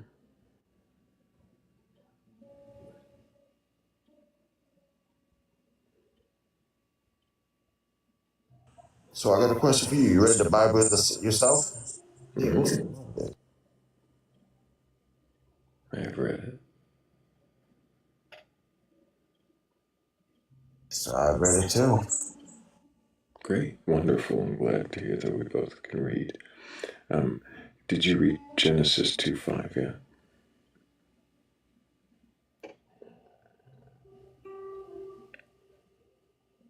I read it. I read it a long time ago. Can you read it again? Do you want me to read it? No. I read it a long time ago. Just bear with me for a second. This phone is echoing. Yeah, you do have a little bit of an echo. I agree with it. But okay. Agree with the phone echoing. Oh, I see. Well, let me come back next time I get a new phone. Thank you for having me host. Take care. Have a Appreciate good you. one. Yeah, appreciate you, Zanucci. I hope you take care and hope you keep asking questions. W's for Zanucci. He's doing something. It might resemble questioning beliefs, and we'll know the next time we see him if he did.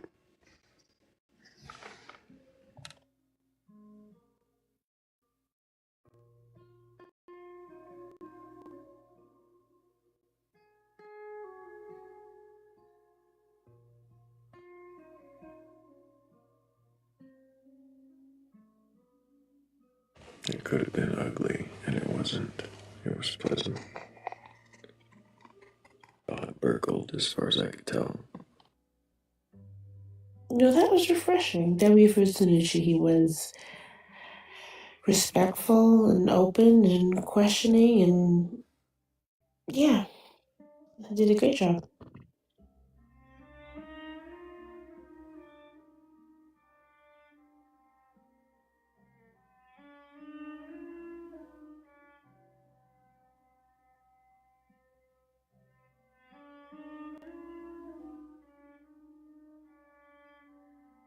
I do wonder though when he gets down to the verses later on, because I suspect he may double check later. Will he reconcile the differences, or I guess we'll find out if he comes back. I'll be interested to see where it goes. Cat managed to survive another Genesis 1 and 2 contradiction. Or did she?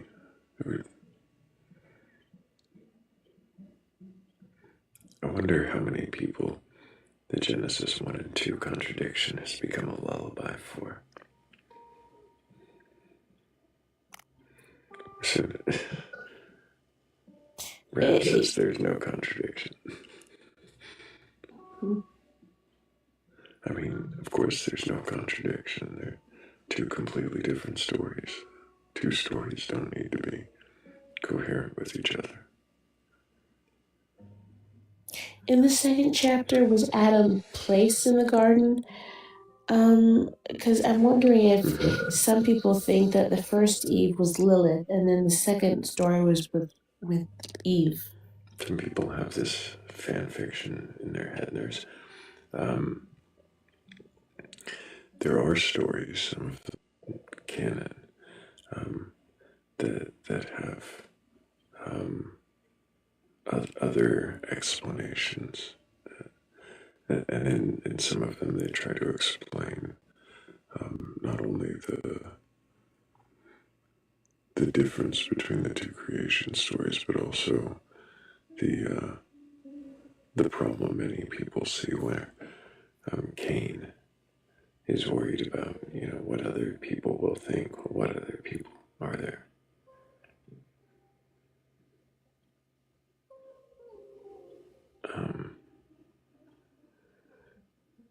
So there are people that try to shore that up with stories of other humans, including the strange Lilith stories that seem unrelated. Yeah, there seems to be a lot of lore for people who want Lilith to be a real entity. Kat wants everybody to know that she checkmated Tyler with a pawn. I'm very impressed. Betty's really sleepy.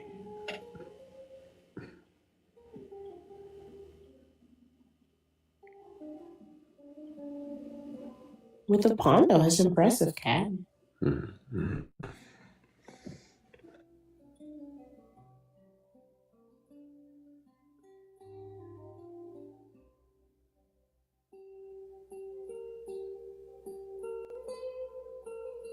Why does all cats make me feel like somebody's yelling at me? Cat is yelling at you. Definitely, for sure. Okay, she's yelling at me. Yeah, I don't think that's directed at me, but okay. Yeah, me. Definitely yelling at me.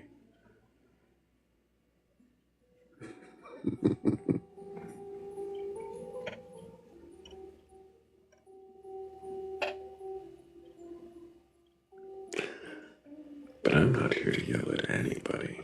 If you've got a belief in a god or gods or a higher power or anything like that, go ahead and request up. I prefer you don't yell at me, but I'm not gonna yell at you. I just want to know if you can question that belief, and if you can, then what is it you believe, and why do you believe it? We were in Witty's dream. What were we doing in your dreams, Witty? Were we questioning beliefs?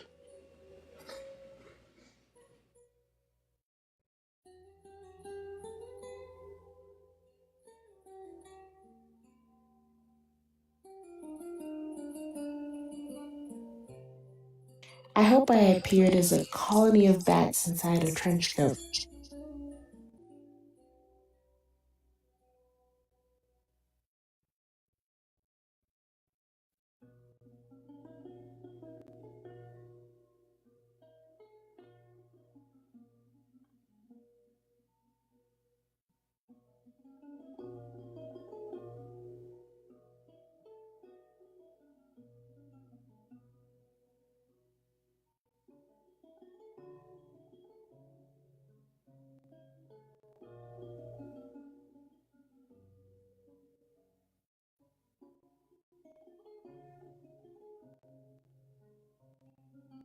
If it's capable of doing that, it's likely putting many others to sleep. So thank you guys so much for being the best audience on TikTok, for tapping the screen and sharing the live, for getting us nearly 100,000. We're probably gonna break that before I'm finished talking, but thank you guys. I really just want to say big W for the sleepers, because yeah, you guys are awesome. Appreciate you. But all of you that stay awake, we're all having our, in many cases, not really answered, danced around and taunted and ignored. But generally, our questions get to be asked. And the sleepers, I mean, who knows what questions they have that we'll never hear the answers to. All that sleeping. Well, to be fair, it doesn't make that much of a difference if they're sleeping and don't get their questions asked because ours don't get answered so often. It's true. It's true.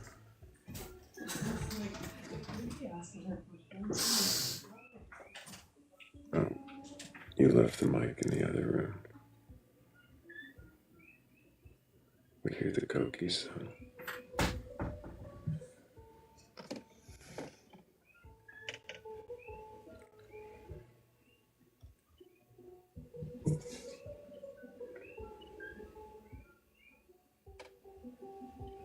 Yeah.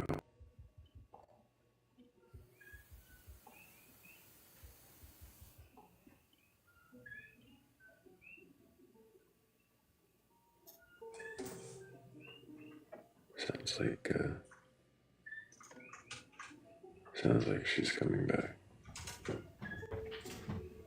Yeah. Footsteps across the floor. No, Yeah. She's back. That's really weird though because earlier my phone was inside and I was outside cooking dinner with my headphones on. Yeah, the microphone It doesn't. was when I first came up on the live, like while I was questioning that guy. That's wild. Yeah, and I don't know.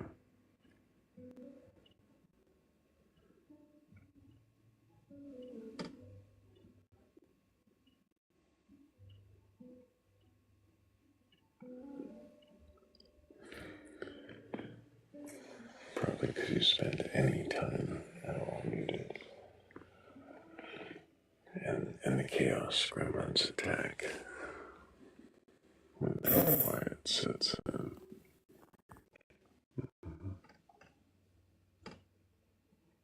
But I like the quiet. I felt kind of bad when I first came up because it was super loud, but nobody said anything, so. No, it was not loud at all.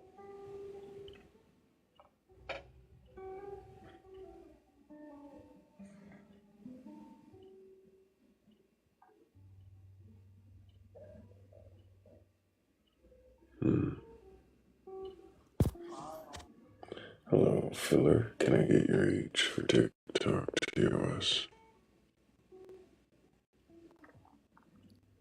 Hey, can I enlighten you guys on my God? Your age for TikTok TOS. Wait, say that one more time? I need your age. My age? I'm 29. Do you have a belief in a god or God's higher power or anything like that? Yeah,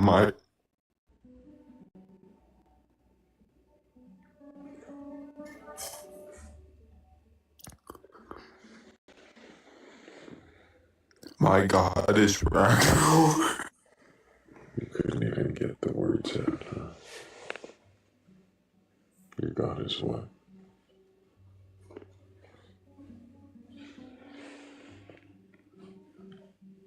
I didn't even hear out loud.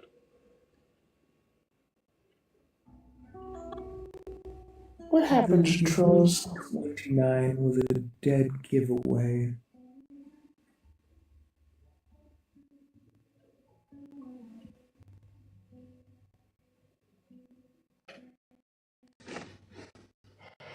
Are all 29-year-olds like that?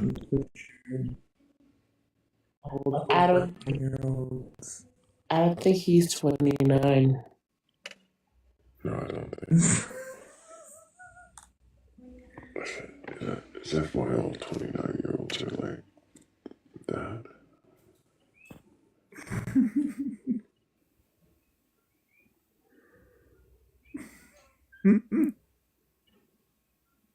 I feel like I'm being given a death stare. Like the cookies are just giving that effect. I almost just dropped myself.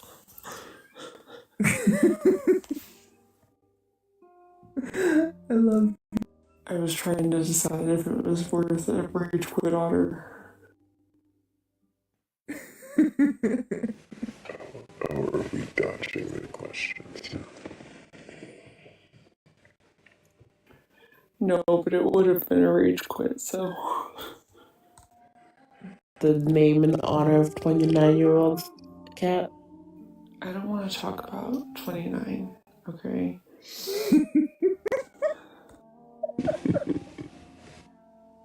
I'm very close to not being 29, so. We had somebody come on the panel yesterday, I think it was, or the day before, and they were 42. And I was thinking the whole time, I was like, was I this insufferable? Probably.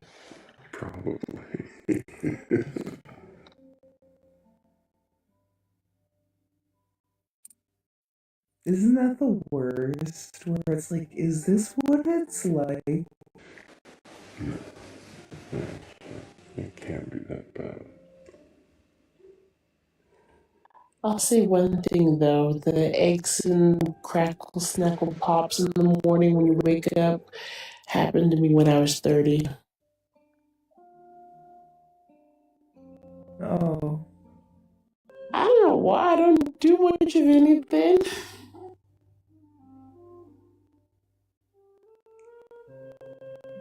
Yeah, I got that upgrade early. It was not kind to me. Wear and tear body and so forth. Yeah, 10 years in the military and 2 kids will do that.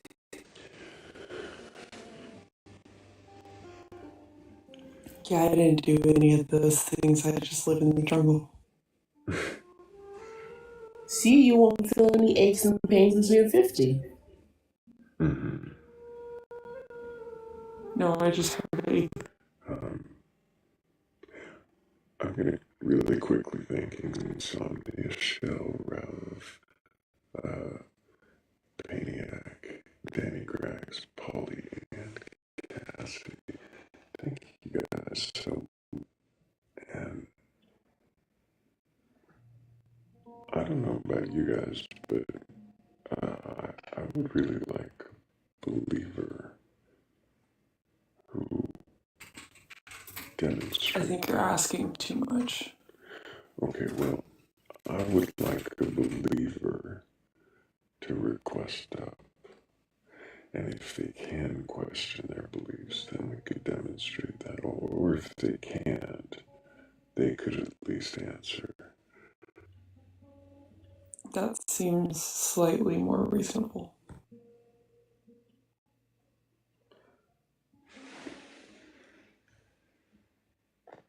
Do you think if we get a believer who can't question that they'll be able to answer the question? No. I think that they won't even be able to admit that they can't question. Like,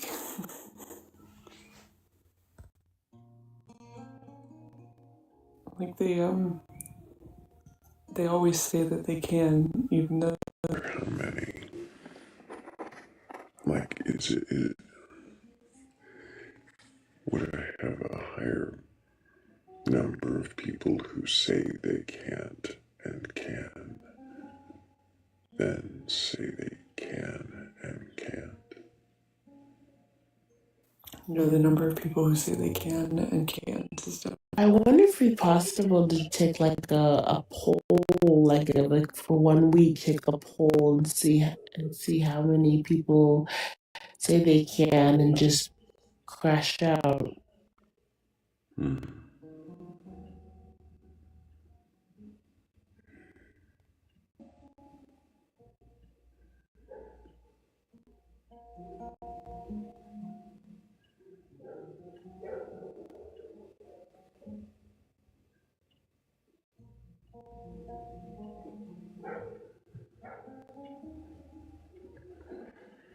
Kind of sounds like the hellhounds are coming. Does kind of sound. They don't find me. They do like bones, don't they? Oh, they're coming after the gods, not you, Thrayle.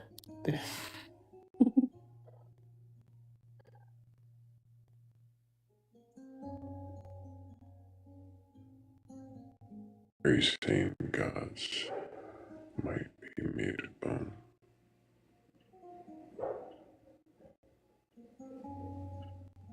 Whatever hellhounds eat.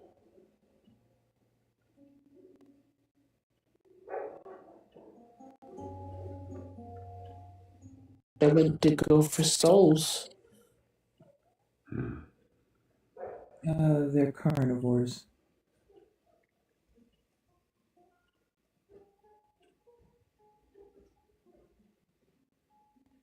Well, then you're safe, Thrayle. You're a skeleton. You don't have any meat on your bones. I'm not sure that prevents them from gnawing.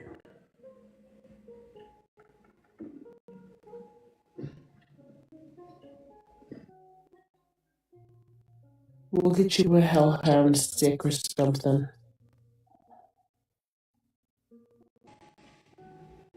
But we do have a new guest joining us.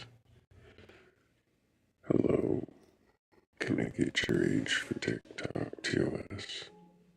Can you hear me, Hello. Snufkin? Yeah, I can. Can I get your age? I'm 35.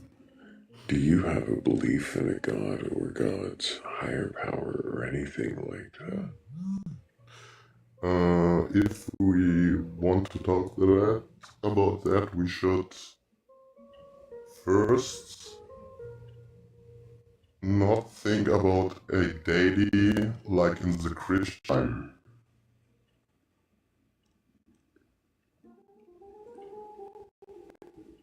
Because my belief is actually provable. So what was the question I asked you? My belief is and believes in basically nature as a deity. So nature is a deity, and yeah, she's everything is God. No. Oh, Nature is God. Just nature.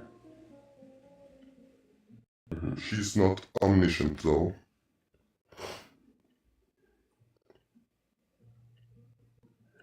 She's not omniscient. Yeah, you can open the window and nature's gonna breathe at you. You can look out the window. Nature is ever present. Even if you try to ice.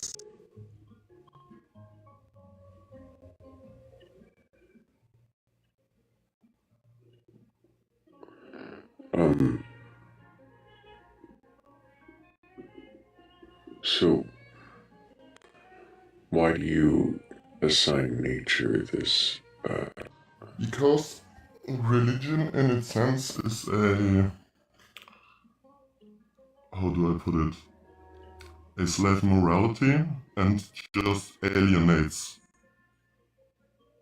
nature from a deity.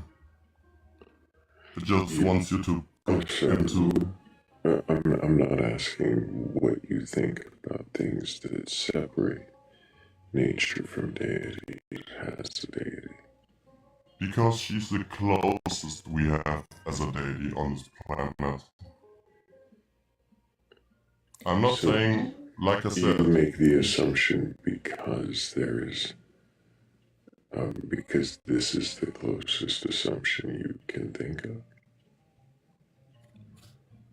Like I said, I don't think in a deity like in the chronological sense. I don't think like nature conceives something and then creates it. Nature is. We are part of nature. We came from nature. Since we came from nature, are from the divine. We can create on this world as we please if we wouldn't be divided by politics, religion, and whatnot. You can create. Can I ask? Go ahead, yes. Sorry. You keep gendering nature, and I'm a little confused. Because all religions usually are patriarchal in sense, and they want us to believe on male dominance instead of actually embracing Mother Nature as our creator through evolution.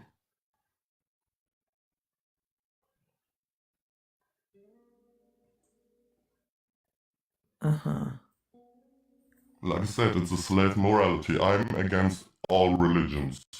In my sense, if we would acknowledge that we would be eventually conscious about what we are doing and unite instead of getting divided and fight ourselves.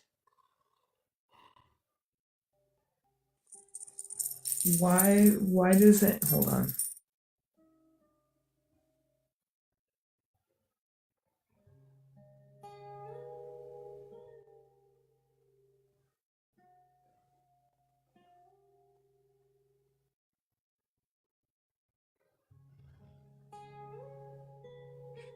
Sorry, waiting for my dog to finish scratching him. Spinoza, he was a philosopher. Oh, nobody asked you about Spinoza.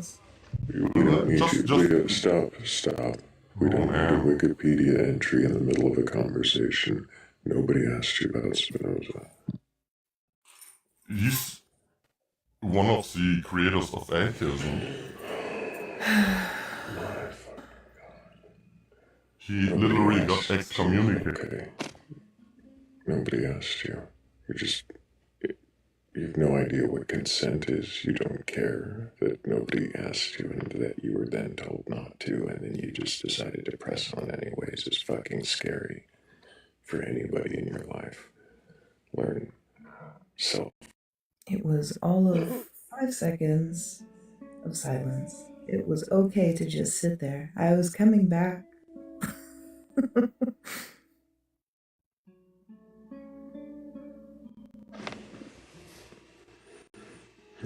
Nobody asked for the. Like, why? Did somebody say, please tell me about Spinoza?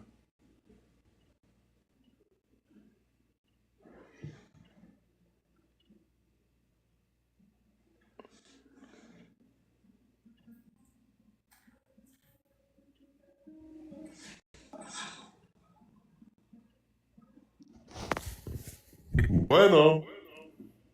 Hello, life. Do you have a belief in a god or gods, higher power, or anything like that? I do. And what god do you believe in? Currently, I'm kind of subscribing to the belief that kind of aligns with like a Gnostic.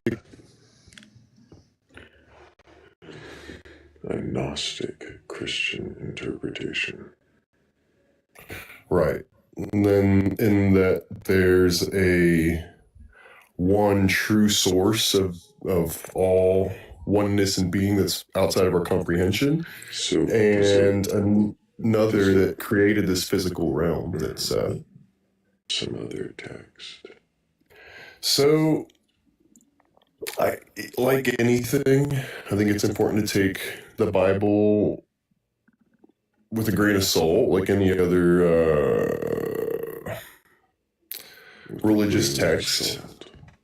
Right, because you got to see it through the lens of, it's being interpreted by human beings and then revised and rewritten and re-edited. So, I mean, woven within the metaphor and hyperbole and message, there's some commonalities, I think. Amongst what? Amongst all religions, right? Like they all kind of center around a general kind of psychological pathology. What do you mean by all religions? Well, I guess most Abrahamic religions that we're familiar with in the West. How many Abrahamic religions are there? Is this a quiz or like what are you trying to get at? You're trying to throw things out to reinforce whatever you're trying to push, some narrative that you hold, rather than trying to engage in like an open dialogue. Like the last guy, he was trying to hey, have you ever heard of this? And you just shut it down because it wasn't what you wanted to asking for your. I'm not going to shut you down because you're just kind of shouting analysis of the life. So it's an analysis of you. Stop. You're condescending, over talking. There's no reason for you to be an asshole. If you'd like to be in You're this the asshole. Actually, shut the fuck up while I'm speaking. Everybody sees you. Can you stop and calm down? Nobody asked you to stop. Oh, you need to stop.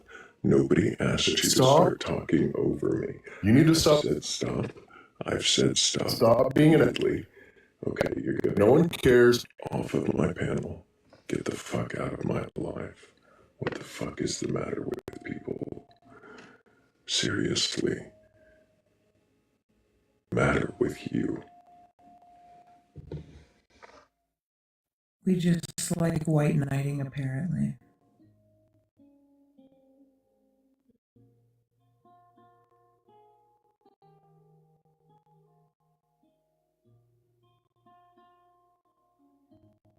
Is this what believing in Jesus makes you?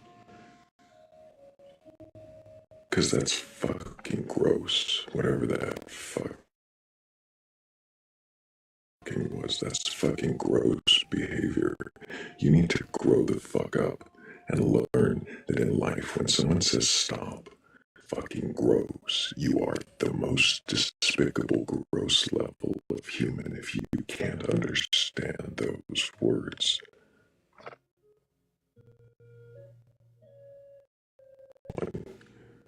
Whoever tries to use those words in your life,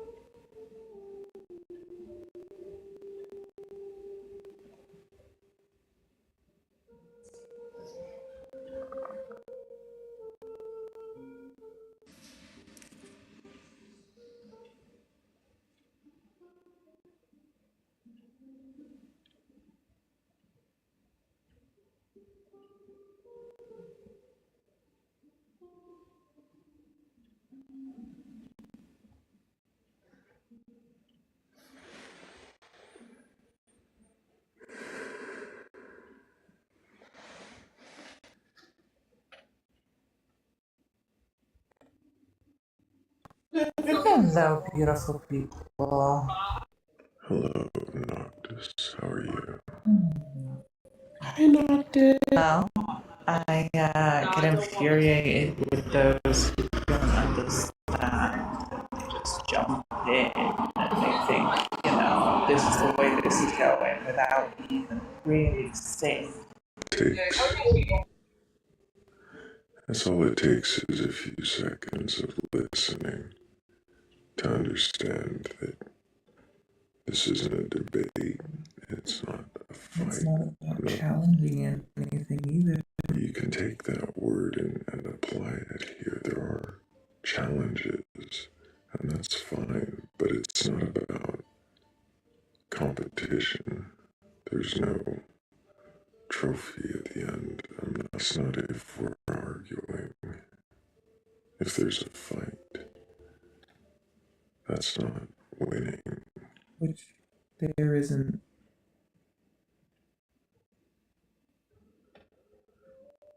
If I can't me, you're not reading the prompt, you're not here in respect. If you can't even hear the questions coming at you and understand the purpose of the live, then what the fuck are you doing here? Clarification or context, we would have asked for it.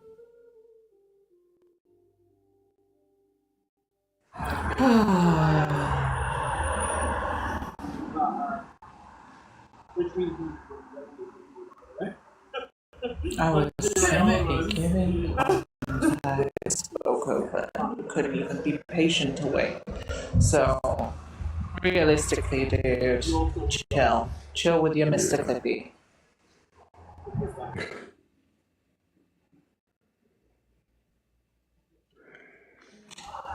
I do, and I think it went similar on a different live. Oh yeah, I'm sure.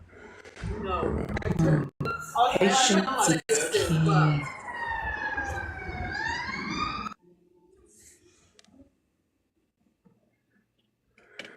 But we are, I think, ready to move on. If there is anybody who has a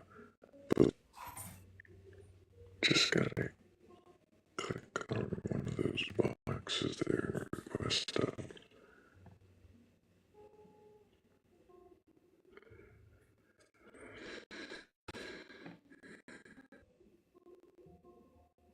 Okay. Can I skip the rulers this time, or should I just spam them? You can feel free to skip the rulers. If they were, they'd actually be trying to communicate instead of trying to compete with literally every statement.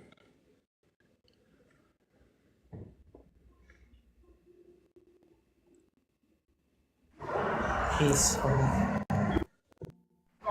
Actually made me not want to use the 3-strike coda. Sometimes the 3-strike rule was, too generous.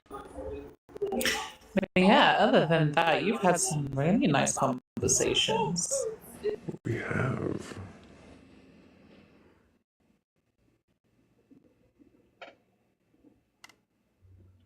So yeah, I don't know why.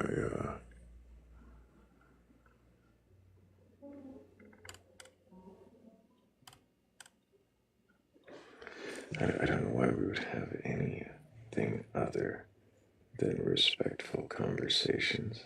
I shouldn't have to see what the fuck is wrong with you.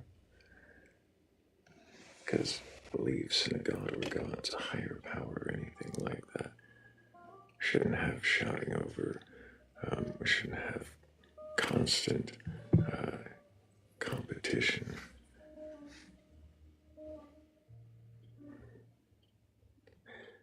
It was disappointing twice in a row to speak to young men who couldn't understand no or stop, who felt the need to force themselves conversationally on top of somebody else. It's really upsetting. Do better. Do better. Learn consent.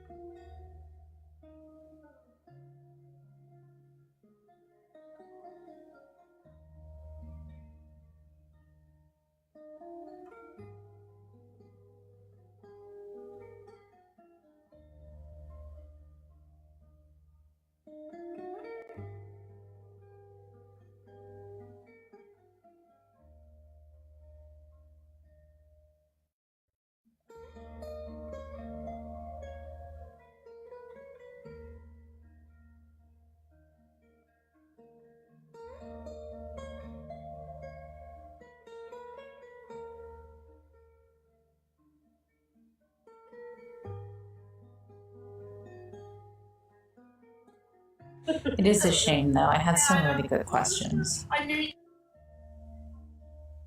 did too. Maybe our next guest will be open to questioning.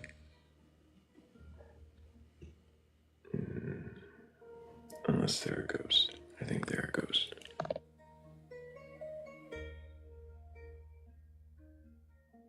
Oh, that's the point. You were talking about the images in the host panel, right, the other day. And I wanted to turn around and say, where's the ghost? Is it slotted by the mermaid?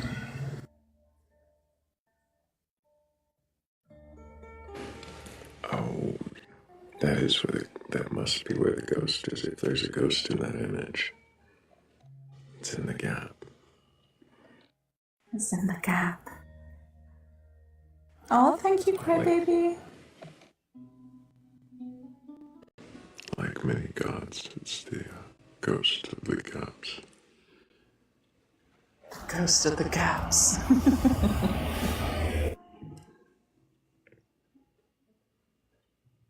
Thank you, Crybaby Monster.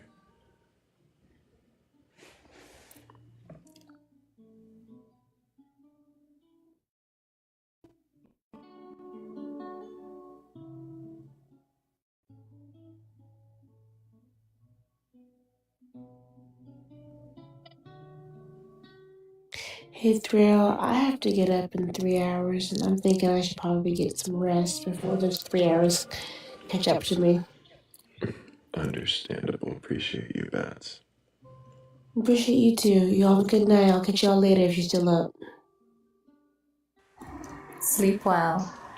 Thank you. 3 hours, yeah. That's a short sleep.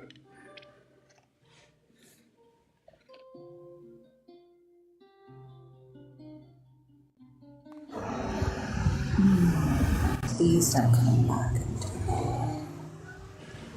Oh, we know it all. We know it'll happen. It's a shame though, if they can quietly sit and listen and answer questions, I'd be down. Yeah, he says, educate yourself condescendingly, as though nobody here knew who Spinoza was before he walked in the door.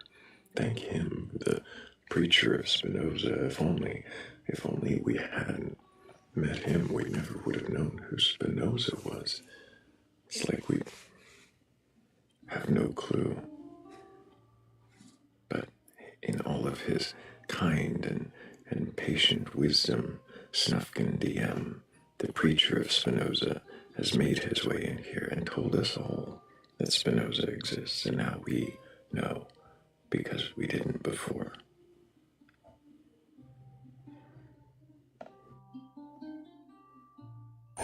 He's patient, I gotta give him that, in the sense of like resilience, coming back after 5 minutes. Mostly people are like, oh, I'm muted. Yeah. No, he had to come back to preach the word of Spinoza because no one would know about Spinoza if not for him. The way he just jumped in, let me tell you about Spinoza, because it's been quiet for 5 seconds. Like nobody asked him. You know what? You're right. Let me tell you about Darwin, Thrayle. Let me just go into the spiral. But that's the thing, is like I was literally in the middle of asking a question. My dog started being loud, so to be polite, I said, hang on, I'm muted. And then homie just starts talking. But your atheism is based off of hatred. Why? Oh yes, my very staunch and hard atheism. Well, Yes, that's me for sure. He wants to make sure that you know you shouldn't assume things, yet he's done nothing but live in assumption land since he got here. No, we're in a bubble. We're in a bubble, guys.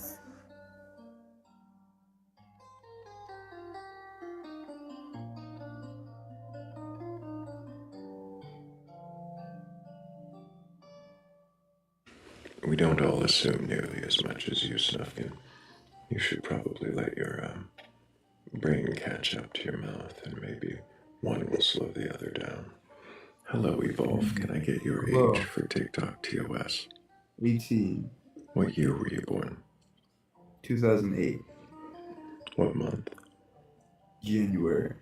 Do you have a belief in a god or gods, higher power, or anything like that? Do you hear this? Did you hear the question? Yes. But my answer was this.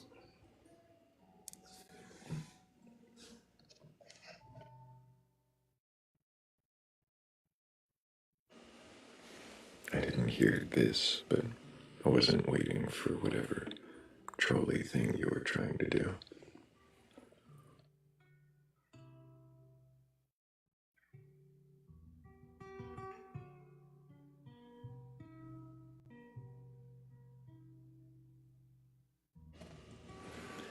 Whenever they say 18, always pull up the drop button, and I wait for the reason, and they've never not given me a reason.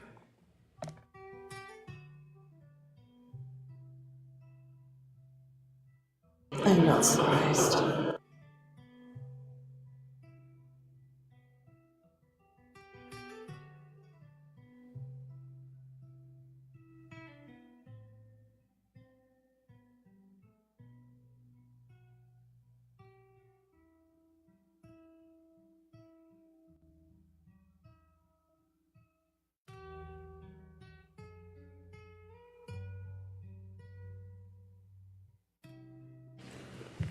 As your arsonist, I kind of have. That's what I mean. I generally am ready to drop them right away, and they usually give me a reason. Every once in a while, a 19 or 20-year-old will impress me by not being a complete ass. But that's rare.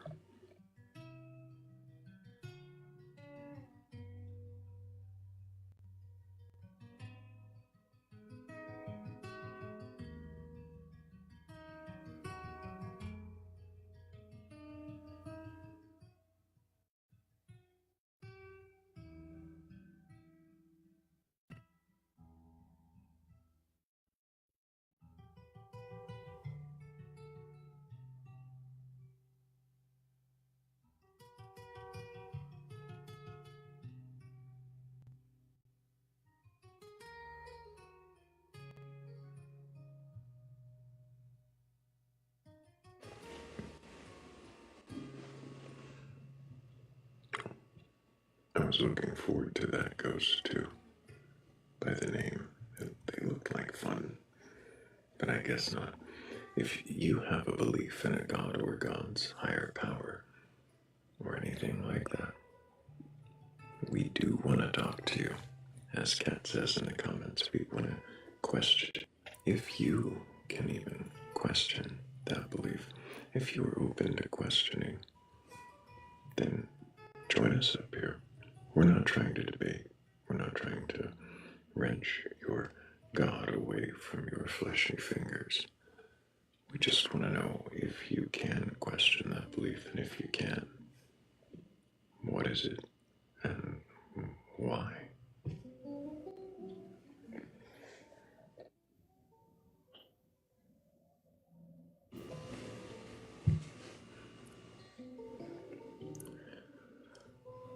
Welcome back, Kevin Earth. Oh, hi. How are you? Did you meet How you your doing? request up? Yeah, I did. How are you? How's your I'm life? doing okay. How are you? I'm doing well. You keep questioning. Keep questioning, and that's the most beautiful thing you can do is keep questioning.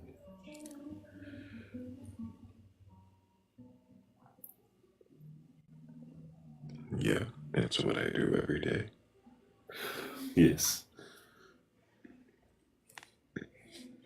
Kev, can you remind me your age for TikTok TOS?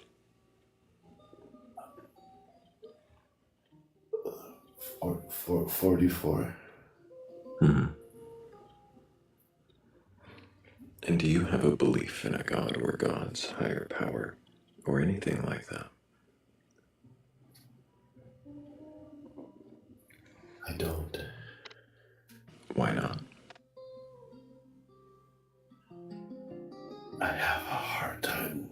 I have a hard time believing that. I have a hard time believing in a god or gods. Why? A very hard time. Please let me believe in this. I can't.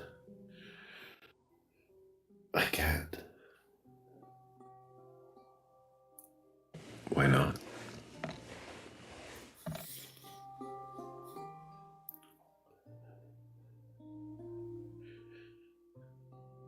Well, there's no evidence. There's no evidence. There's no proof. There's no evidence.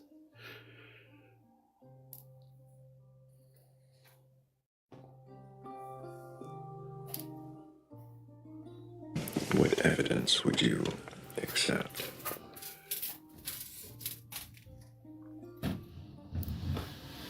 What evidence would I accept? What evidence would I accept? That's a good. That's a good question. I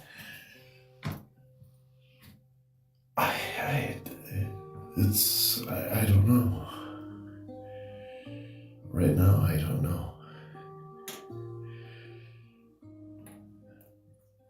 You don't know what evidence you would accept for a God, but you say there is no evidence.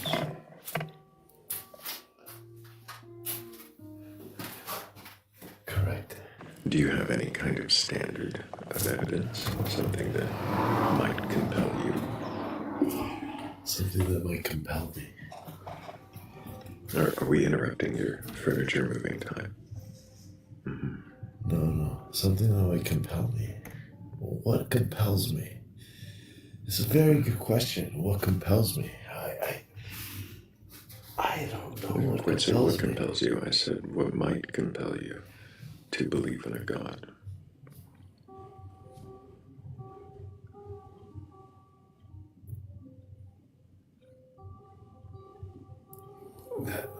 That's gonna take a long time. That's gonna take a long time. It's gonna take a long time. Yeah, I think so. So, there's not this big occurrence, an event, a kind of artifact, evidence, or thing that could compel you. It's just going to take a long time. I'm not. Okay, I'm not quite sure what could compel me to say yes or no. Yes or no. I'm listening. I'm listening. And listening and trying to understand is enough. This is a profound question that you're asking. Is it? It's a profound. It is. It's a profound question that you're asking. Which question is profound? The yes or no. Which is what? What is the yes or no?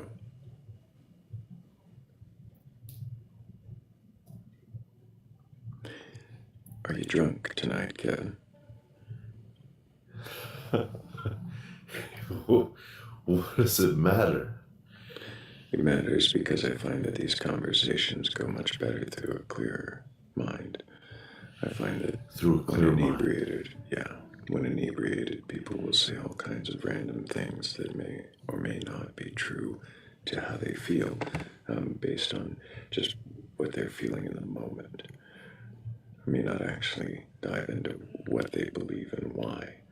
So I find that if you are drunk, that it's best if you just catch yourself a glass of water and a nap, and suddenly my brain can breathe again because it doesn't feel like it's in the wind.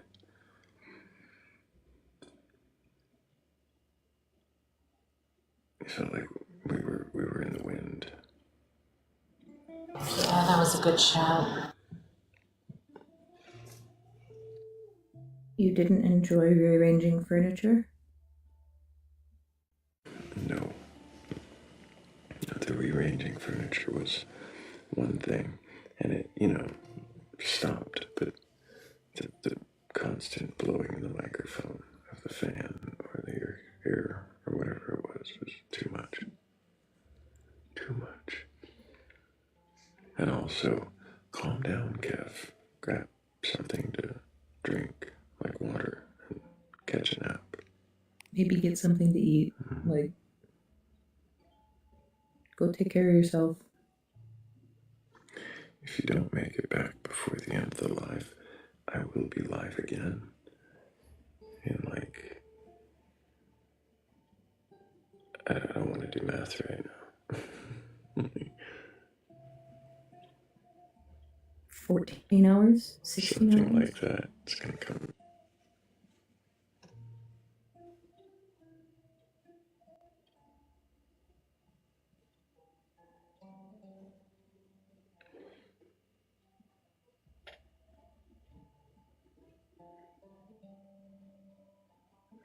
Cat's gonna correct us and say 17 hours, give or take, because I might be late. That's why I had the like 2 hour buffer. But we're nowhere near done yet. We've got, at least an hour or two to go before I decide to read a poem and pack it in for the night. I bet we could find someone along the way who's got a belief that they believably can question.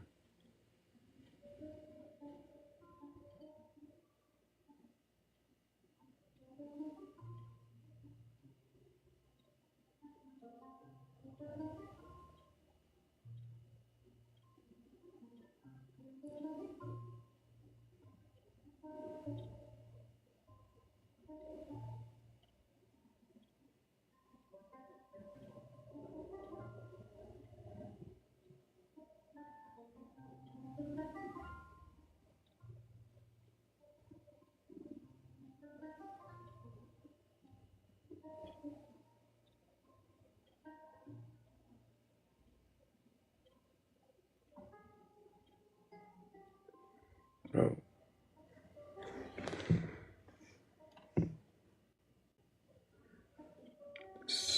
Snufkin wants to come back and Clippy more info about. Oh, who was that person that? No, there was a person that existed. Did they exist? I guess we might not. No, don't. I'm sure.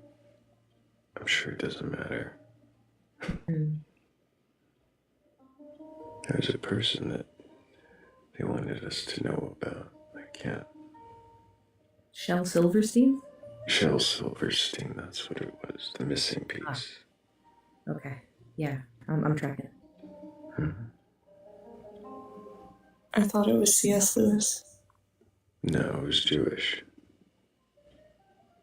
Wait, was Shel Silverstein Jewish? Where's Rav when you need him?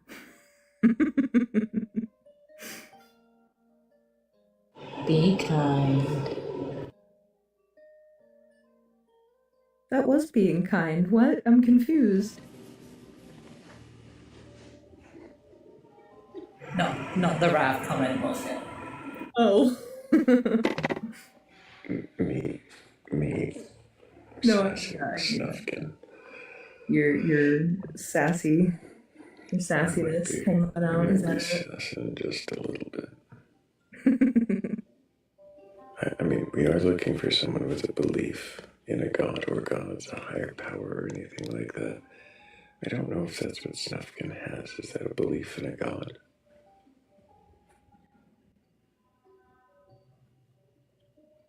Pantheism. Right, pantheism. So there's a god there. I thought I could have sworn Spinoza was the god.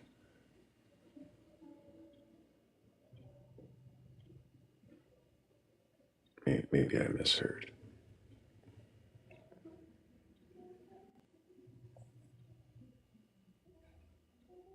I may have. I'm stuck in the cabinet right now. You're stuck.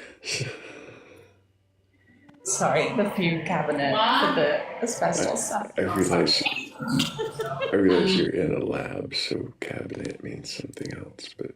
No. My head's stuck in a cabinet. It means exactly what you think it is in a lab setting. It is exactly a cabinet.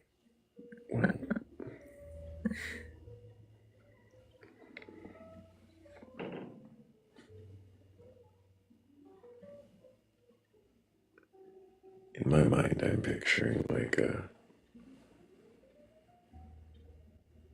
Did you ever in school have a science classroom that had like a hood vent or like an enclosed space? Yeah, no, I know what the cabinet is that she's talking about. I'm just saying No, but I also when I hear so cabinet. yeah. I picture my house in a wooden thing and my house up in the air. just like just screaming for help. Right above the Like kitchen a sink, hutch. just shoved in there. Right.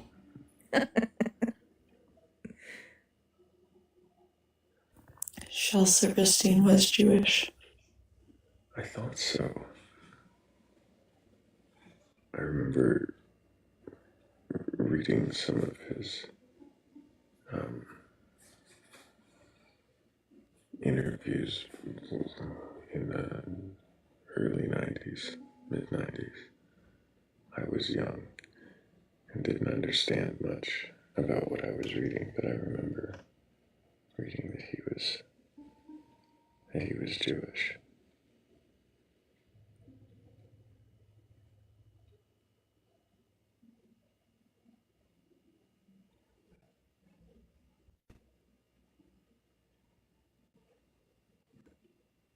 I found the asbestos.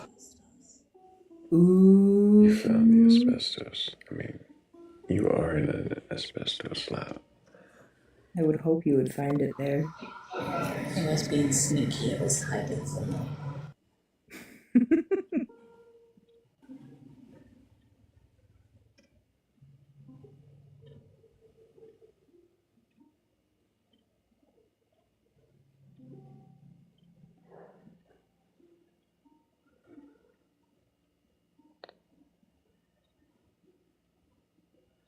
I think finding it might be better than not finding it. I'd rather not, but my dog is quicker if I find it. That's true. Okay, if you're looking for some, there's a bunch of it on my house that I want to get rid of. You can have it. No, thank you.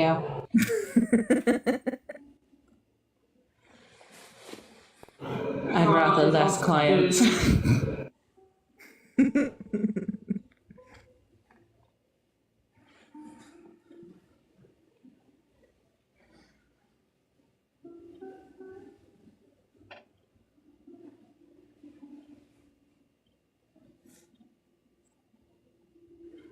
Well, I would like more interlocutors. I don't know about clients, but if you do have a belief in a god or gods or anything like it, there's a bunch of boxes on the screen right now. At least 3 of them by my count. Technically 4, because this one doesn't even have to be here. But I'm going to bring it right back with a different message. If you do have a belief, though, and you can question it, go ahead and request on it.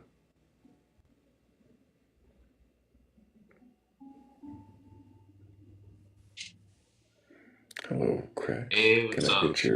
Can I get your age for TikTok TOS? Oh yeah, 18. What year were you born? 2007, December 18th. Do you have a belief in a god or gods, higher power, or anything like that? You don't affirm what proposition? The proposition that God exists. Here we go. What do you think might convince you that a god does exist? I guess I'd say like a sound argument. And probably I guess like an explanation on whatever model of God, someone wants me to be convinced of. Someone wants you to be convinced of. Why did you request out, Cracks? I mean, to answer the question, can you question your beliefs? Absolutely. I think it's essential and beneficial to because you get new perspectives that you might not have previously seen. Does it matter to you if your beliefs are true or not? I like to think so. I'd prefer to believe true things and false things. I'm sure everyone does. Why?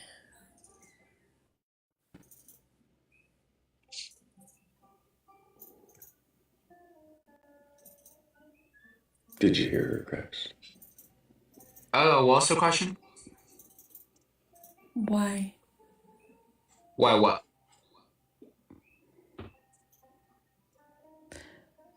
Why do you prefer to believe true things? I like to. I mean, I see it as something in our human nature. We have this like innate pursuit of exploring. So, I mean, I tend to just go with that. Do you think that answered the question that I asked? To be clear, was your question why do I prefer to pursue true over false things? Hold on one second. Yeah, no worries.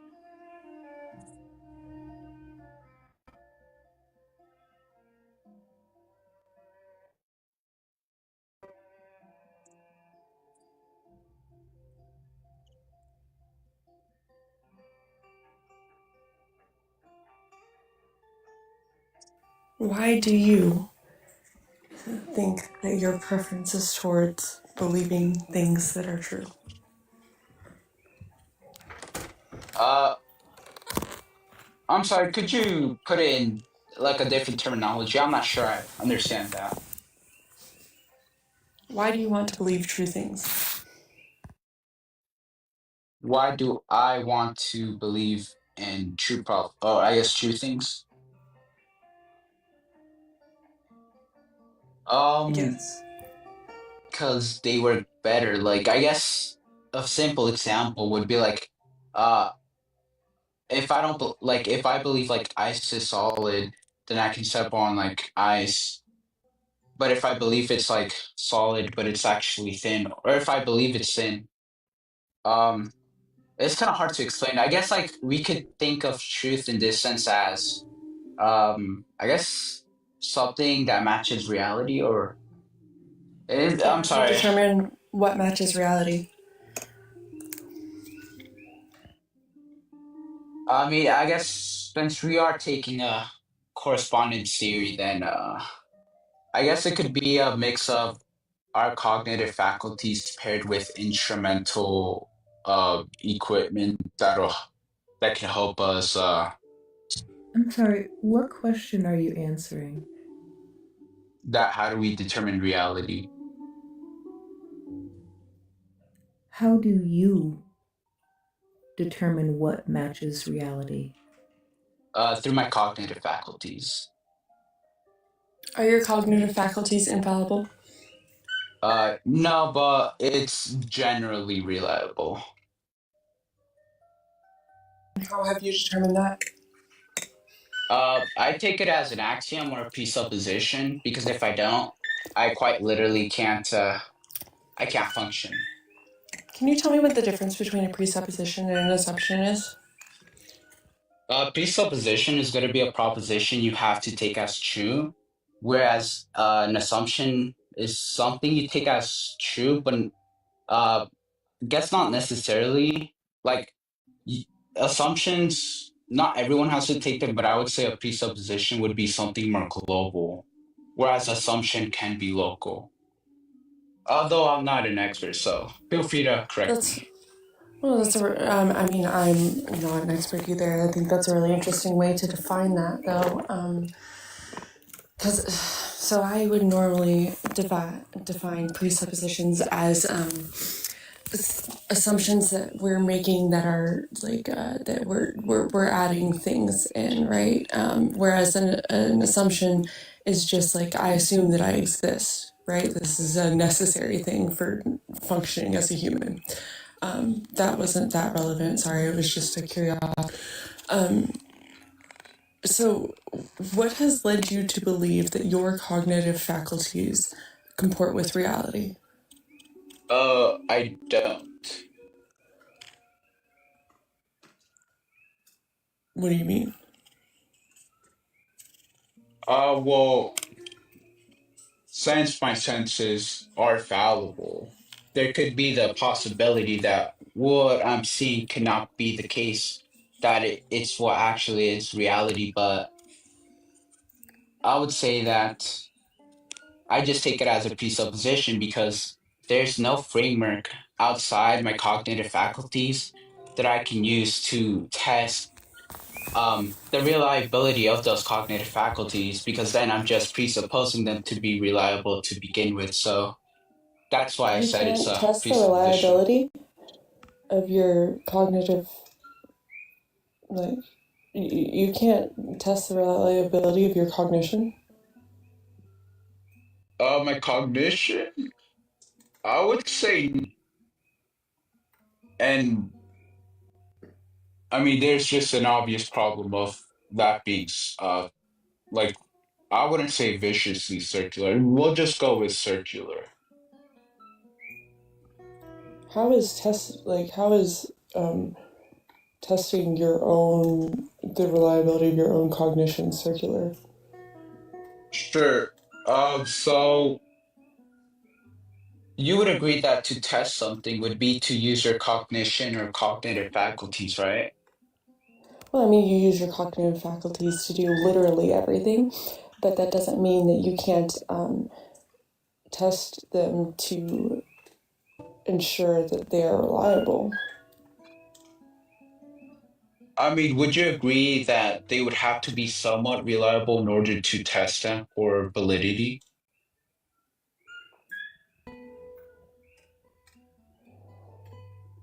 So then I think they probably would have to be reliable for you to determine at the end of the test that they were reliable. But I think that, yeah, that's like a little, that does lead to my point that ultimately it's gonna have to be a presupposition that everyone takes. But I would argue it's not viciously circular because there's no framework outside of our cognitive Who are faculties you to test arguing those. with? Who are you arguing with? Oh, I was just talking with Why are you arguing? Oh no, I was just explaining that. Okay, Kat was still speaking. She was trying to say something, but you kept trying to argue. She didn't hear. My connection sucked, and I muted his mic like 90 seconds ago, but it just did it. That's funny.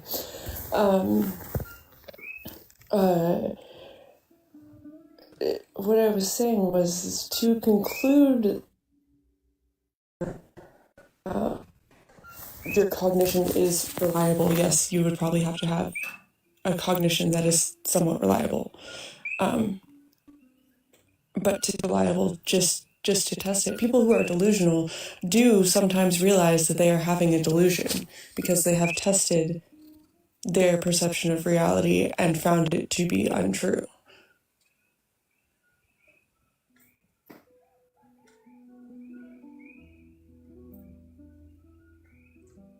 Yeah, I can see that. I would like to try to be like more general though, because like with those cases, they seem to be a little more narrow, if you know what I mean.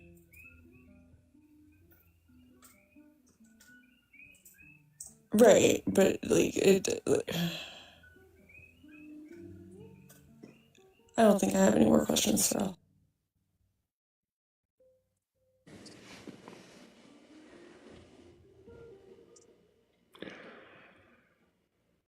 I don't have anything more. I wonder if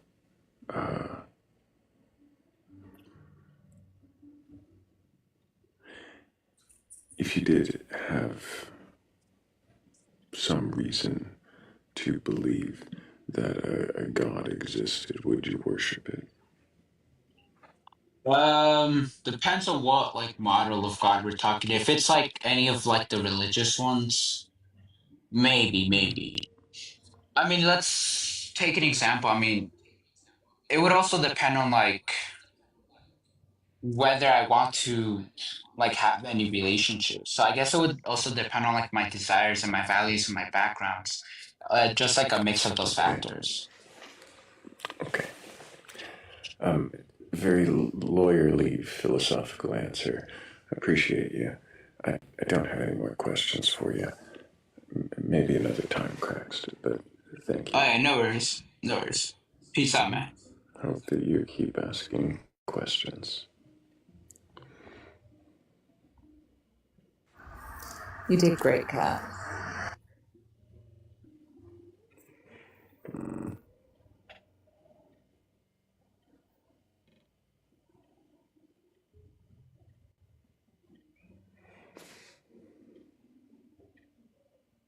You're shown as one bar, so fingers crossed it is.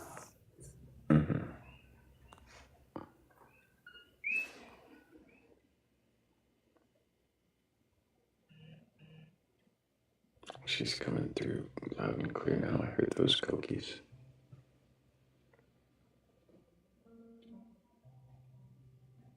But we have another cat. I was on Scott's panel. Of course. Kit Kat, can I get your age for TikTok to us?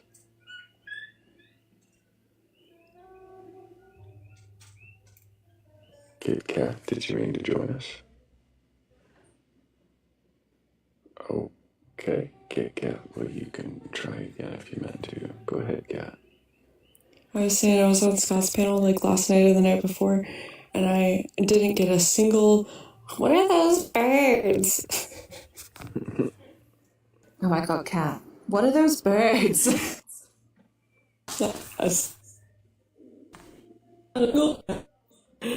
And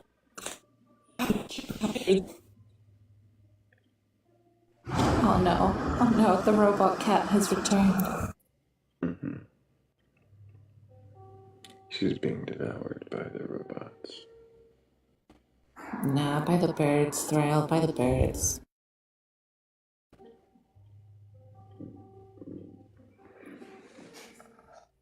By the birds.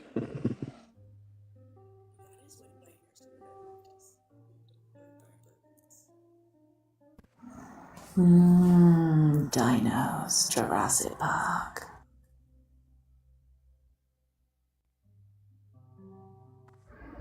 Men create dinosaurs, dinosaurs eat men, women inherit the earth. Still my favorite quote.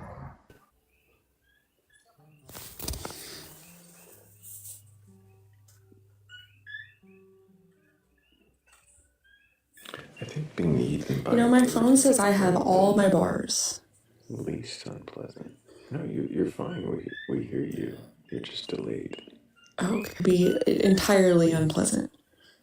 I mean, it doesn't sound like the least unpleasant. Have you ever seen a chicken eat a frog? No, thank you. No, absolutely not.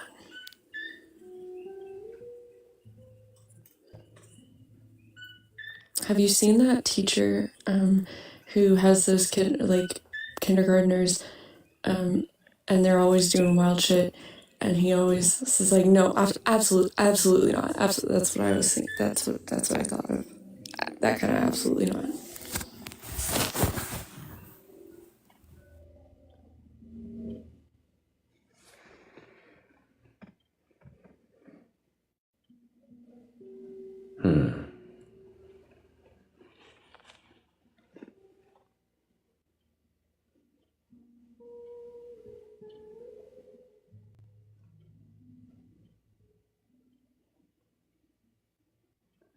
Absolutely not.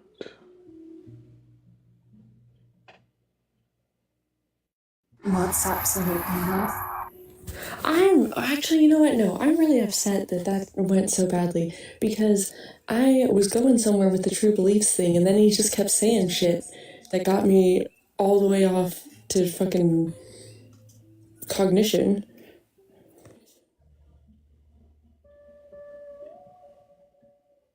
You wanted the conversation to be about. It was probably me, but I didn't hear you at all. No, I didn't hear. Nope. It was all Morgan. It's okay. It's just me. It was not important.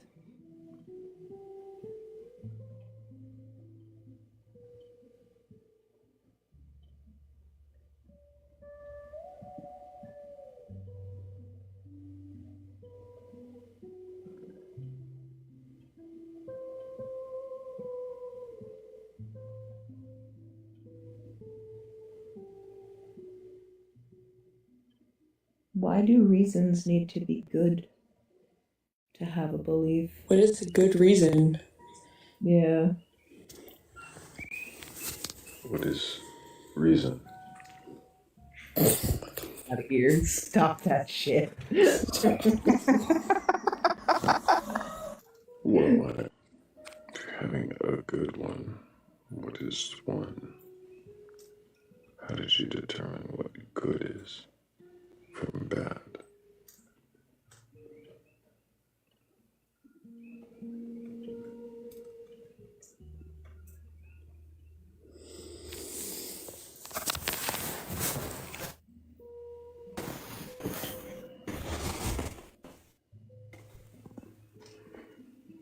I mean, the question still stands even if you replace the word with logical. Yeah, if anything, just write a pros and cons list and then figure out which one's bigger. Oh my. Also, sorry. Oh my God, stop. So, like, you first have to. How important that we even have beliefs? Also a valid question. It's very presumptive.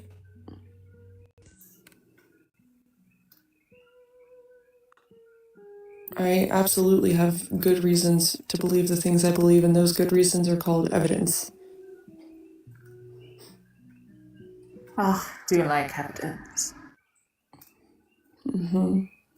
But I think that it is not like a belief anymore if the reason you believe it is because you have evidence for it, then I think we're crossing the line from belief into knowledge, and it's not quite the same thing. But then if you don't believe anything you don't have evidence for, then do you have any beliefs? But surely it depends on the evidence. If it's repeatable, replicable, something that you when I say evidence, I mean like empirical, right? Okay. Yeah. Because, some people I'm not have talking evidence that isn't. Right, like anecdotal and such. No, I'm generally not talking. Yeah, if I say evidence, it's probably empirical.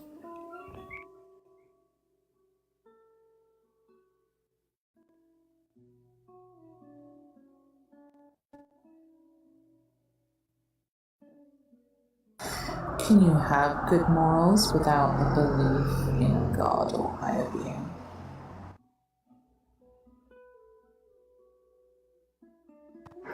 I was going to type it out and then realized I was on the panel. And how lucky we are to have you. You say luck, I say misfortune. You're in the presence of God's favorite, so.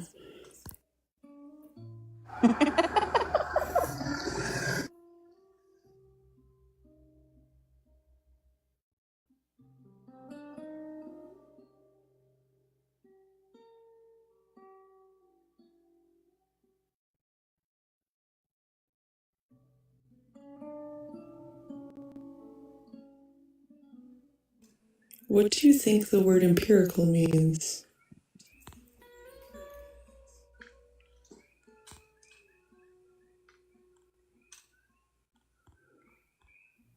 What?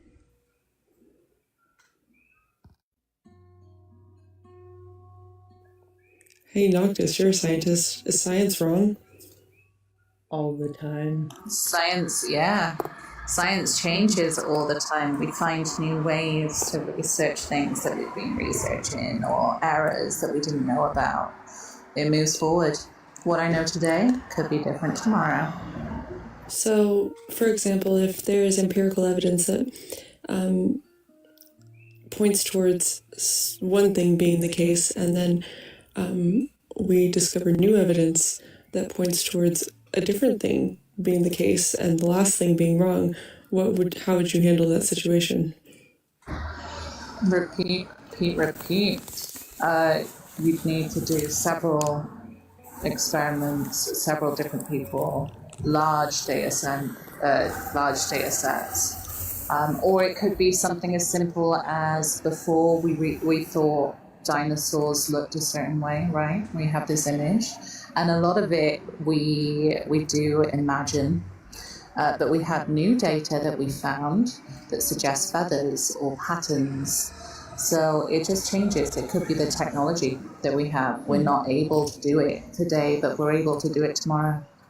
So as these things evolve, do your beliefs evolve with them? Do what you believe to be true? Does what you believe to be true about these things evolve too? You might have to repeat, you went robot-y at the beginning, sorry. I said, as know more than we were before, do you accept what is like the ever-changing, evolving conclusions as truth as they change? Yep.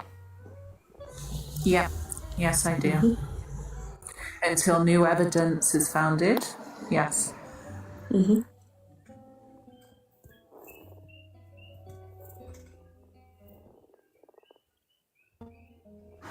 So that's how that works, Dale.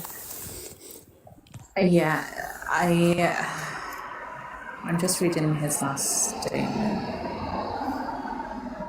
What is science if it's not repeatable, testable? The problem is that if you've said it there, it's not science. If it's not repeatable and testable, it's just not science.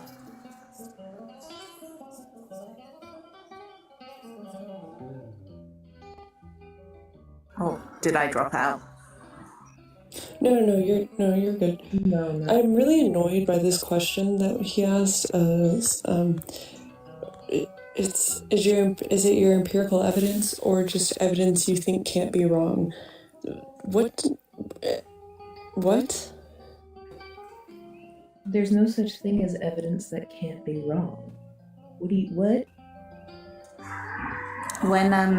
So we have a p-value, right, when we do a scientific report, and this allows for errors. What you want is a p-value that's worthwhile. If it's greater, then it doesn't work. So think of it as like a pregnancy test. You still have that room for error, right? They still say it's 99% true. So with science, it's the case with all of that. We always have to leave room for error. That's as simple as I can put it, really. Oh no, I see. Already, it's because their lives to study.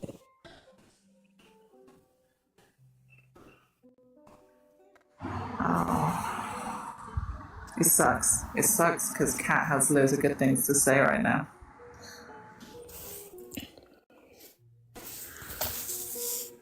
I just have to give it a second. I'll come back. Just tell me when it comes back. I think you're back. If by authority you mean experts, then yes, I do trust the people who have dedicated their lives to studying their fields when they come to that they can't be questioned or that they can't be wrong. You are sadly mistaken. I don't know why anybody would think that. It doesn't make sense. Everybody can be wrong. But yes, I do trust the people who are experts.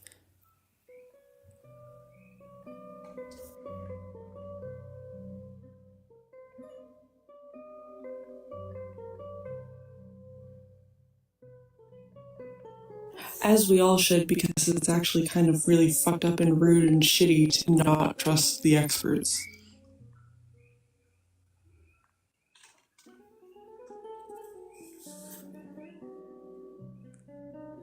Like, how would you feel if you dedicated your whole life to something and then somebody was like, some fucking random person off the street was like, no.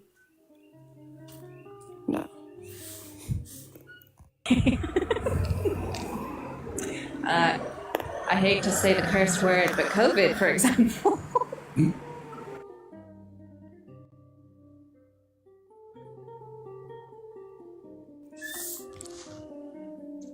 experts do contradict each other because that's how we learn things. We ask each other questions and we challenge each other. That's how you learn things. Everybody, but why is everybody acting like I didn't just say they can be wrong and they can be questioned? I did. They can be wrong. They can be questioned, but they also like this is how you learn things. You challenge each other's ideas. But they're just and respected.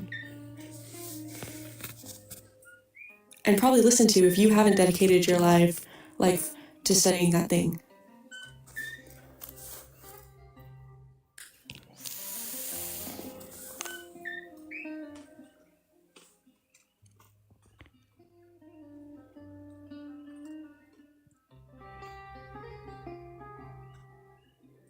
It's come to that time. I must flop to the abyss. Would you like to let go? Yes, please. Thank you, Kat. I love you all. Good luck.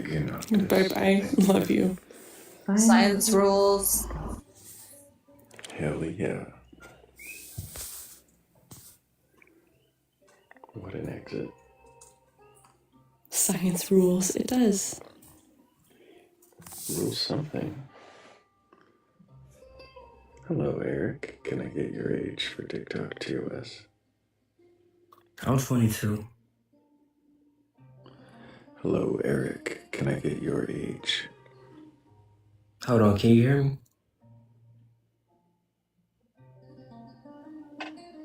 Hey, excuse me? Can you hear me? Okay. Well, if you meant. Can you not hear him? Because I can hear him. Yeah, I'm sorry, you could hear the guest? He was talking to you. Yeah, he was talking. Yeah, he was answering you. I did not hear the guest at all. It was just pure silence. Oh, well. You can request back up, of course. Yeah, no, he's 22. Ignored. No, he was talking to you. I heard nothing. That's strange. About that. Yeah, come back. It was okay, we'll try. Try again. Request again. I did not hear you. Maybe if it was a glitch, it'll fix it.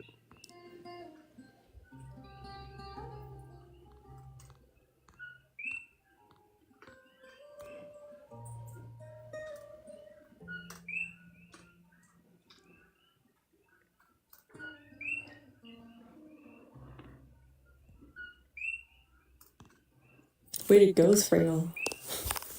I didn't hear anything. I just responded to my perceptions. Gee, I guess I should have questioned those. Right. So your perception of reality did not comport with reality.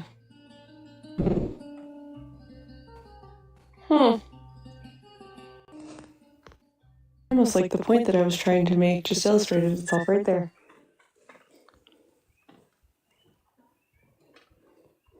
They're frogs snuck in.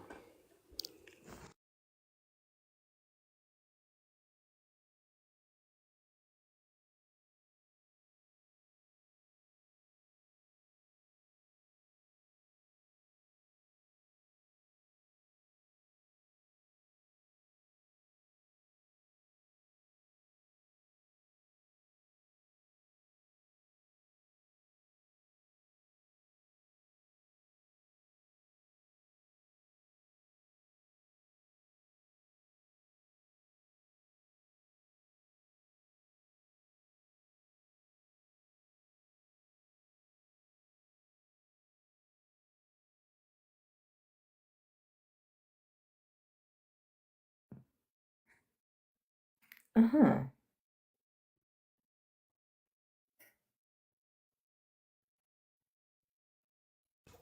Did you see that before I got rid of it?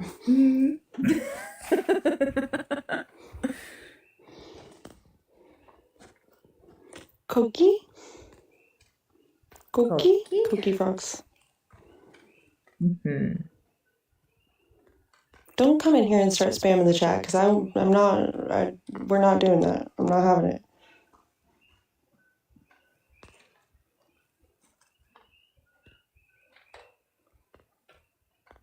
Oh boy. That's a choice.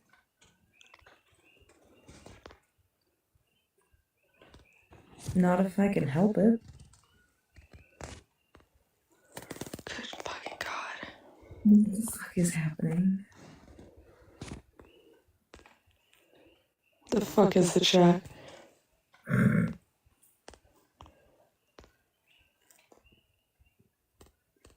What is evil?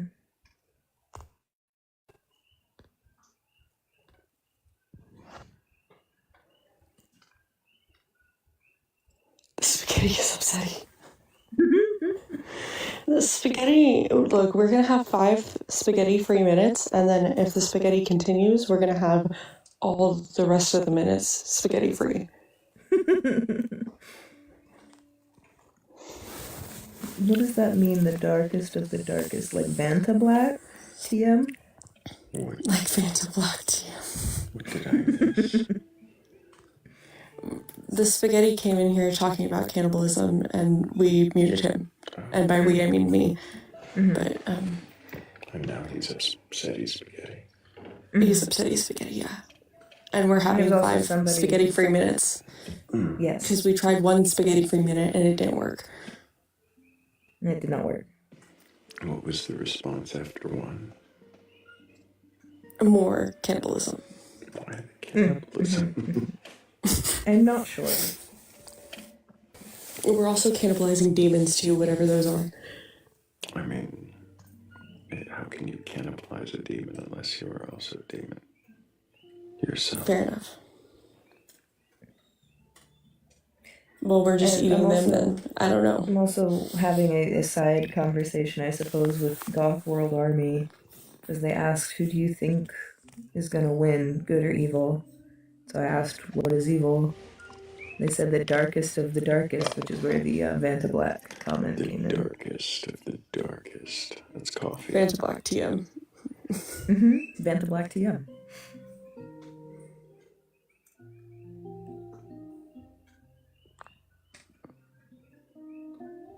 So really, you left and the room just fucking lost their minds for a minute. This is what happens. Every This time. is what they do. Morgan and I were just like running interference. Running defense. Putting out fires. How does order become chaos? Thrayle resets his device.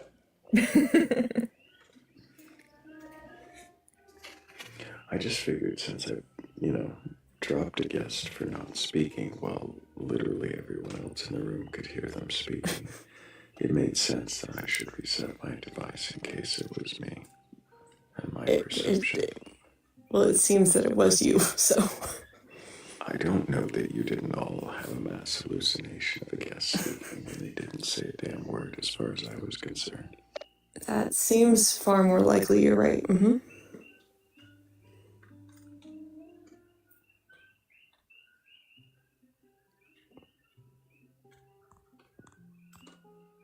I'm honestly just surprised the guest didn't request backup. Like they didn't. You heard his feelings. I guess he had feelings. Do they have feelings?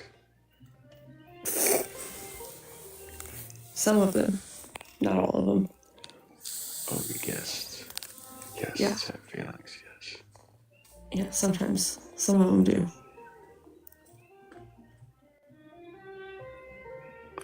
I don't know that any of them don't, but I can't see any reason to assume that.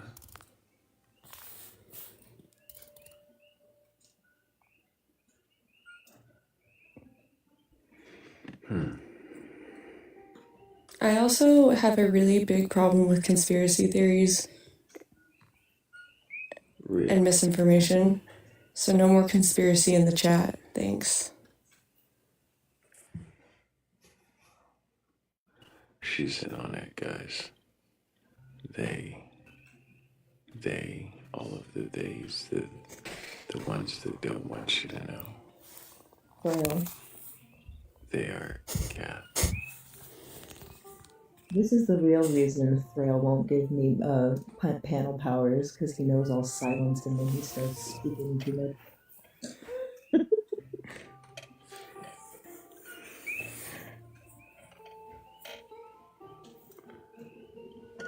Yeah, I just like, we're not gonna do conspiracy theory in the chat, okay? Thanks. Hello, Zamani. Can I get your age for TikTok TOS?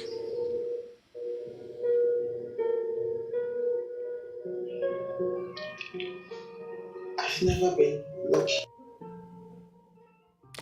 I don't care. I don't need the dramatic, like, Titanic love scene. You don't like the dramatic piano music? No. I like the dramatic lute music. It's much less dramatic.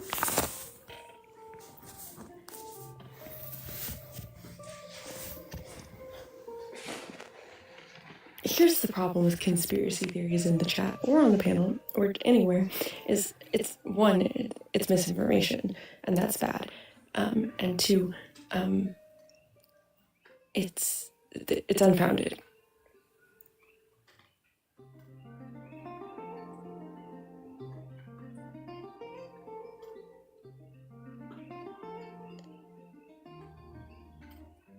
And we, all of us collectively, have a responsibility to all the other people in the room to not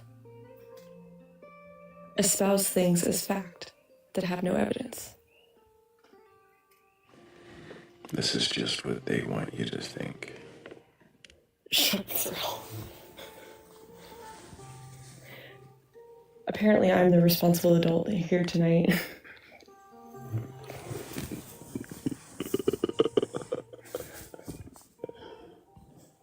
How did that feel to say out loud? God, it was weird. Did it leave a taste? It's okay. It's like probably a muscle that needs to be flexed sometimes. I can't like lean on Grandpa Thrayle forever. One day he won't be here and I'll have to be the responsible adult. One day I won't be here.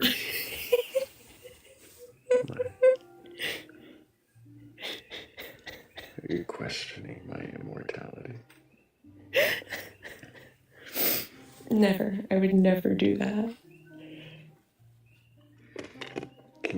You're just an old bag of bones, though, you know? Like, what do you mean? Can you see the whole queue or just two? Oh, no, you see all three.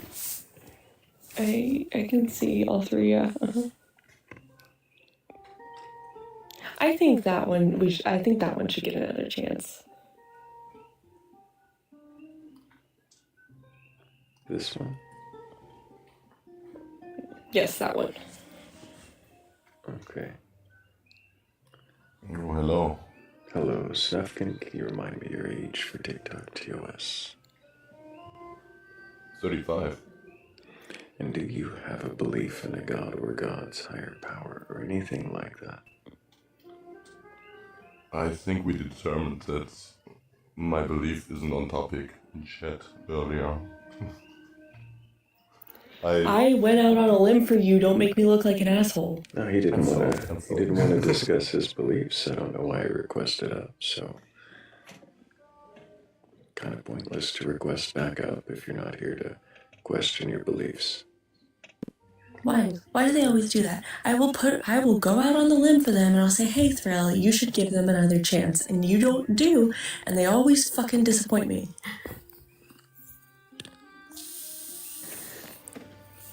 Men.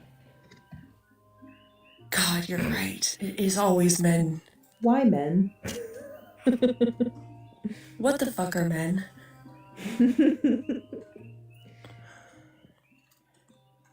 Disappointing, obviously. Dale, request up, because I genuinely don't think that's limited to men, but It's not, but you know, sometimes it is. Dale, please just come up. Just come up here. It's here to have this conversation, not with the comments. Much more interesting, too.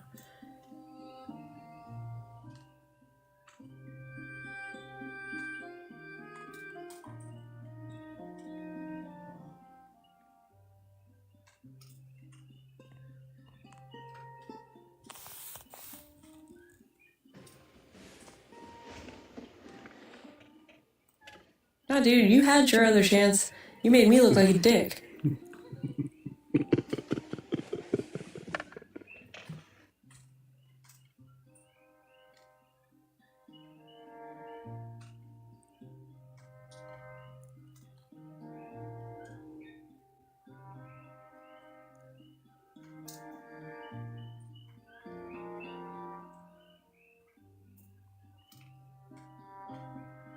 Don't say that to your wife.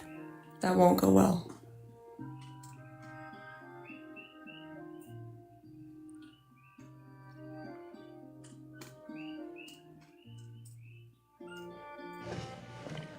Yeah. That's not how it works. What would happen if you said that to your wife? Just lower your expectations. Oh my god, I cannot imagine saying that to your wife. No. I am about to abandon the both of you for a moment to go see her off to work. You should do that, absolutely. Definitely not going to say anything like that to her. Yeah, no, I wouldn't say that to your wife either.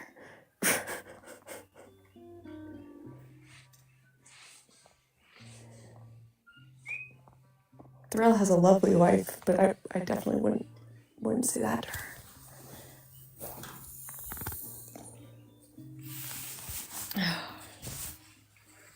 It's okay. He leaves us around this time every day. We have to wrangle the chat ourselves. But if you have a belief in a gods, or anything like that, and want to get in here in a window where the scary skeleton is gone, now is your chance. You have a few minutes. Where's the best place for me to put a creative piece? Wouldn't be spectral. I'm sorry, what? Oh, what is it? Creative writing. Oh, Words in the Wind, I think. There it is. Thank you. My brain couldn't. And if you're wondering what we're talking about the Discord, which there's a link to in the Batcolyte's bio and Thrayle's bio, and all kinds of shenanigans get again there. That was funny. That was so awfully bad. That was so good. It was good. It was like so. It was such a cat thing to say.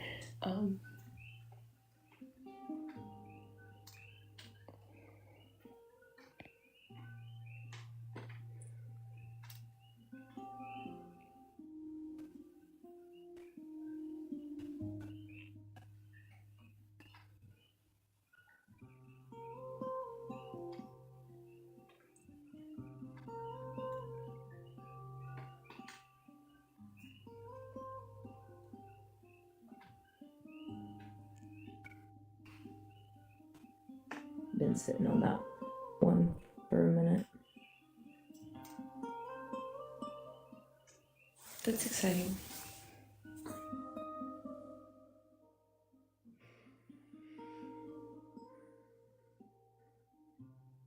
It's a rewrite of an essay I wrote in 10th grade.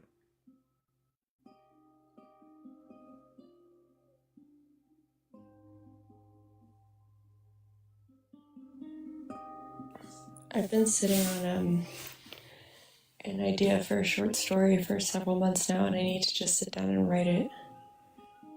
Don't you hate that? Yeah.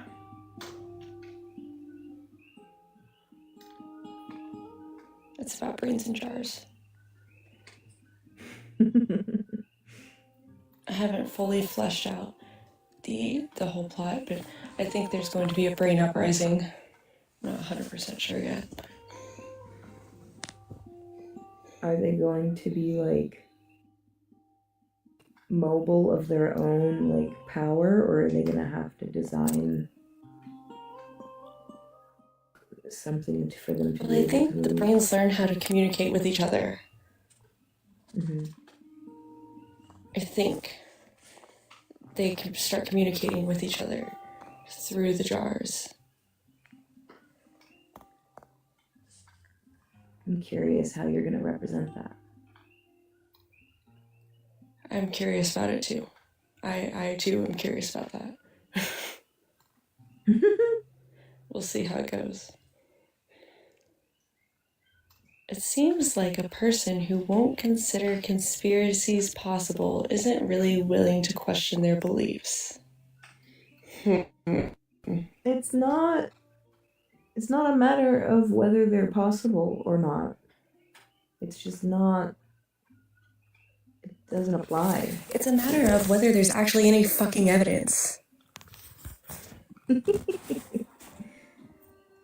And not like evidence like you made up or things that you shoved into the puzzle pieces to make them fit, like actual fucking evidence. It's a tab. Good morning, Tab.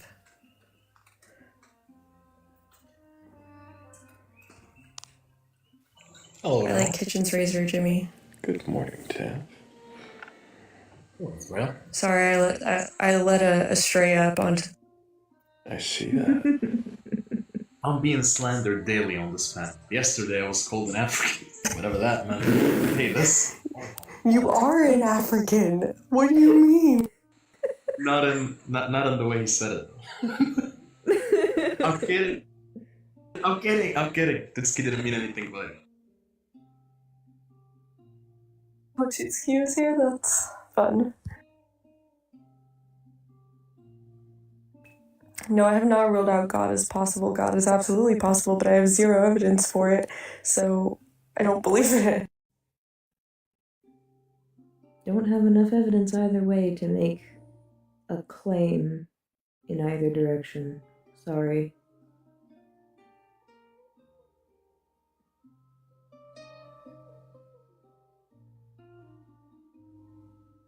It's possible that I'm a brain in a jar floating through space and that's the only thing that exists.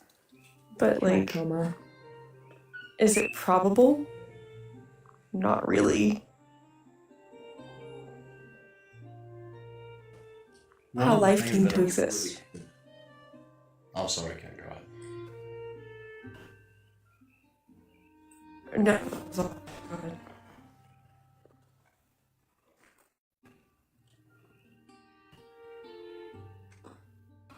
If your evidence is personal testimony, please keep it to yourself.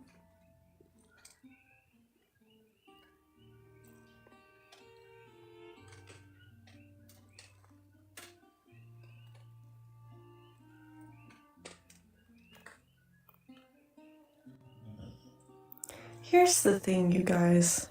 Like, here's the thing. Like, what it really comes down to is, like, a lot of human beings have worked very hard on a lot of things to figure out how life came to exist and how, like, all in the sequence of events that led us here. And by saying things like that, you're, like, just, like, taking all that work and throwing it in the garbage and setting it on fire. And that's kind of fucked up. It's not that I want to diminish any personal experience or testimony. I can't experience what you experience. It is impossible.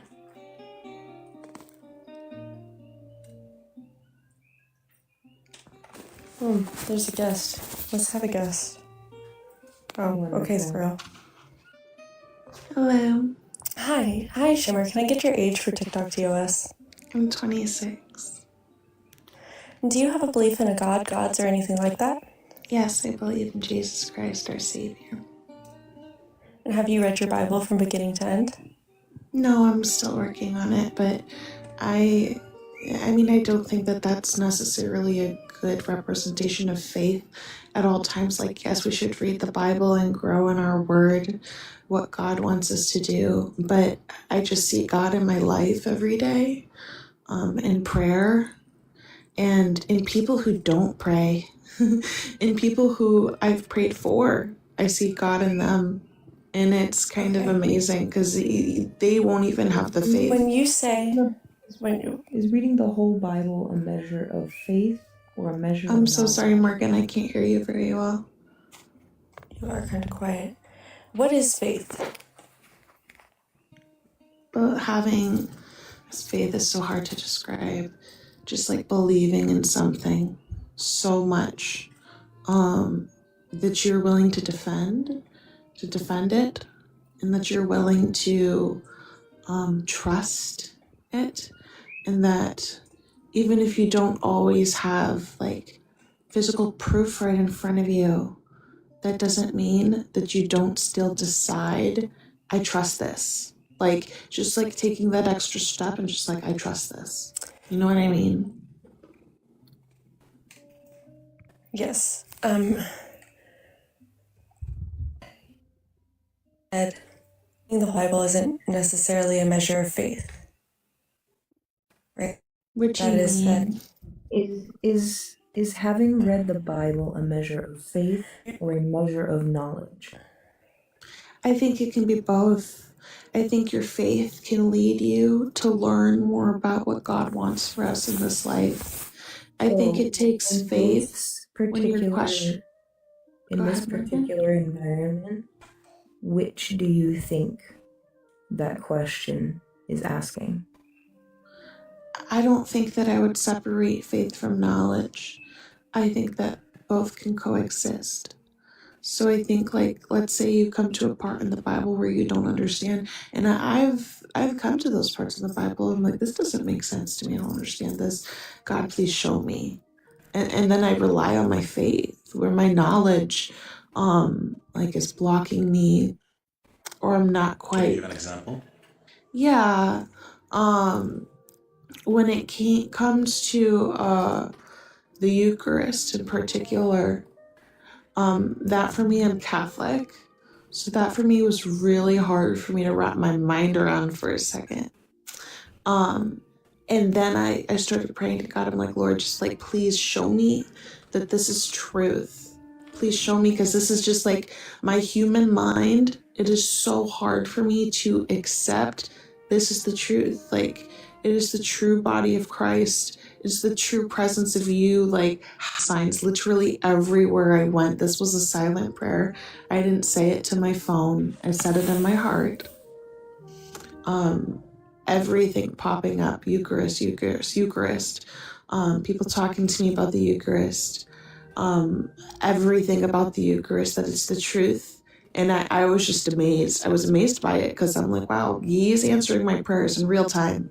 This is something I'm seeing. So, okay, sorry to cut you off, but you're No, gonna go have ahead, to I was tell us done. Eucharist. I'm so sorry, can you repeat that? What is Eucharist?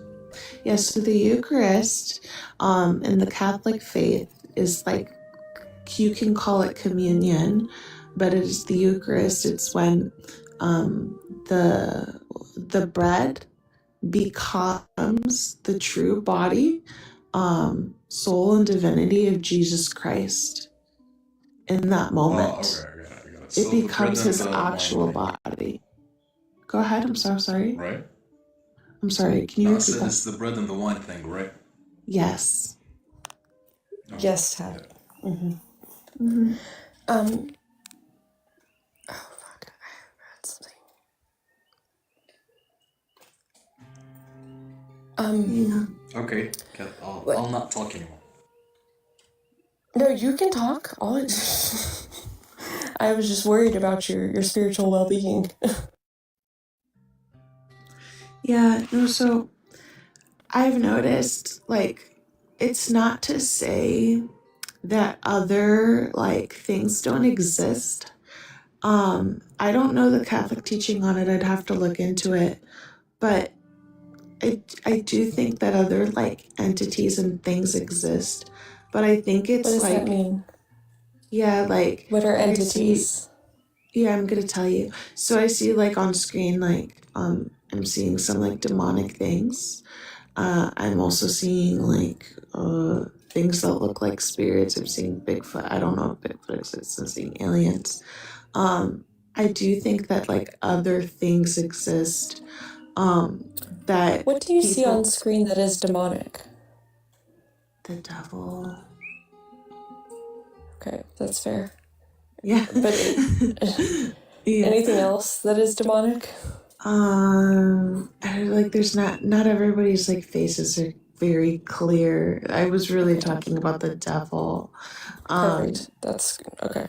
Fair. Yeah. So yeah, but there are some things. I think it's about choosing who you want to serve. I used to actually practice witchcraft. I used to.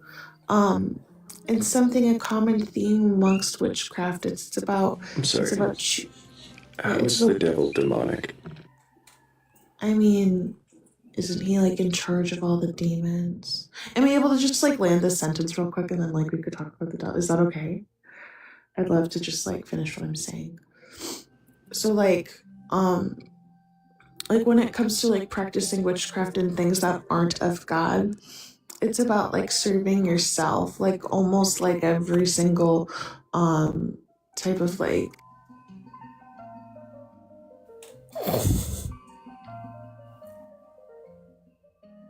To be honest, I wasn't interested in. felt I like wasn't interested in the end of the sermon. Yeah, I was about to say it felt like a Every sermon. one of her answers was a sermon. Did you guys catch Mhm. that? Literally, there was no straight answer. It was just, here's Yeah, why I you didn't want to be believe rude. in I like to Jesus. talk. Preach, preach, preach. Jesus, Yeah. Jesus. She did not have a coherent thought or the ability to question anything. Yeah, no.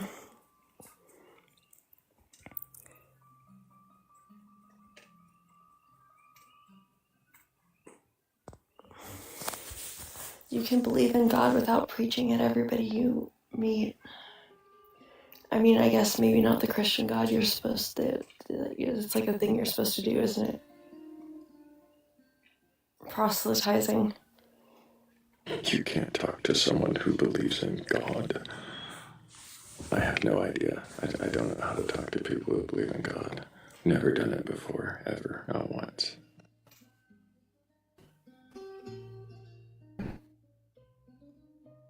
Has nothing to do with your perspective. Shimmer like stars has nothing to do with that. I had questions, and I don't think you were interested in answering them.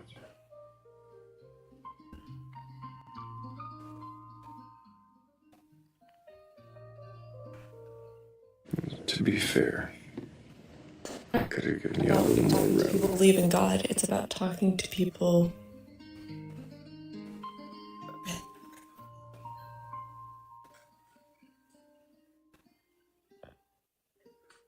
I don't think any of us interrupted as much as we wanted to. No, because she just wanted to finish the sermon each time. It's about believing in Jesus. You gotta believe in Jesus. You gotta get to the end of the sermon and how it makes her feel every time.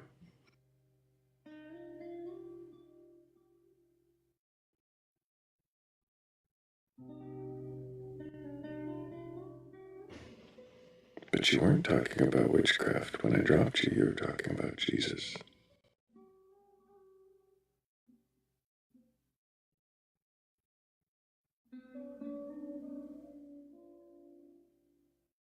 I might have been happy to ask you more questions. Like I was saying, I might have been a little bit short there.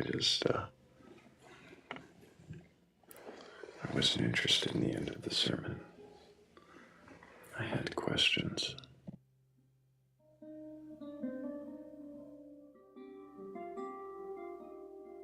Do you want to answer questions, Shimmer, or do you want to question?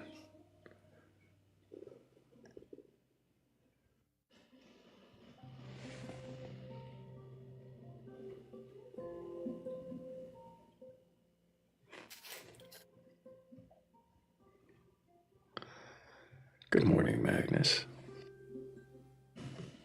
Did you mean to join us up here? Yes. Okay. I bring news today of the ancient Babylonians that have come from Atlantis. The ancient Babylonians that have come from Atlantis. They come from the second Earth. Second Earth. Is this the one underneath this Earth, or is this a different model? This is a different model. Well, there's some two different Earths, not Snowman Earth.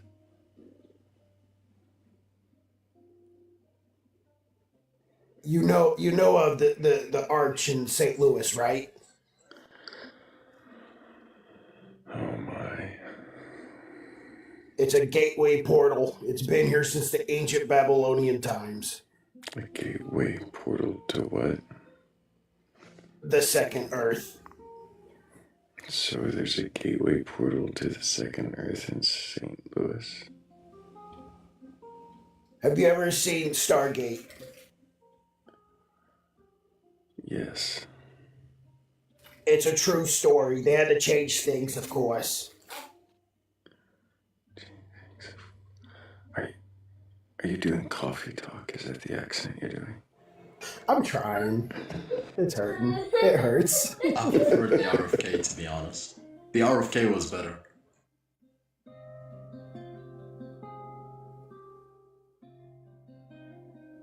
I'm trying to sound like my grandma who smoked Marlboros since she was 14, but I can't do it like she does. So.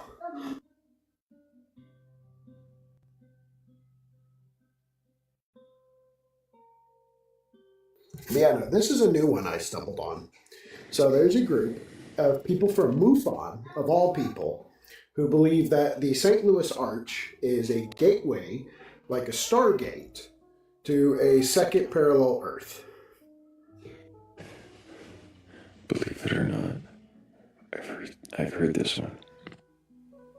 Okay, you might be able to help me with this one, because this is one I genuinely stumbled on last night, and I joined up on the live, because at first, we'll go watch the monkey, buddy. The monkey. Okay. The monkey. Okay, cool. But at first I thought it was just like a Stargate panel, and I was like, oh, I fuck with Stargate. No, it's people believe the Arch in St. Louis is a Stargate.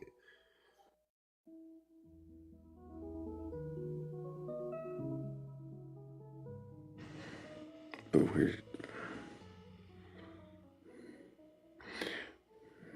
where does it go?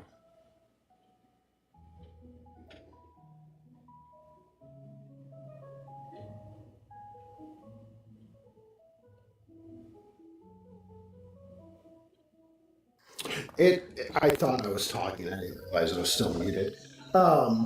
It apparently goes to the second Earth. That's all they would tell me. They're like, yeah, it goes to ancient Egypt Earth. And I was like, this isn't fucking real. Like, come on. Like, am I being punked for once? Ancient Egypt Earth.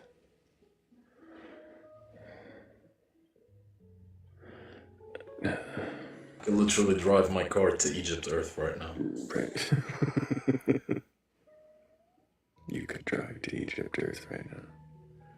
So ancient Egypt Earth. Like the setting of Stargate, the movie. Yeah, the movie, not the show, because then I brought up the show, and they got really upset.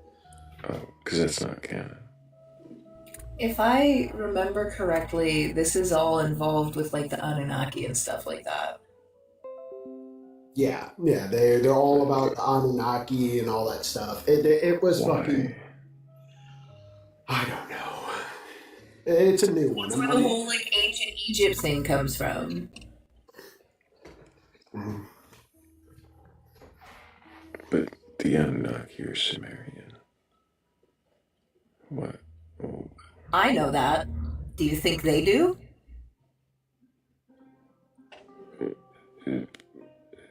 But they're not the same.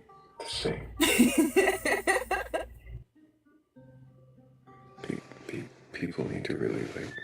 Do you think that matters to them? Right. Much more, a lot more than the canonicity of actual history. I'm just like, why? I'm gonna guess these are the same people who would get really upset if you start talking about like using, lightsabers in Star Trek or phasers in Stargate, like, because wrong canon. Why would they mix and match other people's canons? Well, when I brought up, because I was like, okay, like these people, I thought they were goobers like me, right? So I started trying to do my Palladian spiel. And they got very upset at that. And they're like, we're not one of you. We're actually intellectuals and very serious about it. The whole mark of an intellectual is to tell you that they are intellectuals. I've heard that, yeah. Every intellectual tells me how intellectual they are.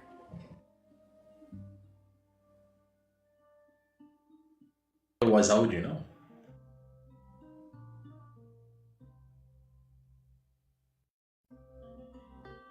I don't think you would know that a person was intellectual unless they told you how intellectual. Maybe they could display their credentials or something.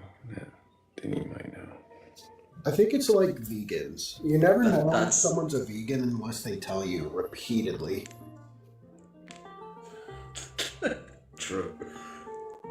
But going back to the credential thing, that's what the government wants you to think, bro. No one with credential is an actual intellectual. Come on.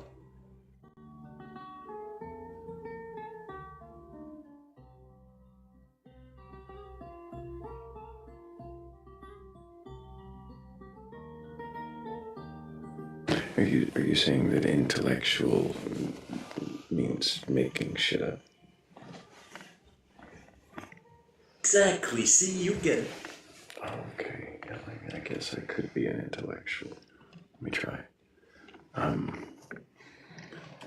The entire universe and everything that we know is nothing more than the membranous structure that is fixed between the lattice work of bones that are the graceful wings of the celestial skeletal bat goddess, unfurling as she expands those wings. And, well, in our existence, this entire span of the universe, just one wing beat of hers.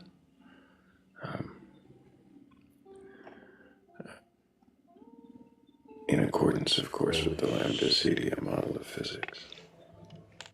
Is that how it works? Holy shit, dude. Holy shit, you're such an intellectual right now. I feel intellectual. Oh my god. Yeah. I'm crying right now. That's so intellectual. I just intellected the fuck out of this. I will say, I think I'm having a bit of a shift in my beliefs, though.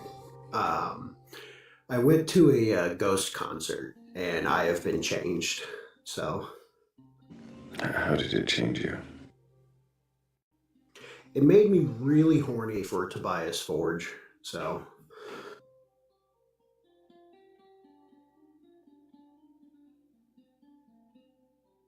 Is it so much a change in belief as it is a change in I would call it understanding of your identity? I would call it an awakening of sorts, but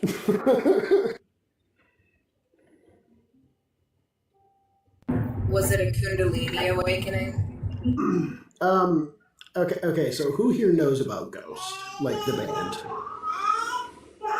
I'm sorry, what's a ghost? What's a ghost?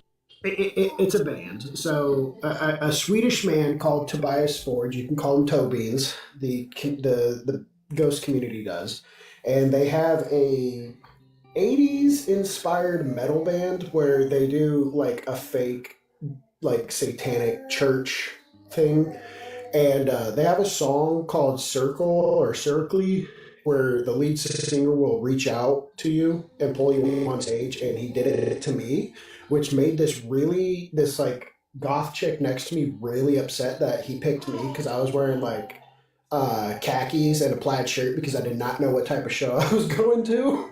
And so I was on stage and I was changed forever.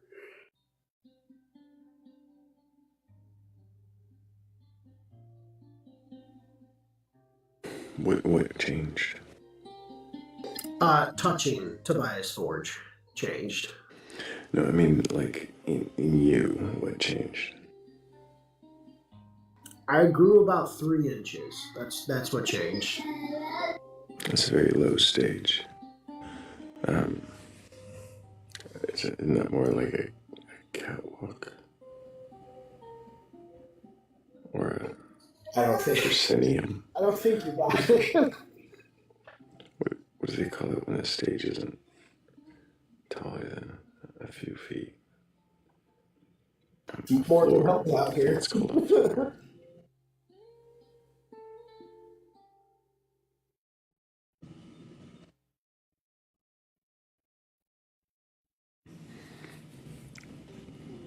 Are you sure a kind gentleman didn't just help you up some stairs? You said you... Okay, this is not a psychosis moment, sir. I don't know. You're describing strange Swedish people who make you grow 3 inches. I didn't grow 3 inches taller. I grew 3 inches outward. All right.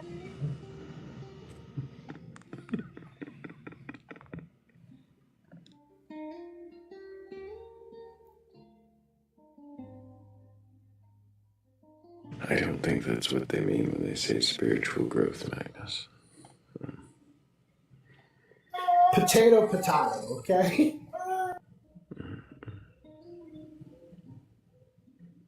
I wonder if anybody watching has belief in a potato and the ability to question it.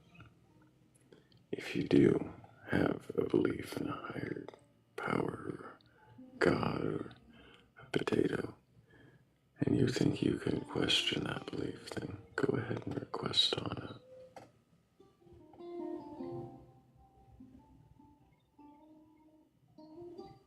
Yeah, since this concert, I'm changing my whole identity. I'm going to now start dressing as a goth, like film major or like opera dude, because this concert changed me.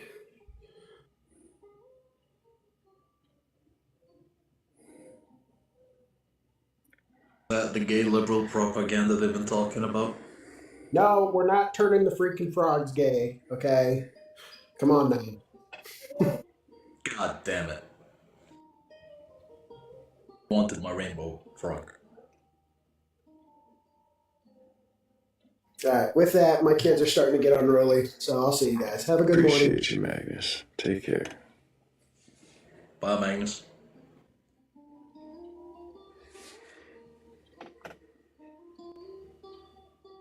And if you have a liberal gay agenda, I'm kidding, I'm not gonna do that.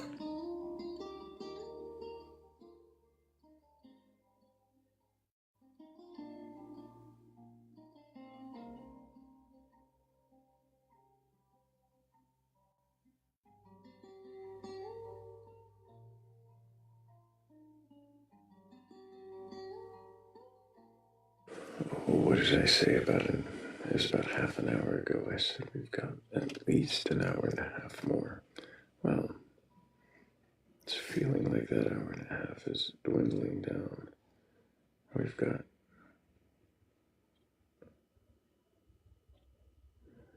maybe an hour left if I can muster the mental fortitude to stay awake long enough to question a belief or two. It really is just going to depend on more so whether or not a belief or two present themselves to be questioned. So if you have a belief in a god or gods, a higher power, or anything like that, and you think you can question that belief, well, this is the place to find out if that's a a supported thought, something worthy of holding on to, or is it just something you comfort yourself with, thinking you can question?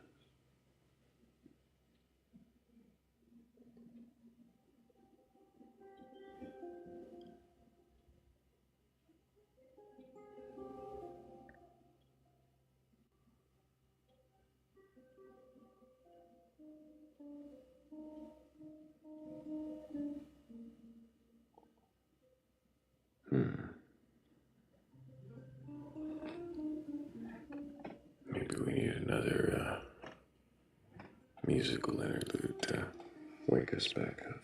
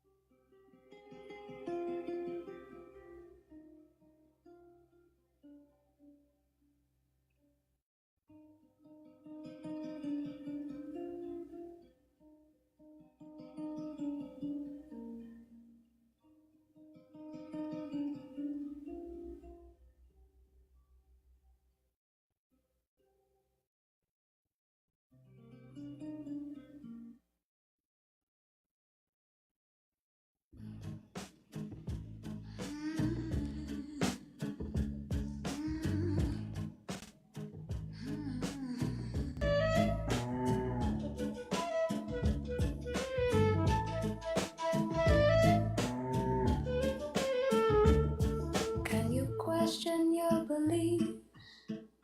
To question a belief is to knock on the door of the house you built in your sleep. Some walls are made of inheritance, some of fear dressed as certainty, some of stories repeated until they forgot they were stories. But curiosity is a quiet crowbar. It does not destroy the house, it opens a window. And suddenly, fresh weather enters the mind. Dust dances in golden light, and you remember you are not the house, you are the sky it was built beneath. A belief question does not mean a belief betrayed. Only that your spirit has chosen growth over furniture. Ask Jen to keep a chair at the table. For the bravest souls are not those who cling to answers, but those willing to fall in love with better questions.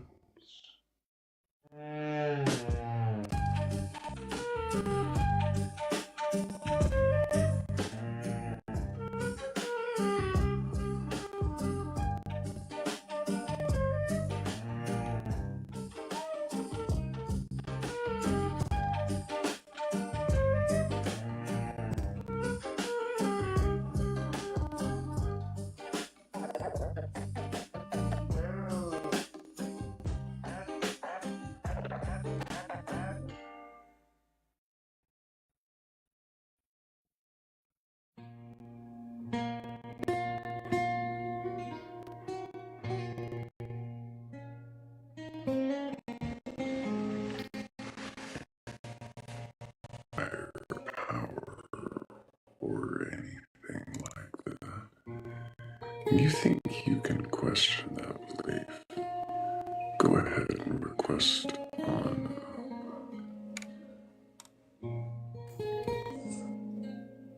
Do you? What is that? There's a What is a dog?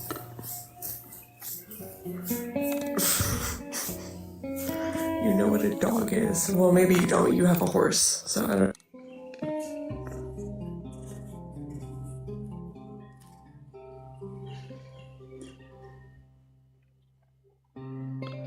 Can you question this belief?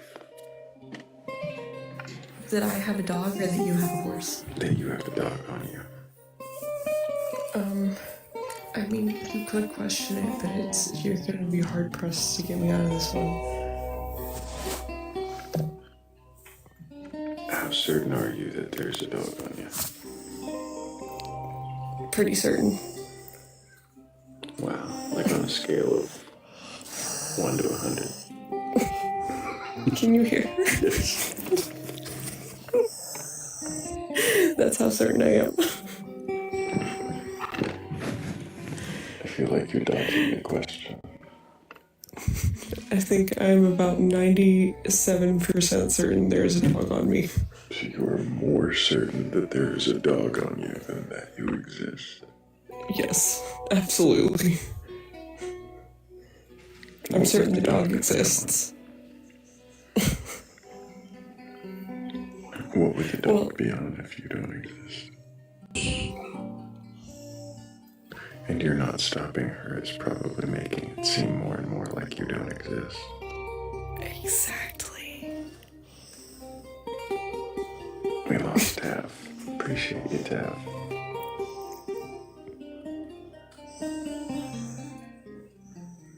No, I don't think my dog has a belief in a higher being. But she is the best dog ever.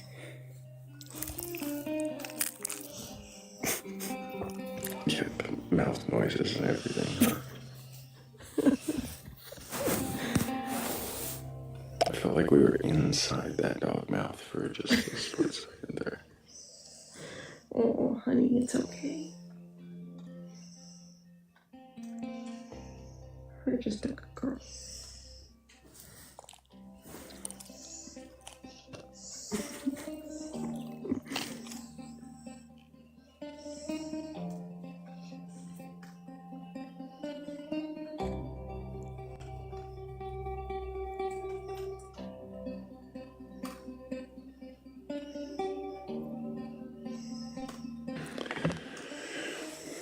I think this dog weighs almost as much as I do.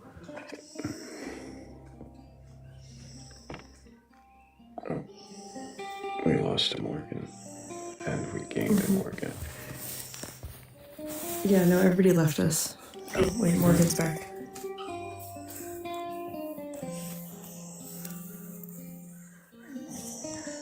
No, Snufkin, I think that the higher being is the cat, actually. But,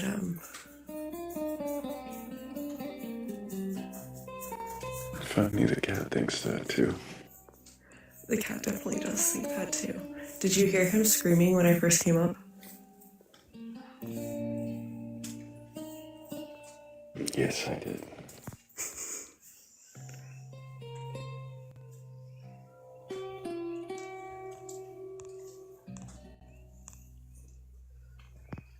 The dog is a pit bull mix.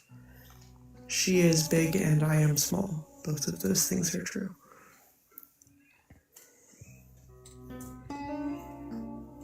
Oh, I hear little kitty cat paws running around too.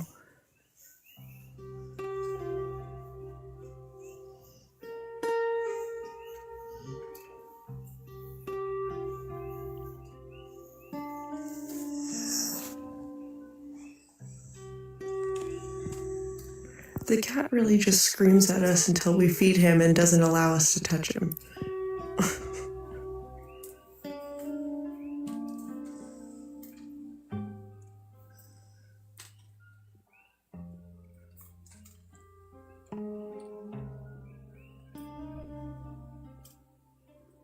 And is going to be mad at me because I'm cuddling with his dog.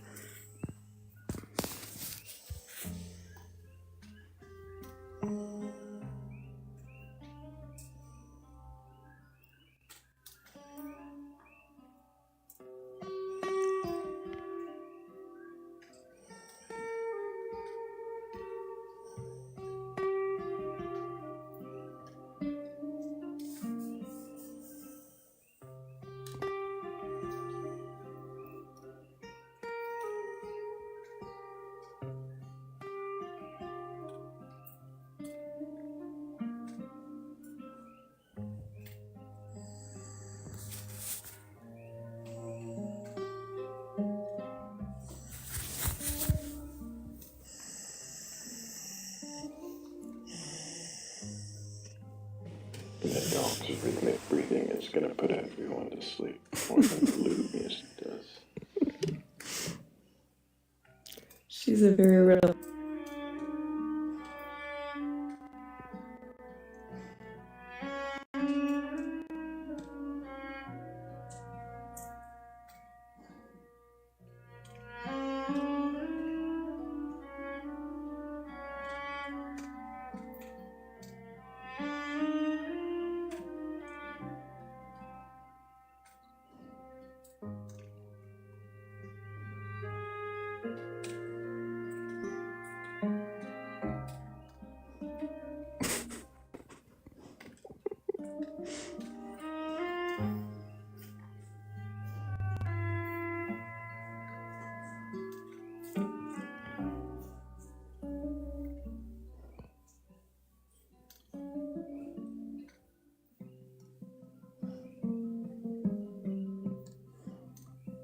The other day, she was sitting on her beanbag chair, and Tyler plopped down on the beanbag chair next to her, and she like gets up and just like lays on his face. She was so happy.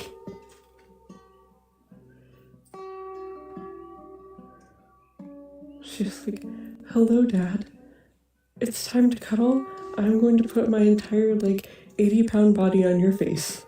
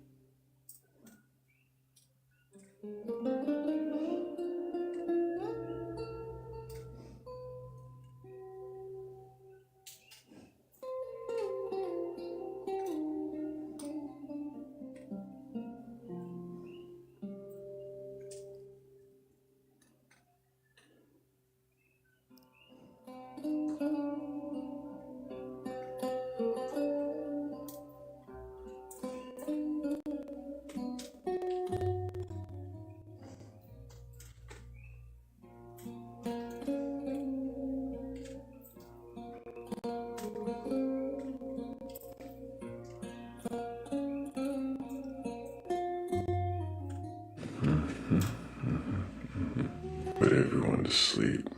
Tried to play the upbeat song, and we put more people to sleep. Put the dog to sleep. Definitely put the dog to sleep. Definitely did not put the dog to sleep at all. Well, your dog wasn't paying attention. Probably not.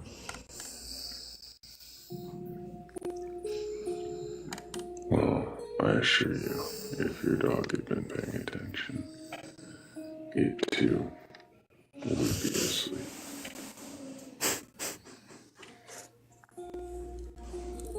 Did you hear the sigh? Mm-hmm. That was like a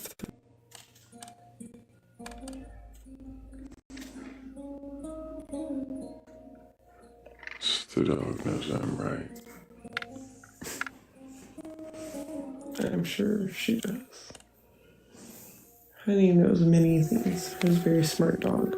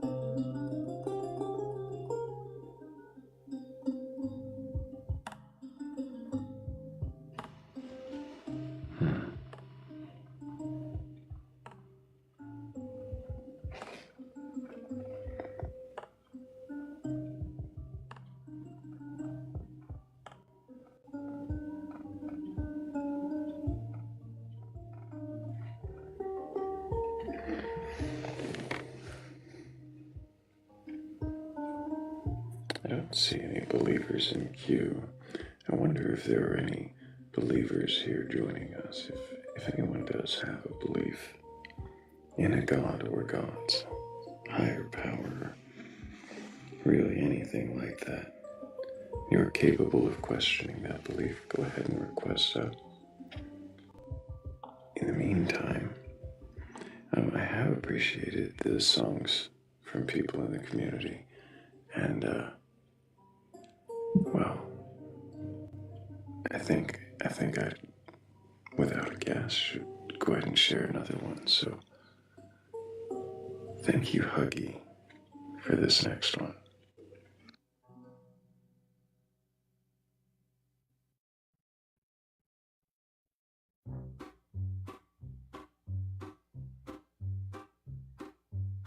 The night was long, the days are short, the guests appear and or they don't. The rest are resting during the show, others are questioning those that don't know. We question what, we question why, we question gods, we question time. What is energy, what is belief? What if I can't question my own belief?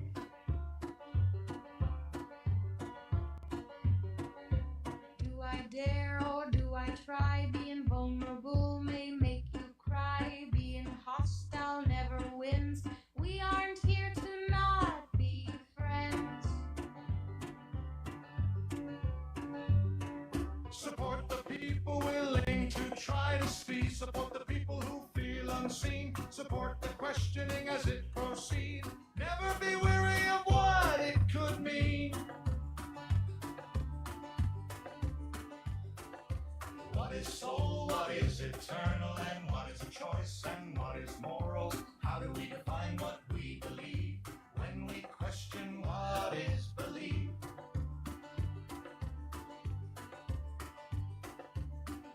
And as the end is nigh, we see the boxes where the ghosts multiply.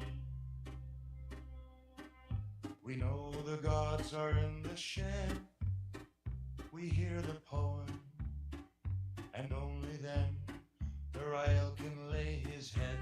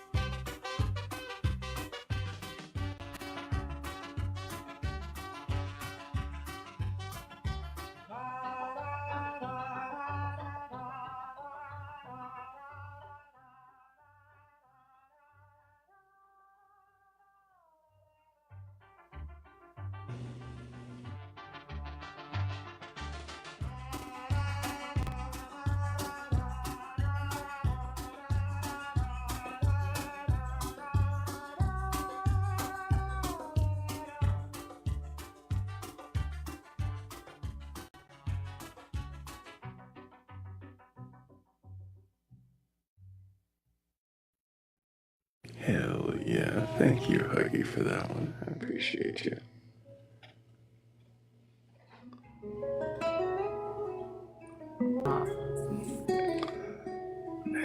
I did too.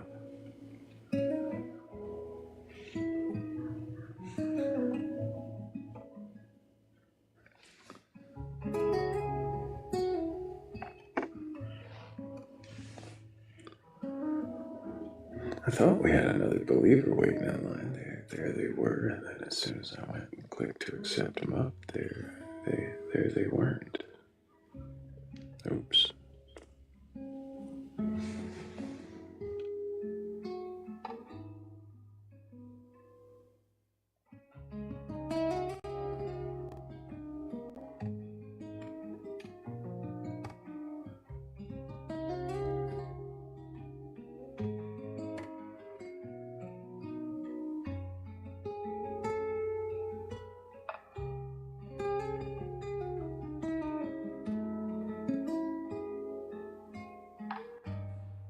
If you're just joining us for the morning, make sure you do all your daily things like your heart me, share, repost, appreciate you coming in, and if you have a belief in a God, God's higher power, anything else like that, request up. Let's see if we can question those beliefs.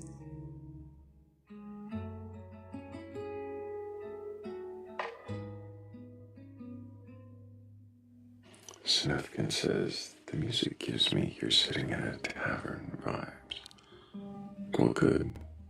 Then it's doing its job.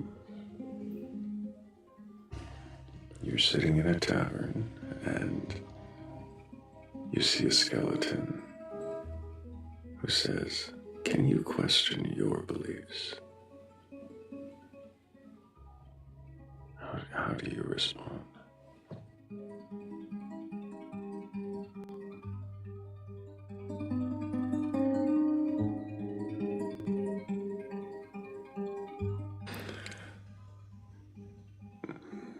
Jimmy, you have a sold-out show tonight and you're sick. And it is what is ingrained in us, any of us who have performed. The show must go on. Indeed, the play is the thing.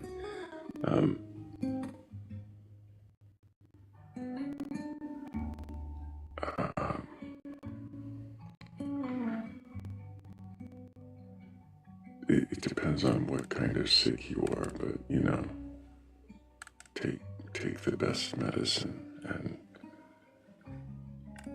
try not to let the sick be the focus, because that always sucks. Jimmy.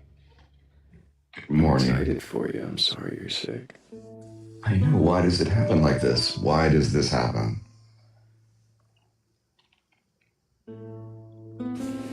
Because, God. Yeah, it's jinns and demons. Plight of the artist. Oh man. Yeah, it's my band has not been playing a lot, and so selling out a show is a big deal, and it's amazing that my body chooses this time to get sick.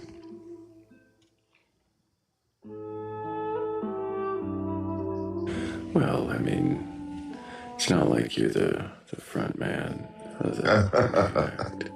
Oh shit.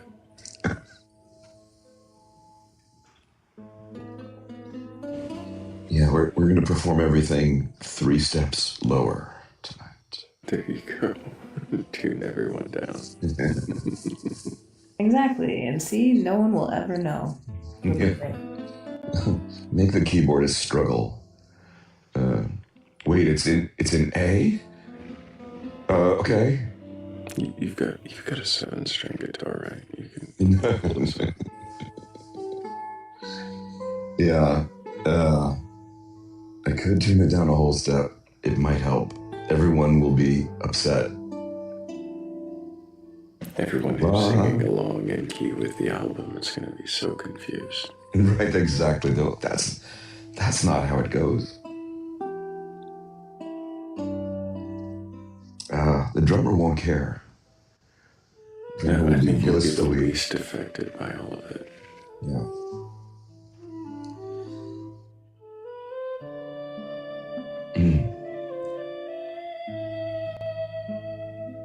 Well, I could tell you all the tropes: tea with lemon, take a deep Justin, But most importantly, I hope you have fun. That's really all that matters. Thank you. I'll find a way. I used to take a shot of whiskey when this happened. I was gonna say, I can send you my recipe for what my sister calls battery acid. Okay. I'll try. I guess it's like a hot toddy. Kinda, yeah. I think Every cold remedy from someone's cupboard isn't usually a hot toddy, just called something else. I think we'll make a garlic ginger lemon brew. Yep, those are all ingredients. Yeah. I also include cayenne, apple cider vinegar, Yep. hot water, obviously, and honey. Honey, so that you don't like choke, gag, So you don't gag. pass out. It's not super bad. It's just bad. Yeah. Yeah. Yeah, I remember these. Maybe some gargling with salt water. Yeah, do what I can. The good thing about this show is I get a long break between songs because each song is the interpretation to someone's question of the old, kind of going from one song to another. I can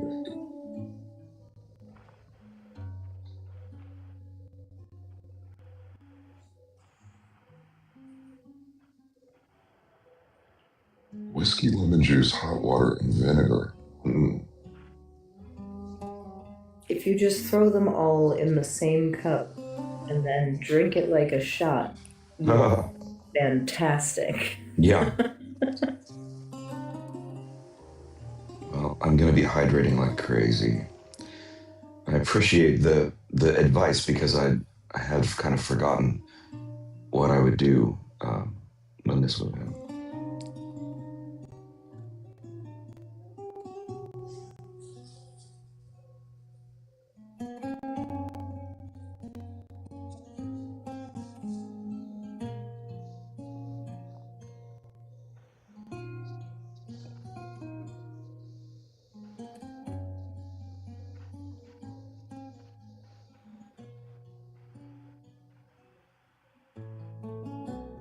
So not a lot of believers, or there was a kind of preaching believer, and we had one that was a little bit preachy, and I set them down gently, and they didn't want to come back. Yeah. Maybe those times when I let my patience wear thin. I don't know. Maybe it's a balance. Yes, I definitely get the balance. I'm one to kind of keep going, and I probably get trolled. You know, if I were still doing lives, I would get trolled more often. But it's not good for the listeners if you do entertain that, and there isn't any questioning. So no, I get it. Nobody wants to just listen to someone preach. I mean, some people do, and there's plenty of lives where that's the focus. Just come listen to somebody preach. Right. But that's, not what we're doing. Yeah, testimony. I mean, I get it. You know, I have a strong belief. It's very apparent to me. It seems very real to me. I'm trying to explain. There's no possibility of questioning. And, you know, they're just trying to convince us that it's real. And that was It goes back to the point that I made earlier that, like, oh, there goes the train. Choo choo. Bye. Sam, wave goodbye to the top train. Bye. Well, that was generally what I was getting from that guest, was that there wasn't really any question. It was just waiting for another turn to say the sermon, to say the thing, which was how much Jesus saved them. So. I have to say, starting by defending the Eucharist is a tough one. Yeah. That's a very strange ritual when you look at it from the outside. Imaginary cannibalism.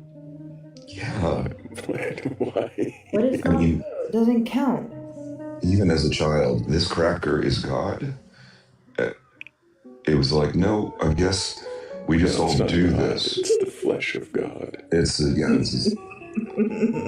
some skin off of his foot. Part of the flesh? Right. Is a scalloped God? What the That kind of a heel or an elbow. It's true, and you wonder. I mean, as a kid, I was went to Catholic church, and when you see grown-ups doing things that make no sense, it's really hard to kind of think independently and question that, because all these grown-ups must know what they're doing. But that creates a real strange state of affairs in your mind.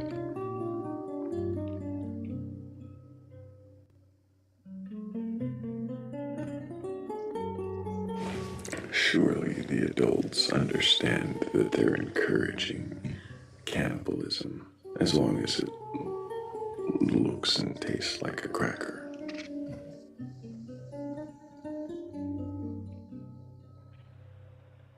I think my dad said something like, oh, it's just something we do.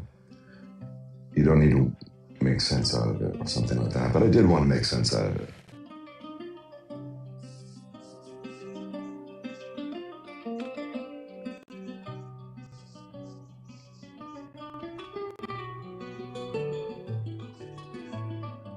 The one plus was that our church had a great organist. And the Bach was excellent. That is always a bonus.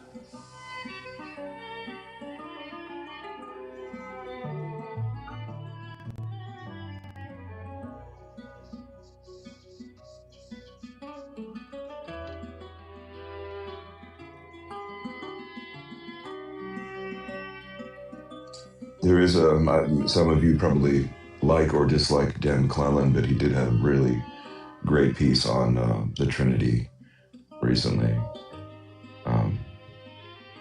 I don't think I saw this one on the Trinity. I'll have to look for that.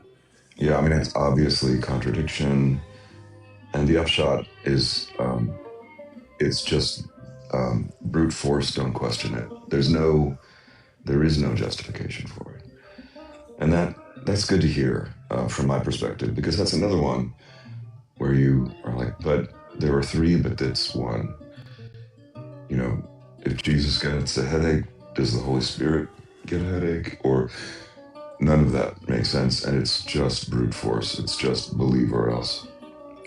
According to Dan in his latest post, which is... Yeah, there's no law. As far as I've understood the Trinity, it's always just been kind of...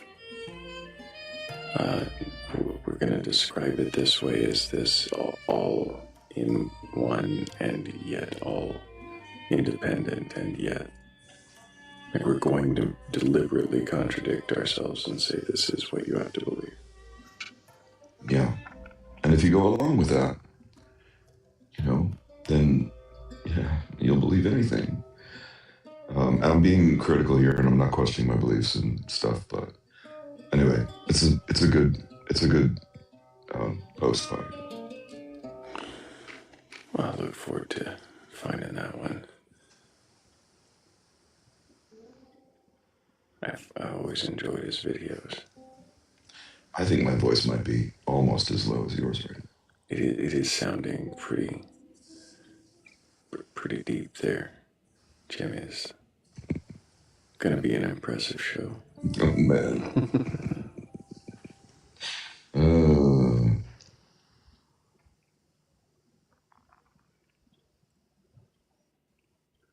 Someone said to do star jumps.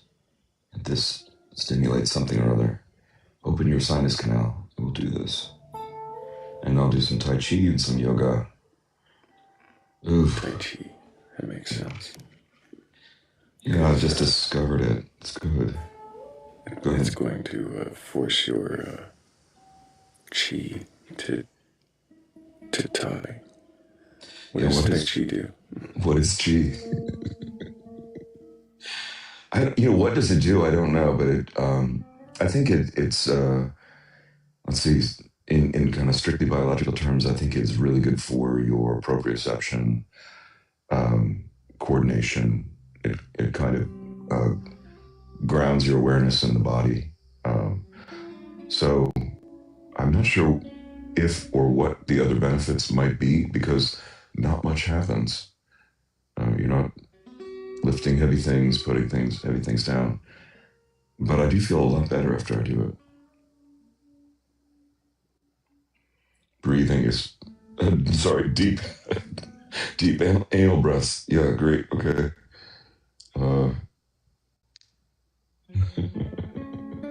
Did you say deep anal breaths? That's what Michael said.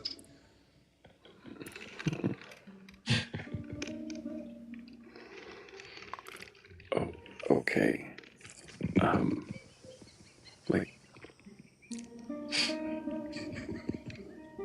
is it? I'm trying to remember which animal it is that breathes through their ass. I think. Oh, yeah. Certain turtles.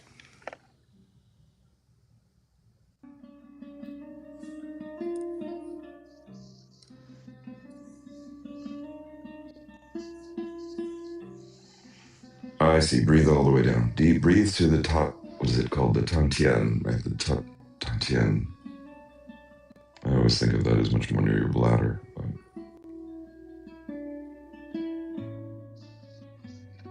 I agree. One of the teachers that I'm in a group leading meditation, and she has come up with this method called the coffee press, where you imagine your body is like a French press, and then you breathe as if you're kind of pressing the coffee all the way down.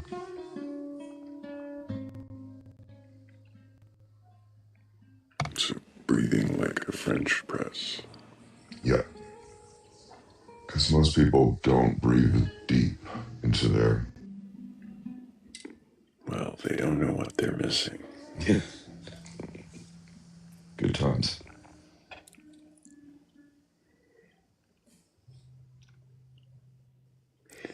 I don't know what we're missing by not having a believer up here, but I know I am missing a little bit of sleep, but I might catch up on it today.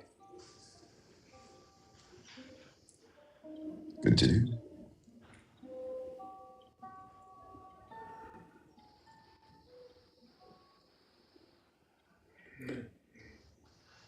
Yeah, I've got it in me to question maybe one more believer if such a believer is believably questionable. Maybe our next guest, a really hungry bee, has a belief and can question it. Pizza and hot dogs because I'm really hungry. What do you have to say about that? I have to say that I'm going to go ahead and wait for the next guest.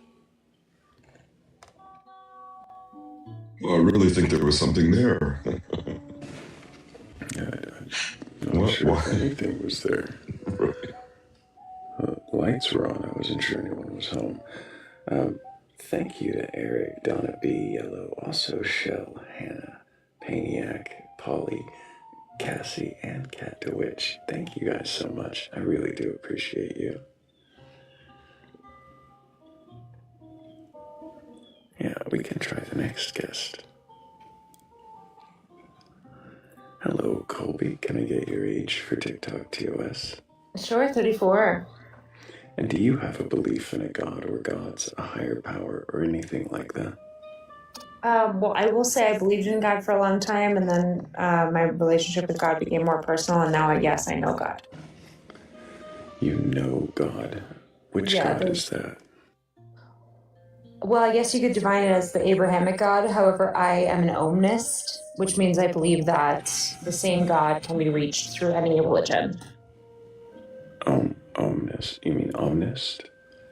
Omnist, I think, is how other people pronounced it. I pronounce it omnist. Interesting. And so you believe that everyone's worshiping the same God, basically, and... Well, I wouldn't say that. I think it's all about intent. So if you are intending to worship evil deities, then you will find evil deities. And if you're intending... What is evil? Demons, the devil. What is the devil? Satan, Lucifer, Baal. So perhaps. You come to your omnism through Christianity. My full definition, I would call myself a Catholic omnist, because I have found that Jesus has a greater power among the religions. So, I'm not sure what you mean by greater power. Like, I think Jesus reigns supreme. So I think even if perhaps It means, one priest said this. I don't know why I'm echoing. Do you know why I'm echoing? Am I echoing for you? You might be echoing off of me. Go ahead and try. Okay, well, as long as it's not bothering you, I don't care. But what was the question? I'm sorry. You said sorry. Jesus Yeah. reigns supreme. I asked what that means. Yes. So one priest one time was like, when we all go up to heaven or we all die, eventually everybody's going to become Catholic. I don't believe everybody's going to become Catholic, but I do think. What does Jesus reigns supreme mean? I do think he's the King of Kings. I do think he is the, if I had to guess in the way that I've experienced God. What does that mean? Just means like, you know, the guy in charge of heaven, guy in charge of the spiritual realm. What is heaven? I don't know. I haven't been there, but I hope it's good. Why do you think there's a heaven there at all? Well, I actually do believe in reincarnation, so that's a good question. But I do think that there is a spiritual realm. And the answer is I don't know. Realm mean?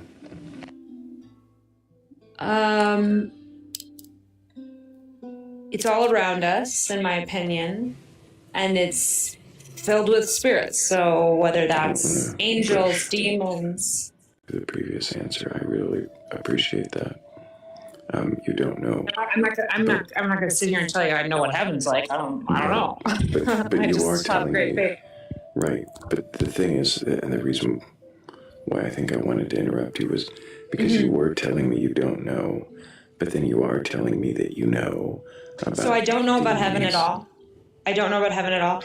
I have, in my opinion, experienced demonic. What does demonic mean? Have you ever heard of sleep paralysis? Yes. Do you know what that is? Yeah. So I believe that I believe I've been spiritually attacked. What about that relates to spiritual anything? I'm not sure I understand it. If sleep paralysis is what you're talking about, you're talking about a hypnagogic state when you wake up in the morning and your body can't move. Well, for me, it's more when I go to sleep. But I do think that the veil, there's basically like the spirit realm, versus the more physical realm that we are living in as more human beings. The veil, I do think, lifts during that. What is a veil?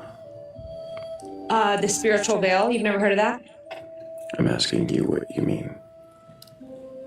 I think that there's I guess a good analogy would be like Harry Potter's invisibility cloak. Like over the whole world, there's an invisibility cloak that keeps us from seeing the spiritual realm that is around us at all times. Why do you think there's an invisibility cloak? Well, I don't think there's an invisibility cloak. I think there's a veil, but I'm trying to explain to you the veil. Why do you think there's a veil? Because I have experienced demonic. You said you had sleep. Coming to fuck with me during sleep paralysis. You said you had sleep spiritual paralysis. How do you? Yes. How do you ascribe that to anything outside of your own brain? Well, when you look at sleep paralysis, a lot of times people of, or even like near-death experiences, a lot of times atheists will go and meet Jesus. We were talking about sleep paralysis. Okay, I'm kind of pivoting, but in sleep paralysis, so you fall asleep, your body gets paralyzed, and then a bunch of crazy shit may happen to you. So but a lot of people have the same sort of demonic. Have you ever looked into the causes of sleep paralysis? I've read about it. I don't know what the cause. I don't know if there's like causes. I think maybe it's anxiety. I don't know. This was just when I was mostly in high school. I was just like drinking on the weekends. Have you looked into the scientific understandings of what's happening during sleep paralysis? So there is a scientific understanding of that. There's like some sort of chemical that gets released in the body that makes your body literally is paralyzed, and it's different than a dream. So it's completely different than a dream, and it always happens like where you're actually asleep. and you literally start hallucinating. So it's not like a regular dream. Like you don't go anywhere. Like it would be like right now if I fell asleep and I started hallucinating in my room right now. Right. And it feels just as real as it feels as real as this conversation right now. And you only are often you're only aware that it's sleep paralysis upon waking. But I've had. So if you're aware that it is your body going through a process where it is stuck in a state, and you know that you're asleep, and then you're basically experiencing dream-like hallucinations.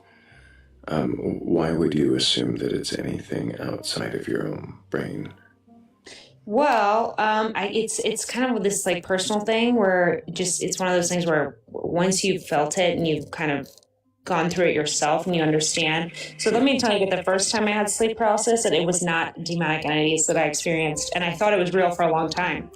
What happened was. But I'm not asking you for the story about what happened during your first sleep paralysis.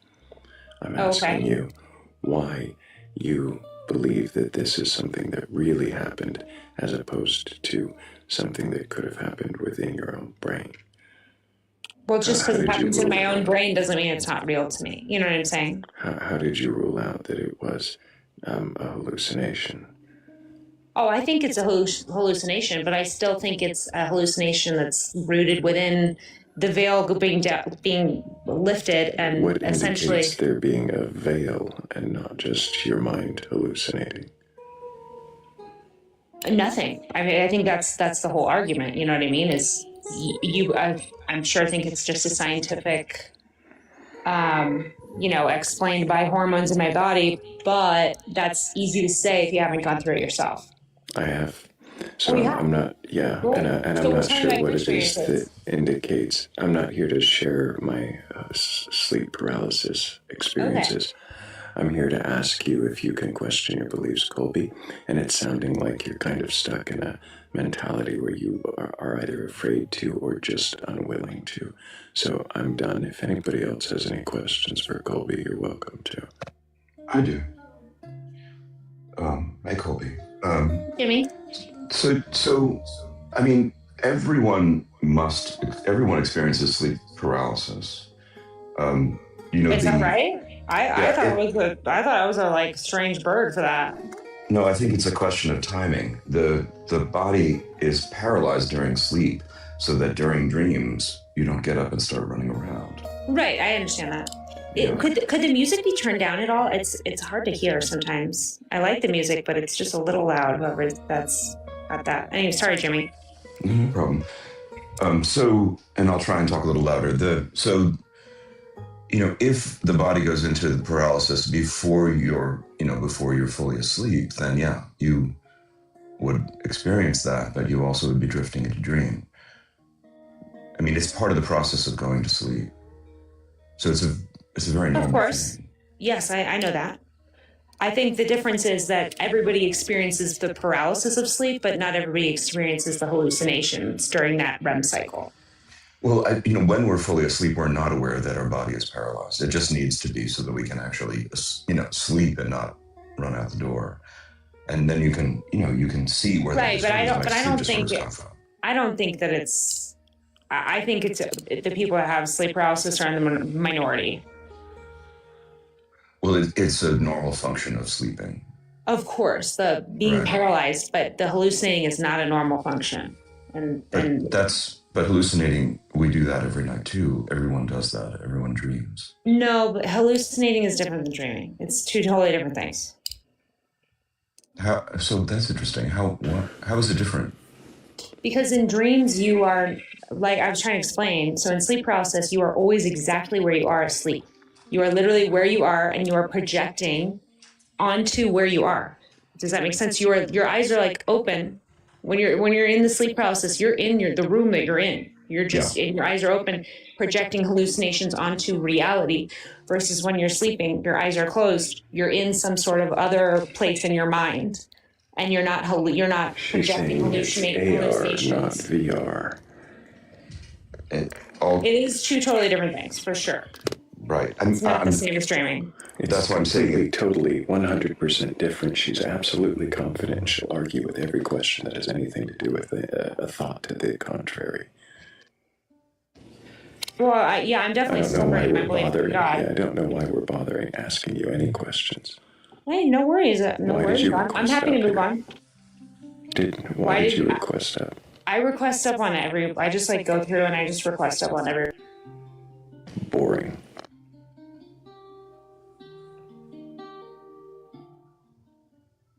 Not very respectful to waste people's time like that.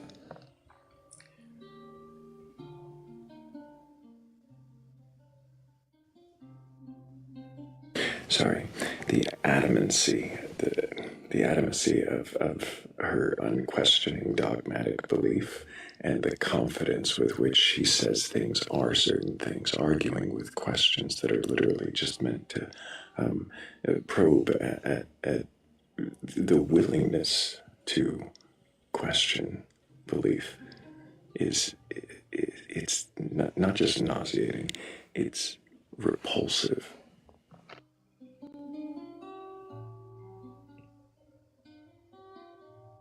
I think I just heard clinging to the idea that it's a special experience.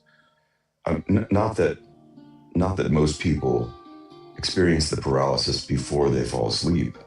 That's a timing issue, and that's just what happens to some people. But the idea that hallucinations and dreams are completely different, I didn't get that at all.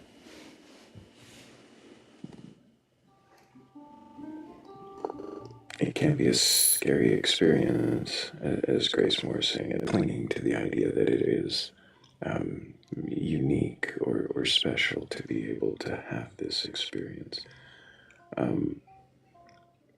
But there's a certain level of closed-minded adamancy there that was just, I found it repellent, and I struggled to be polite towards the end. I understand how it can, I mean, obviously it'd be very scary. I guess I was just trying to, show that if that's happening, you can know that this is normal, and maybe that will make you a little less scared. They don't want to know that. Yeah, right, they don't want to know that. They don't want to know anything that makes their experience less special or less magical, less direct relation with God. Any doubt cast upon that will be met with argumentation and toes. Curious part. That's what bothers me, is the certainty.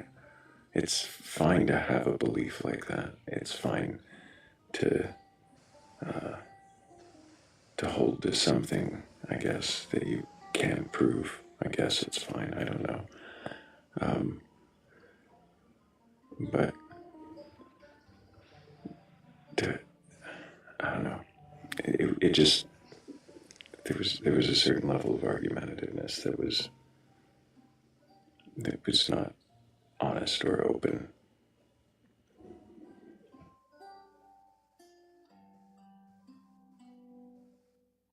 But that could be me and my level of patience at 8.5 hours. It's your show, man.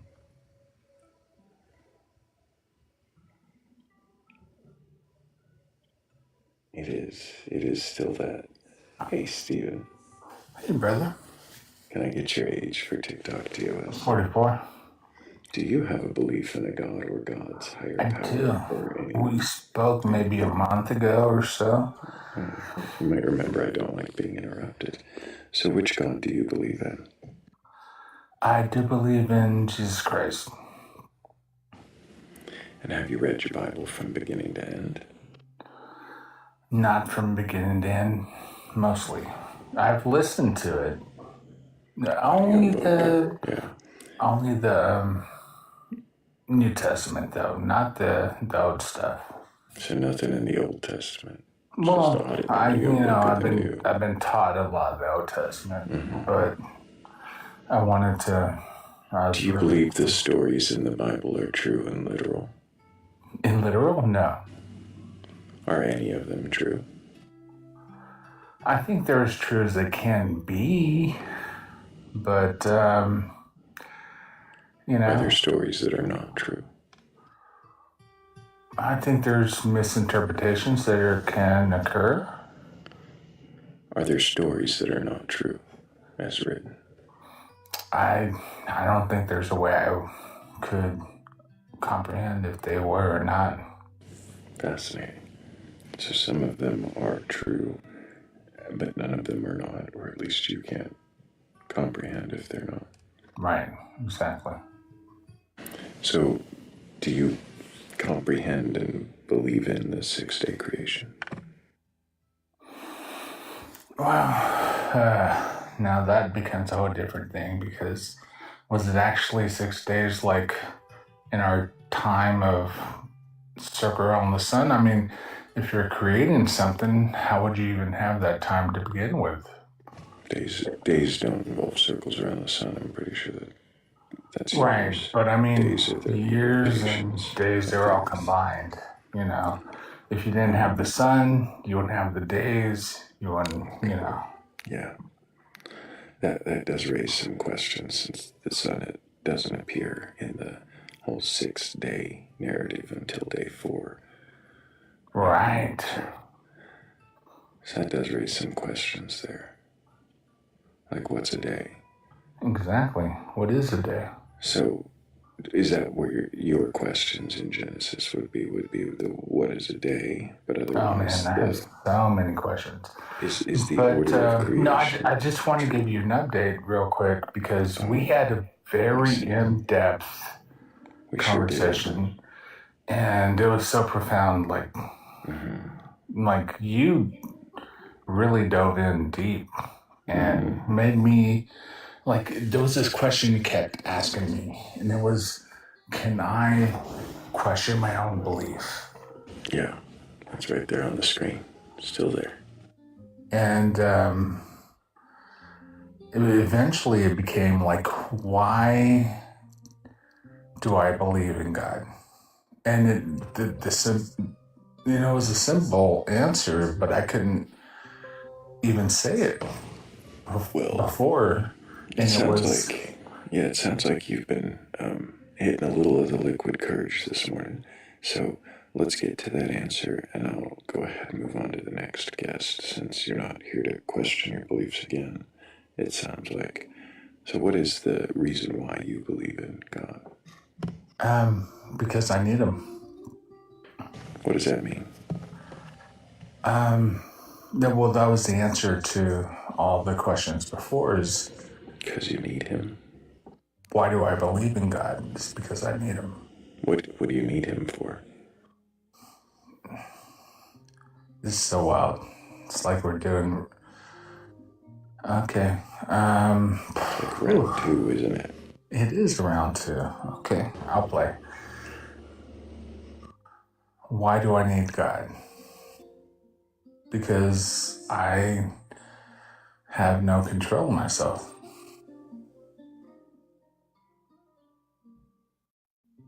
What do you mean you have no control of yourself? Like, I'll just say it. I'm an alcoholic. And, in my own head, my own game, it's a no-win situation. And, so because you lack self-control. No, that's not what it is. Self-control is a whole different thing than so you have disease that I'm a part of, or even people that are addicted. So you have self-control, but you are overcome by a chemical dependency. And that's the thing. It's like the stronger your self-control is... Sorry. What does God have to do with that? If you recognize that you have a chemical dependency, doesn't it seem you should approach that as a chemical dependency and not as an issue with God? Well, first of all, I want to apologize for interrupting you. I know you don't like that. So Secondly, yeah, totally. So, what does God have to do with it? He made me this way, brother. Why do you assume a God made you at all?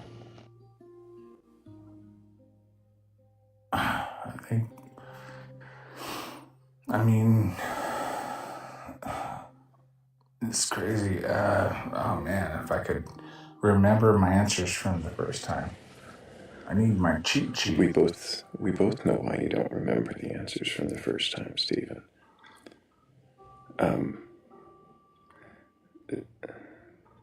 Go ahead.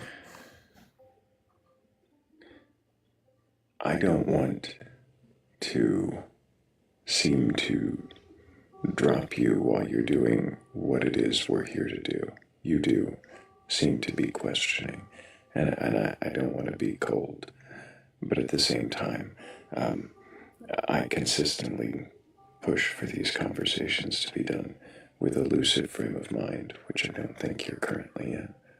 And I appreciate that you came back to give us an update on how your questions have gone, but I hope that we can do this another night when you're a little clearer of mind. That's fair enough. I really appreciate you, Stephen, and I hope that you keep asking questions. And I hope that you can find some way to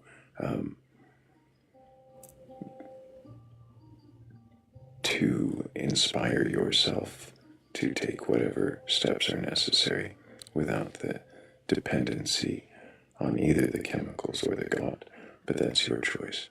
So I appreciate you coming up, and I hope that you drink some water and catch a nap, and we talk again soon. Thank you, brother. Okay, later. Take care, Stephen.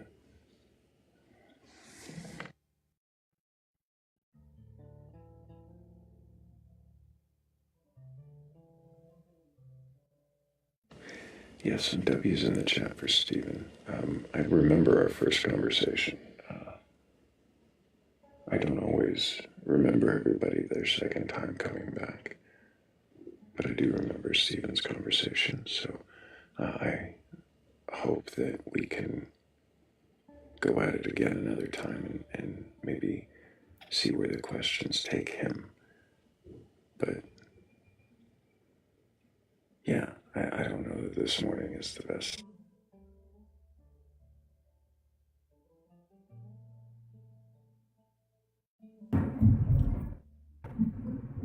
Welcome back, Morgan. Thanks. We had one more request. I'm not sure that they're still there. I mean, I do see a couple other requests, and I don't mean any offense towards them, but I know where those conversations will go this morning, and I'm quite ready, I think, unless we have a new believer. I think I'm ready to wind it down, to read a poem, and maybe close my bone eyes and get some. Do you ever publish your poems anywhere? Even though I know they're not the greatest sometimes, but do you ever put them anywhere? That last part was unnecessary. They're not the greatest. No, it was very necessary. No, it was very, very necessary. I have Google Docs. No, I don't have them published anywhere. I should probably compile them into some kind of Ooh, a poetry battle. compilation of the Batcolyte. Bonus material.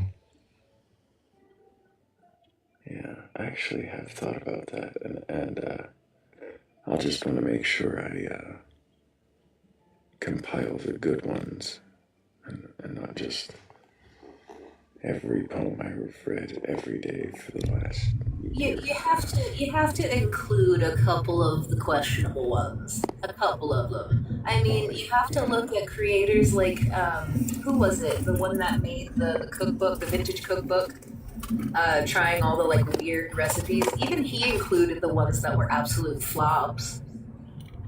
Well, yeah, but they weren't his recipes. Fair. It's easy for him to say, look at this trash, I'll publish this. I always enjoy the poems. I don't know what Morgan's going on about. You very clearly here for a very specific poem. Every once in a while. Oh, you're talking about the one with the peg. That poem could have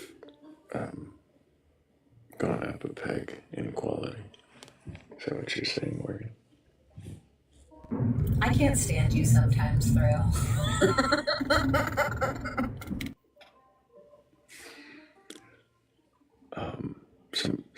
Somebody brought up being pagan, and that ended up going into pegging for some reason. I didn't rein it in soon enough. And that's where that comes from. Yeah, I joined in. So the joke lived longer than the conversation, and I ended up composing a poem. It was a terrible poem. It was not the outro poem, and it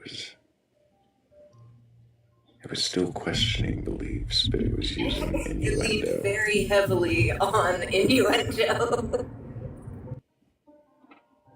It was hilarious.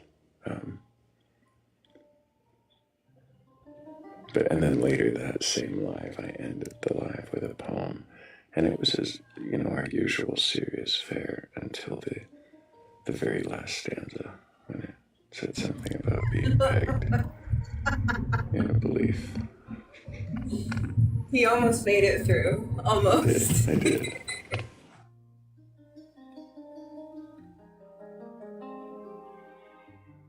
I have one for today. It's it's a little different. It's not that much different, but it's ready. It's poetic. It does things with words that words sometimes mean to do. And for that, I'm grateful.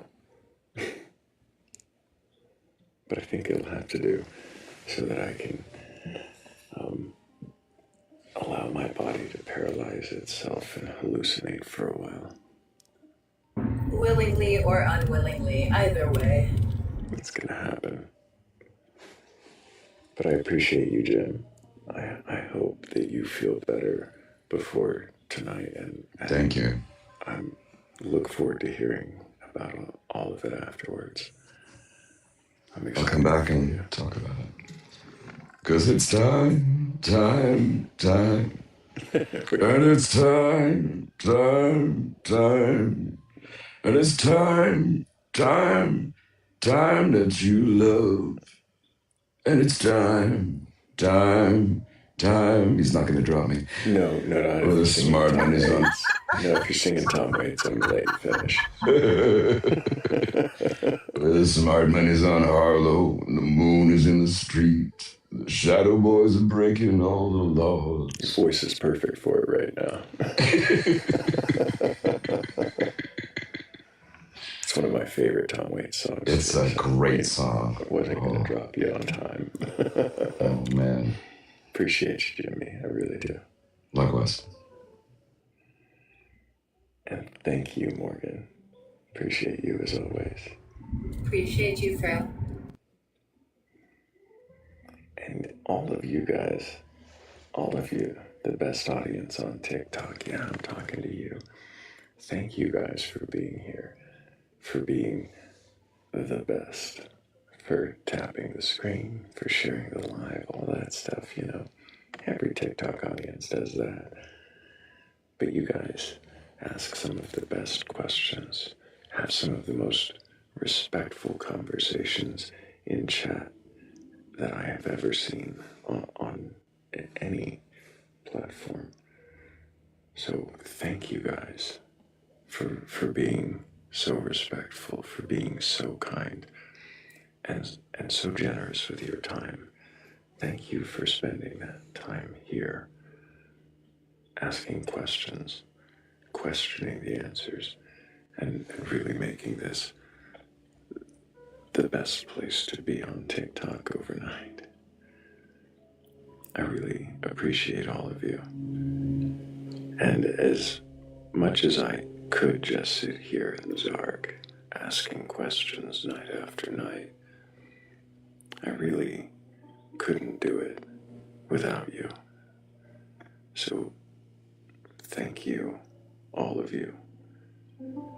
And a big big thanks to the mods. Thank you so much.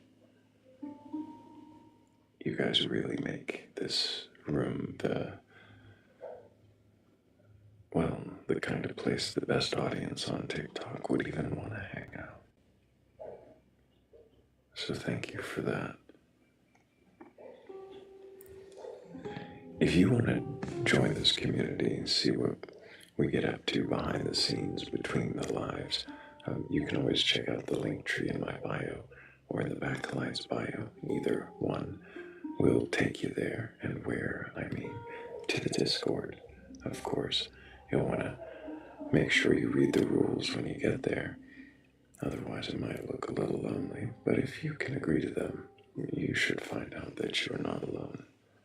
And if you stumble across the Venmo or the Cash App in that link tree, you want to show your support that way, it is always appreciated. And I really do thank every one of you who helped that way. It does make all the difference in the world. And if I didn't, who I didn't thank? I didn't thank the sleepers, did I? Thank you guys.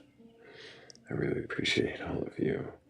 Hope that you slept well and you wake up to a lovely day of questioning the world around you.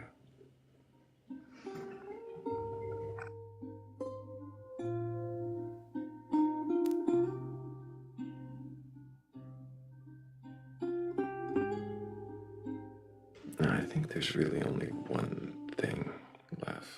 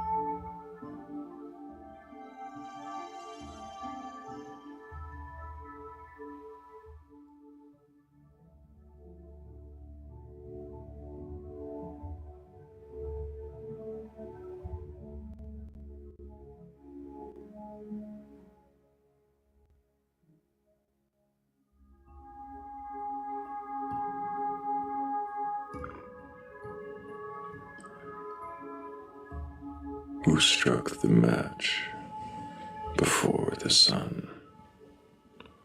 Who named the dark the Holy One? Who traced a will in lightning scar and called coincidence a scar?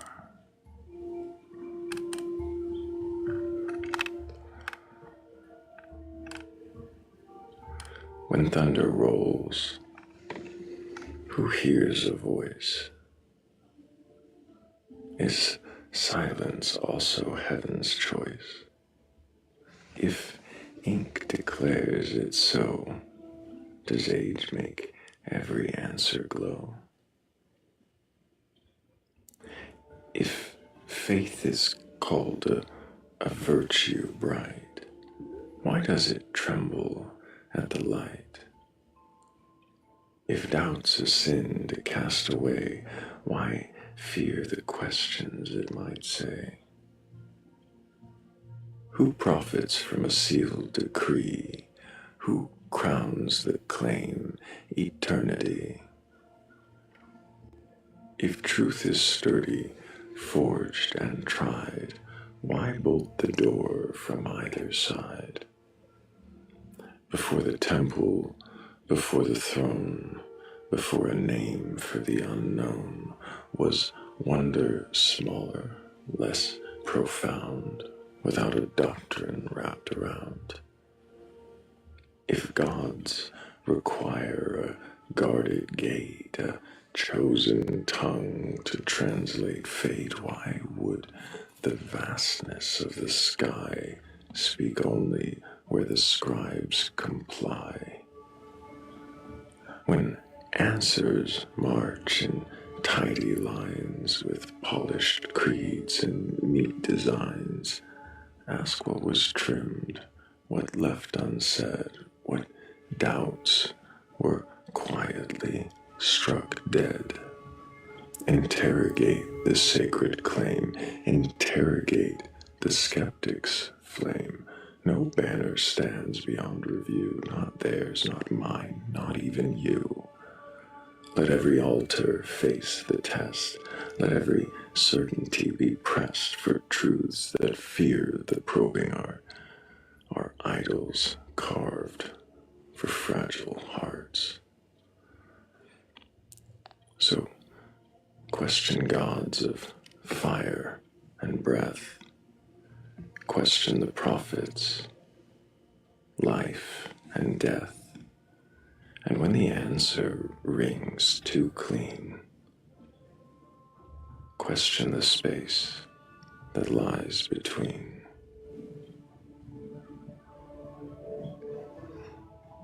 And on that note, until the next time we meet in darkness and seek wisdom together, I love you all. Take care.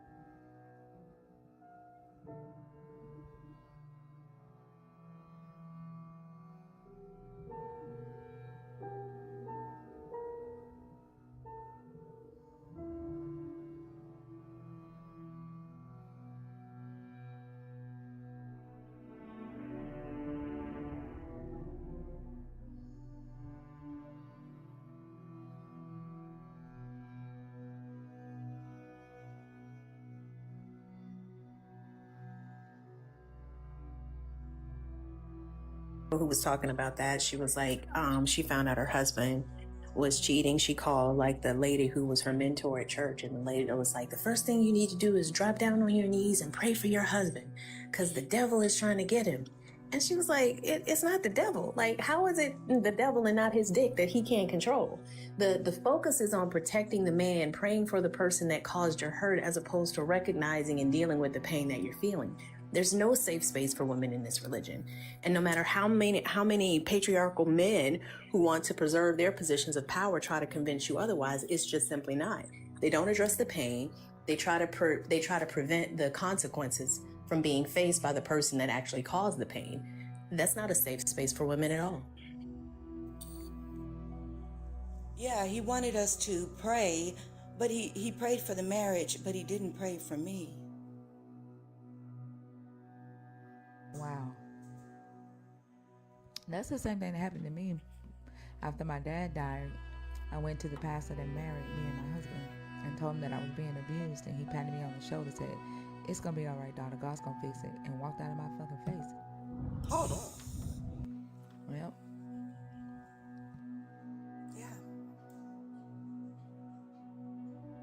So it's dangerous because, I think I stayed in it longer because of that belief, relying on God, all of the red flags, all of the cheating, and then, the emotional abuse, and then all of it. I stayed longer because I kept thinking God was going to help if I prayed hard enough. Because that's what I was led to believe. That's what everybody around me believed. And that was some bullshit. I think Christina told us that when she went to the pastor, like, they told her the same thing. Like, it was her responsibility to get her husband back on track. Yeah. Like, it's the woman. You know how in the Bible it says that the woman is saved by childbirth, but also the man is like the head of the woman spiritually. It seems like because they do it this way, it's really the woman's responsibility to make sure the man stays saved. When he fucks up, it's her responsibility. Well, everything is for their protection. The sanctified wife brings sanctity to the marriage or some crap like that. And the grooming starts early, right? Because they want you to dress a certain way. You don't want to make the men in the church uncomfortable. You don't want to tempt them. So they start early with this mentality, grooming you from a young age, that you have to carry yourself a certain way because there are men in the house. You have to do this, you have to do that. But there's never any accountability or telling the men, hey, don't do this. This isn't the way to be. You shouldn't be looking at children in that manner. Or if you're tempted, then that's a you problem. You need to deal with that.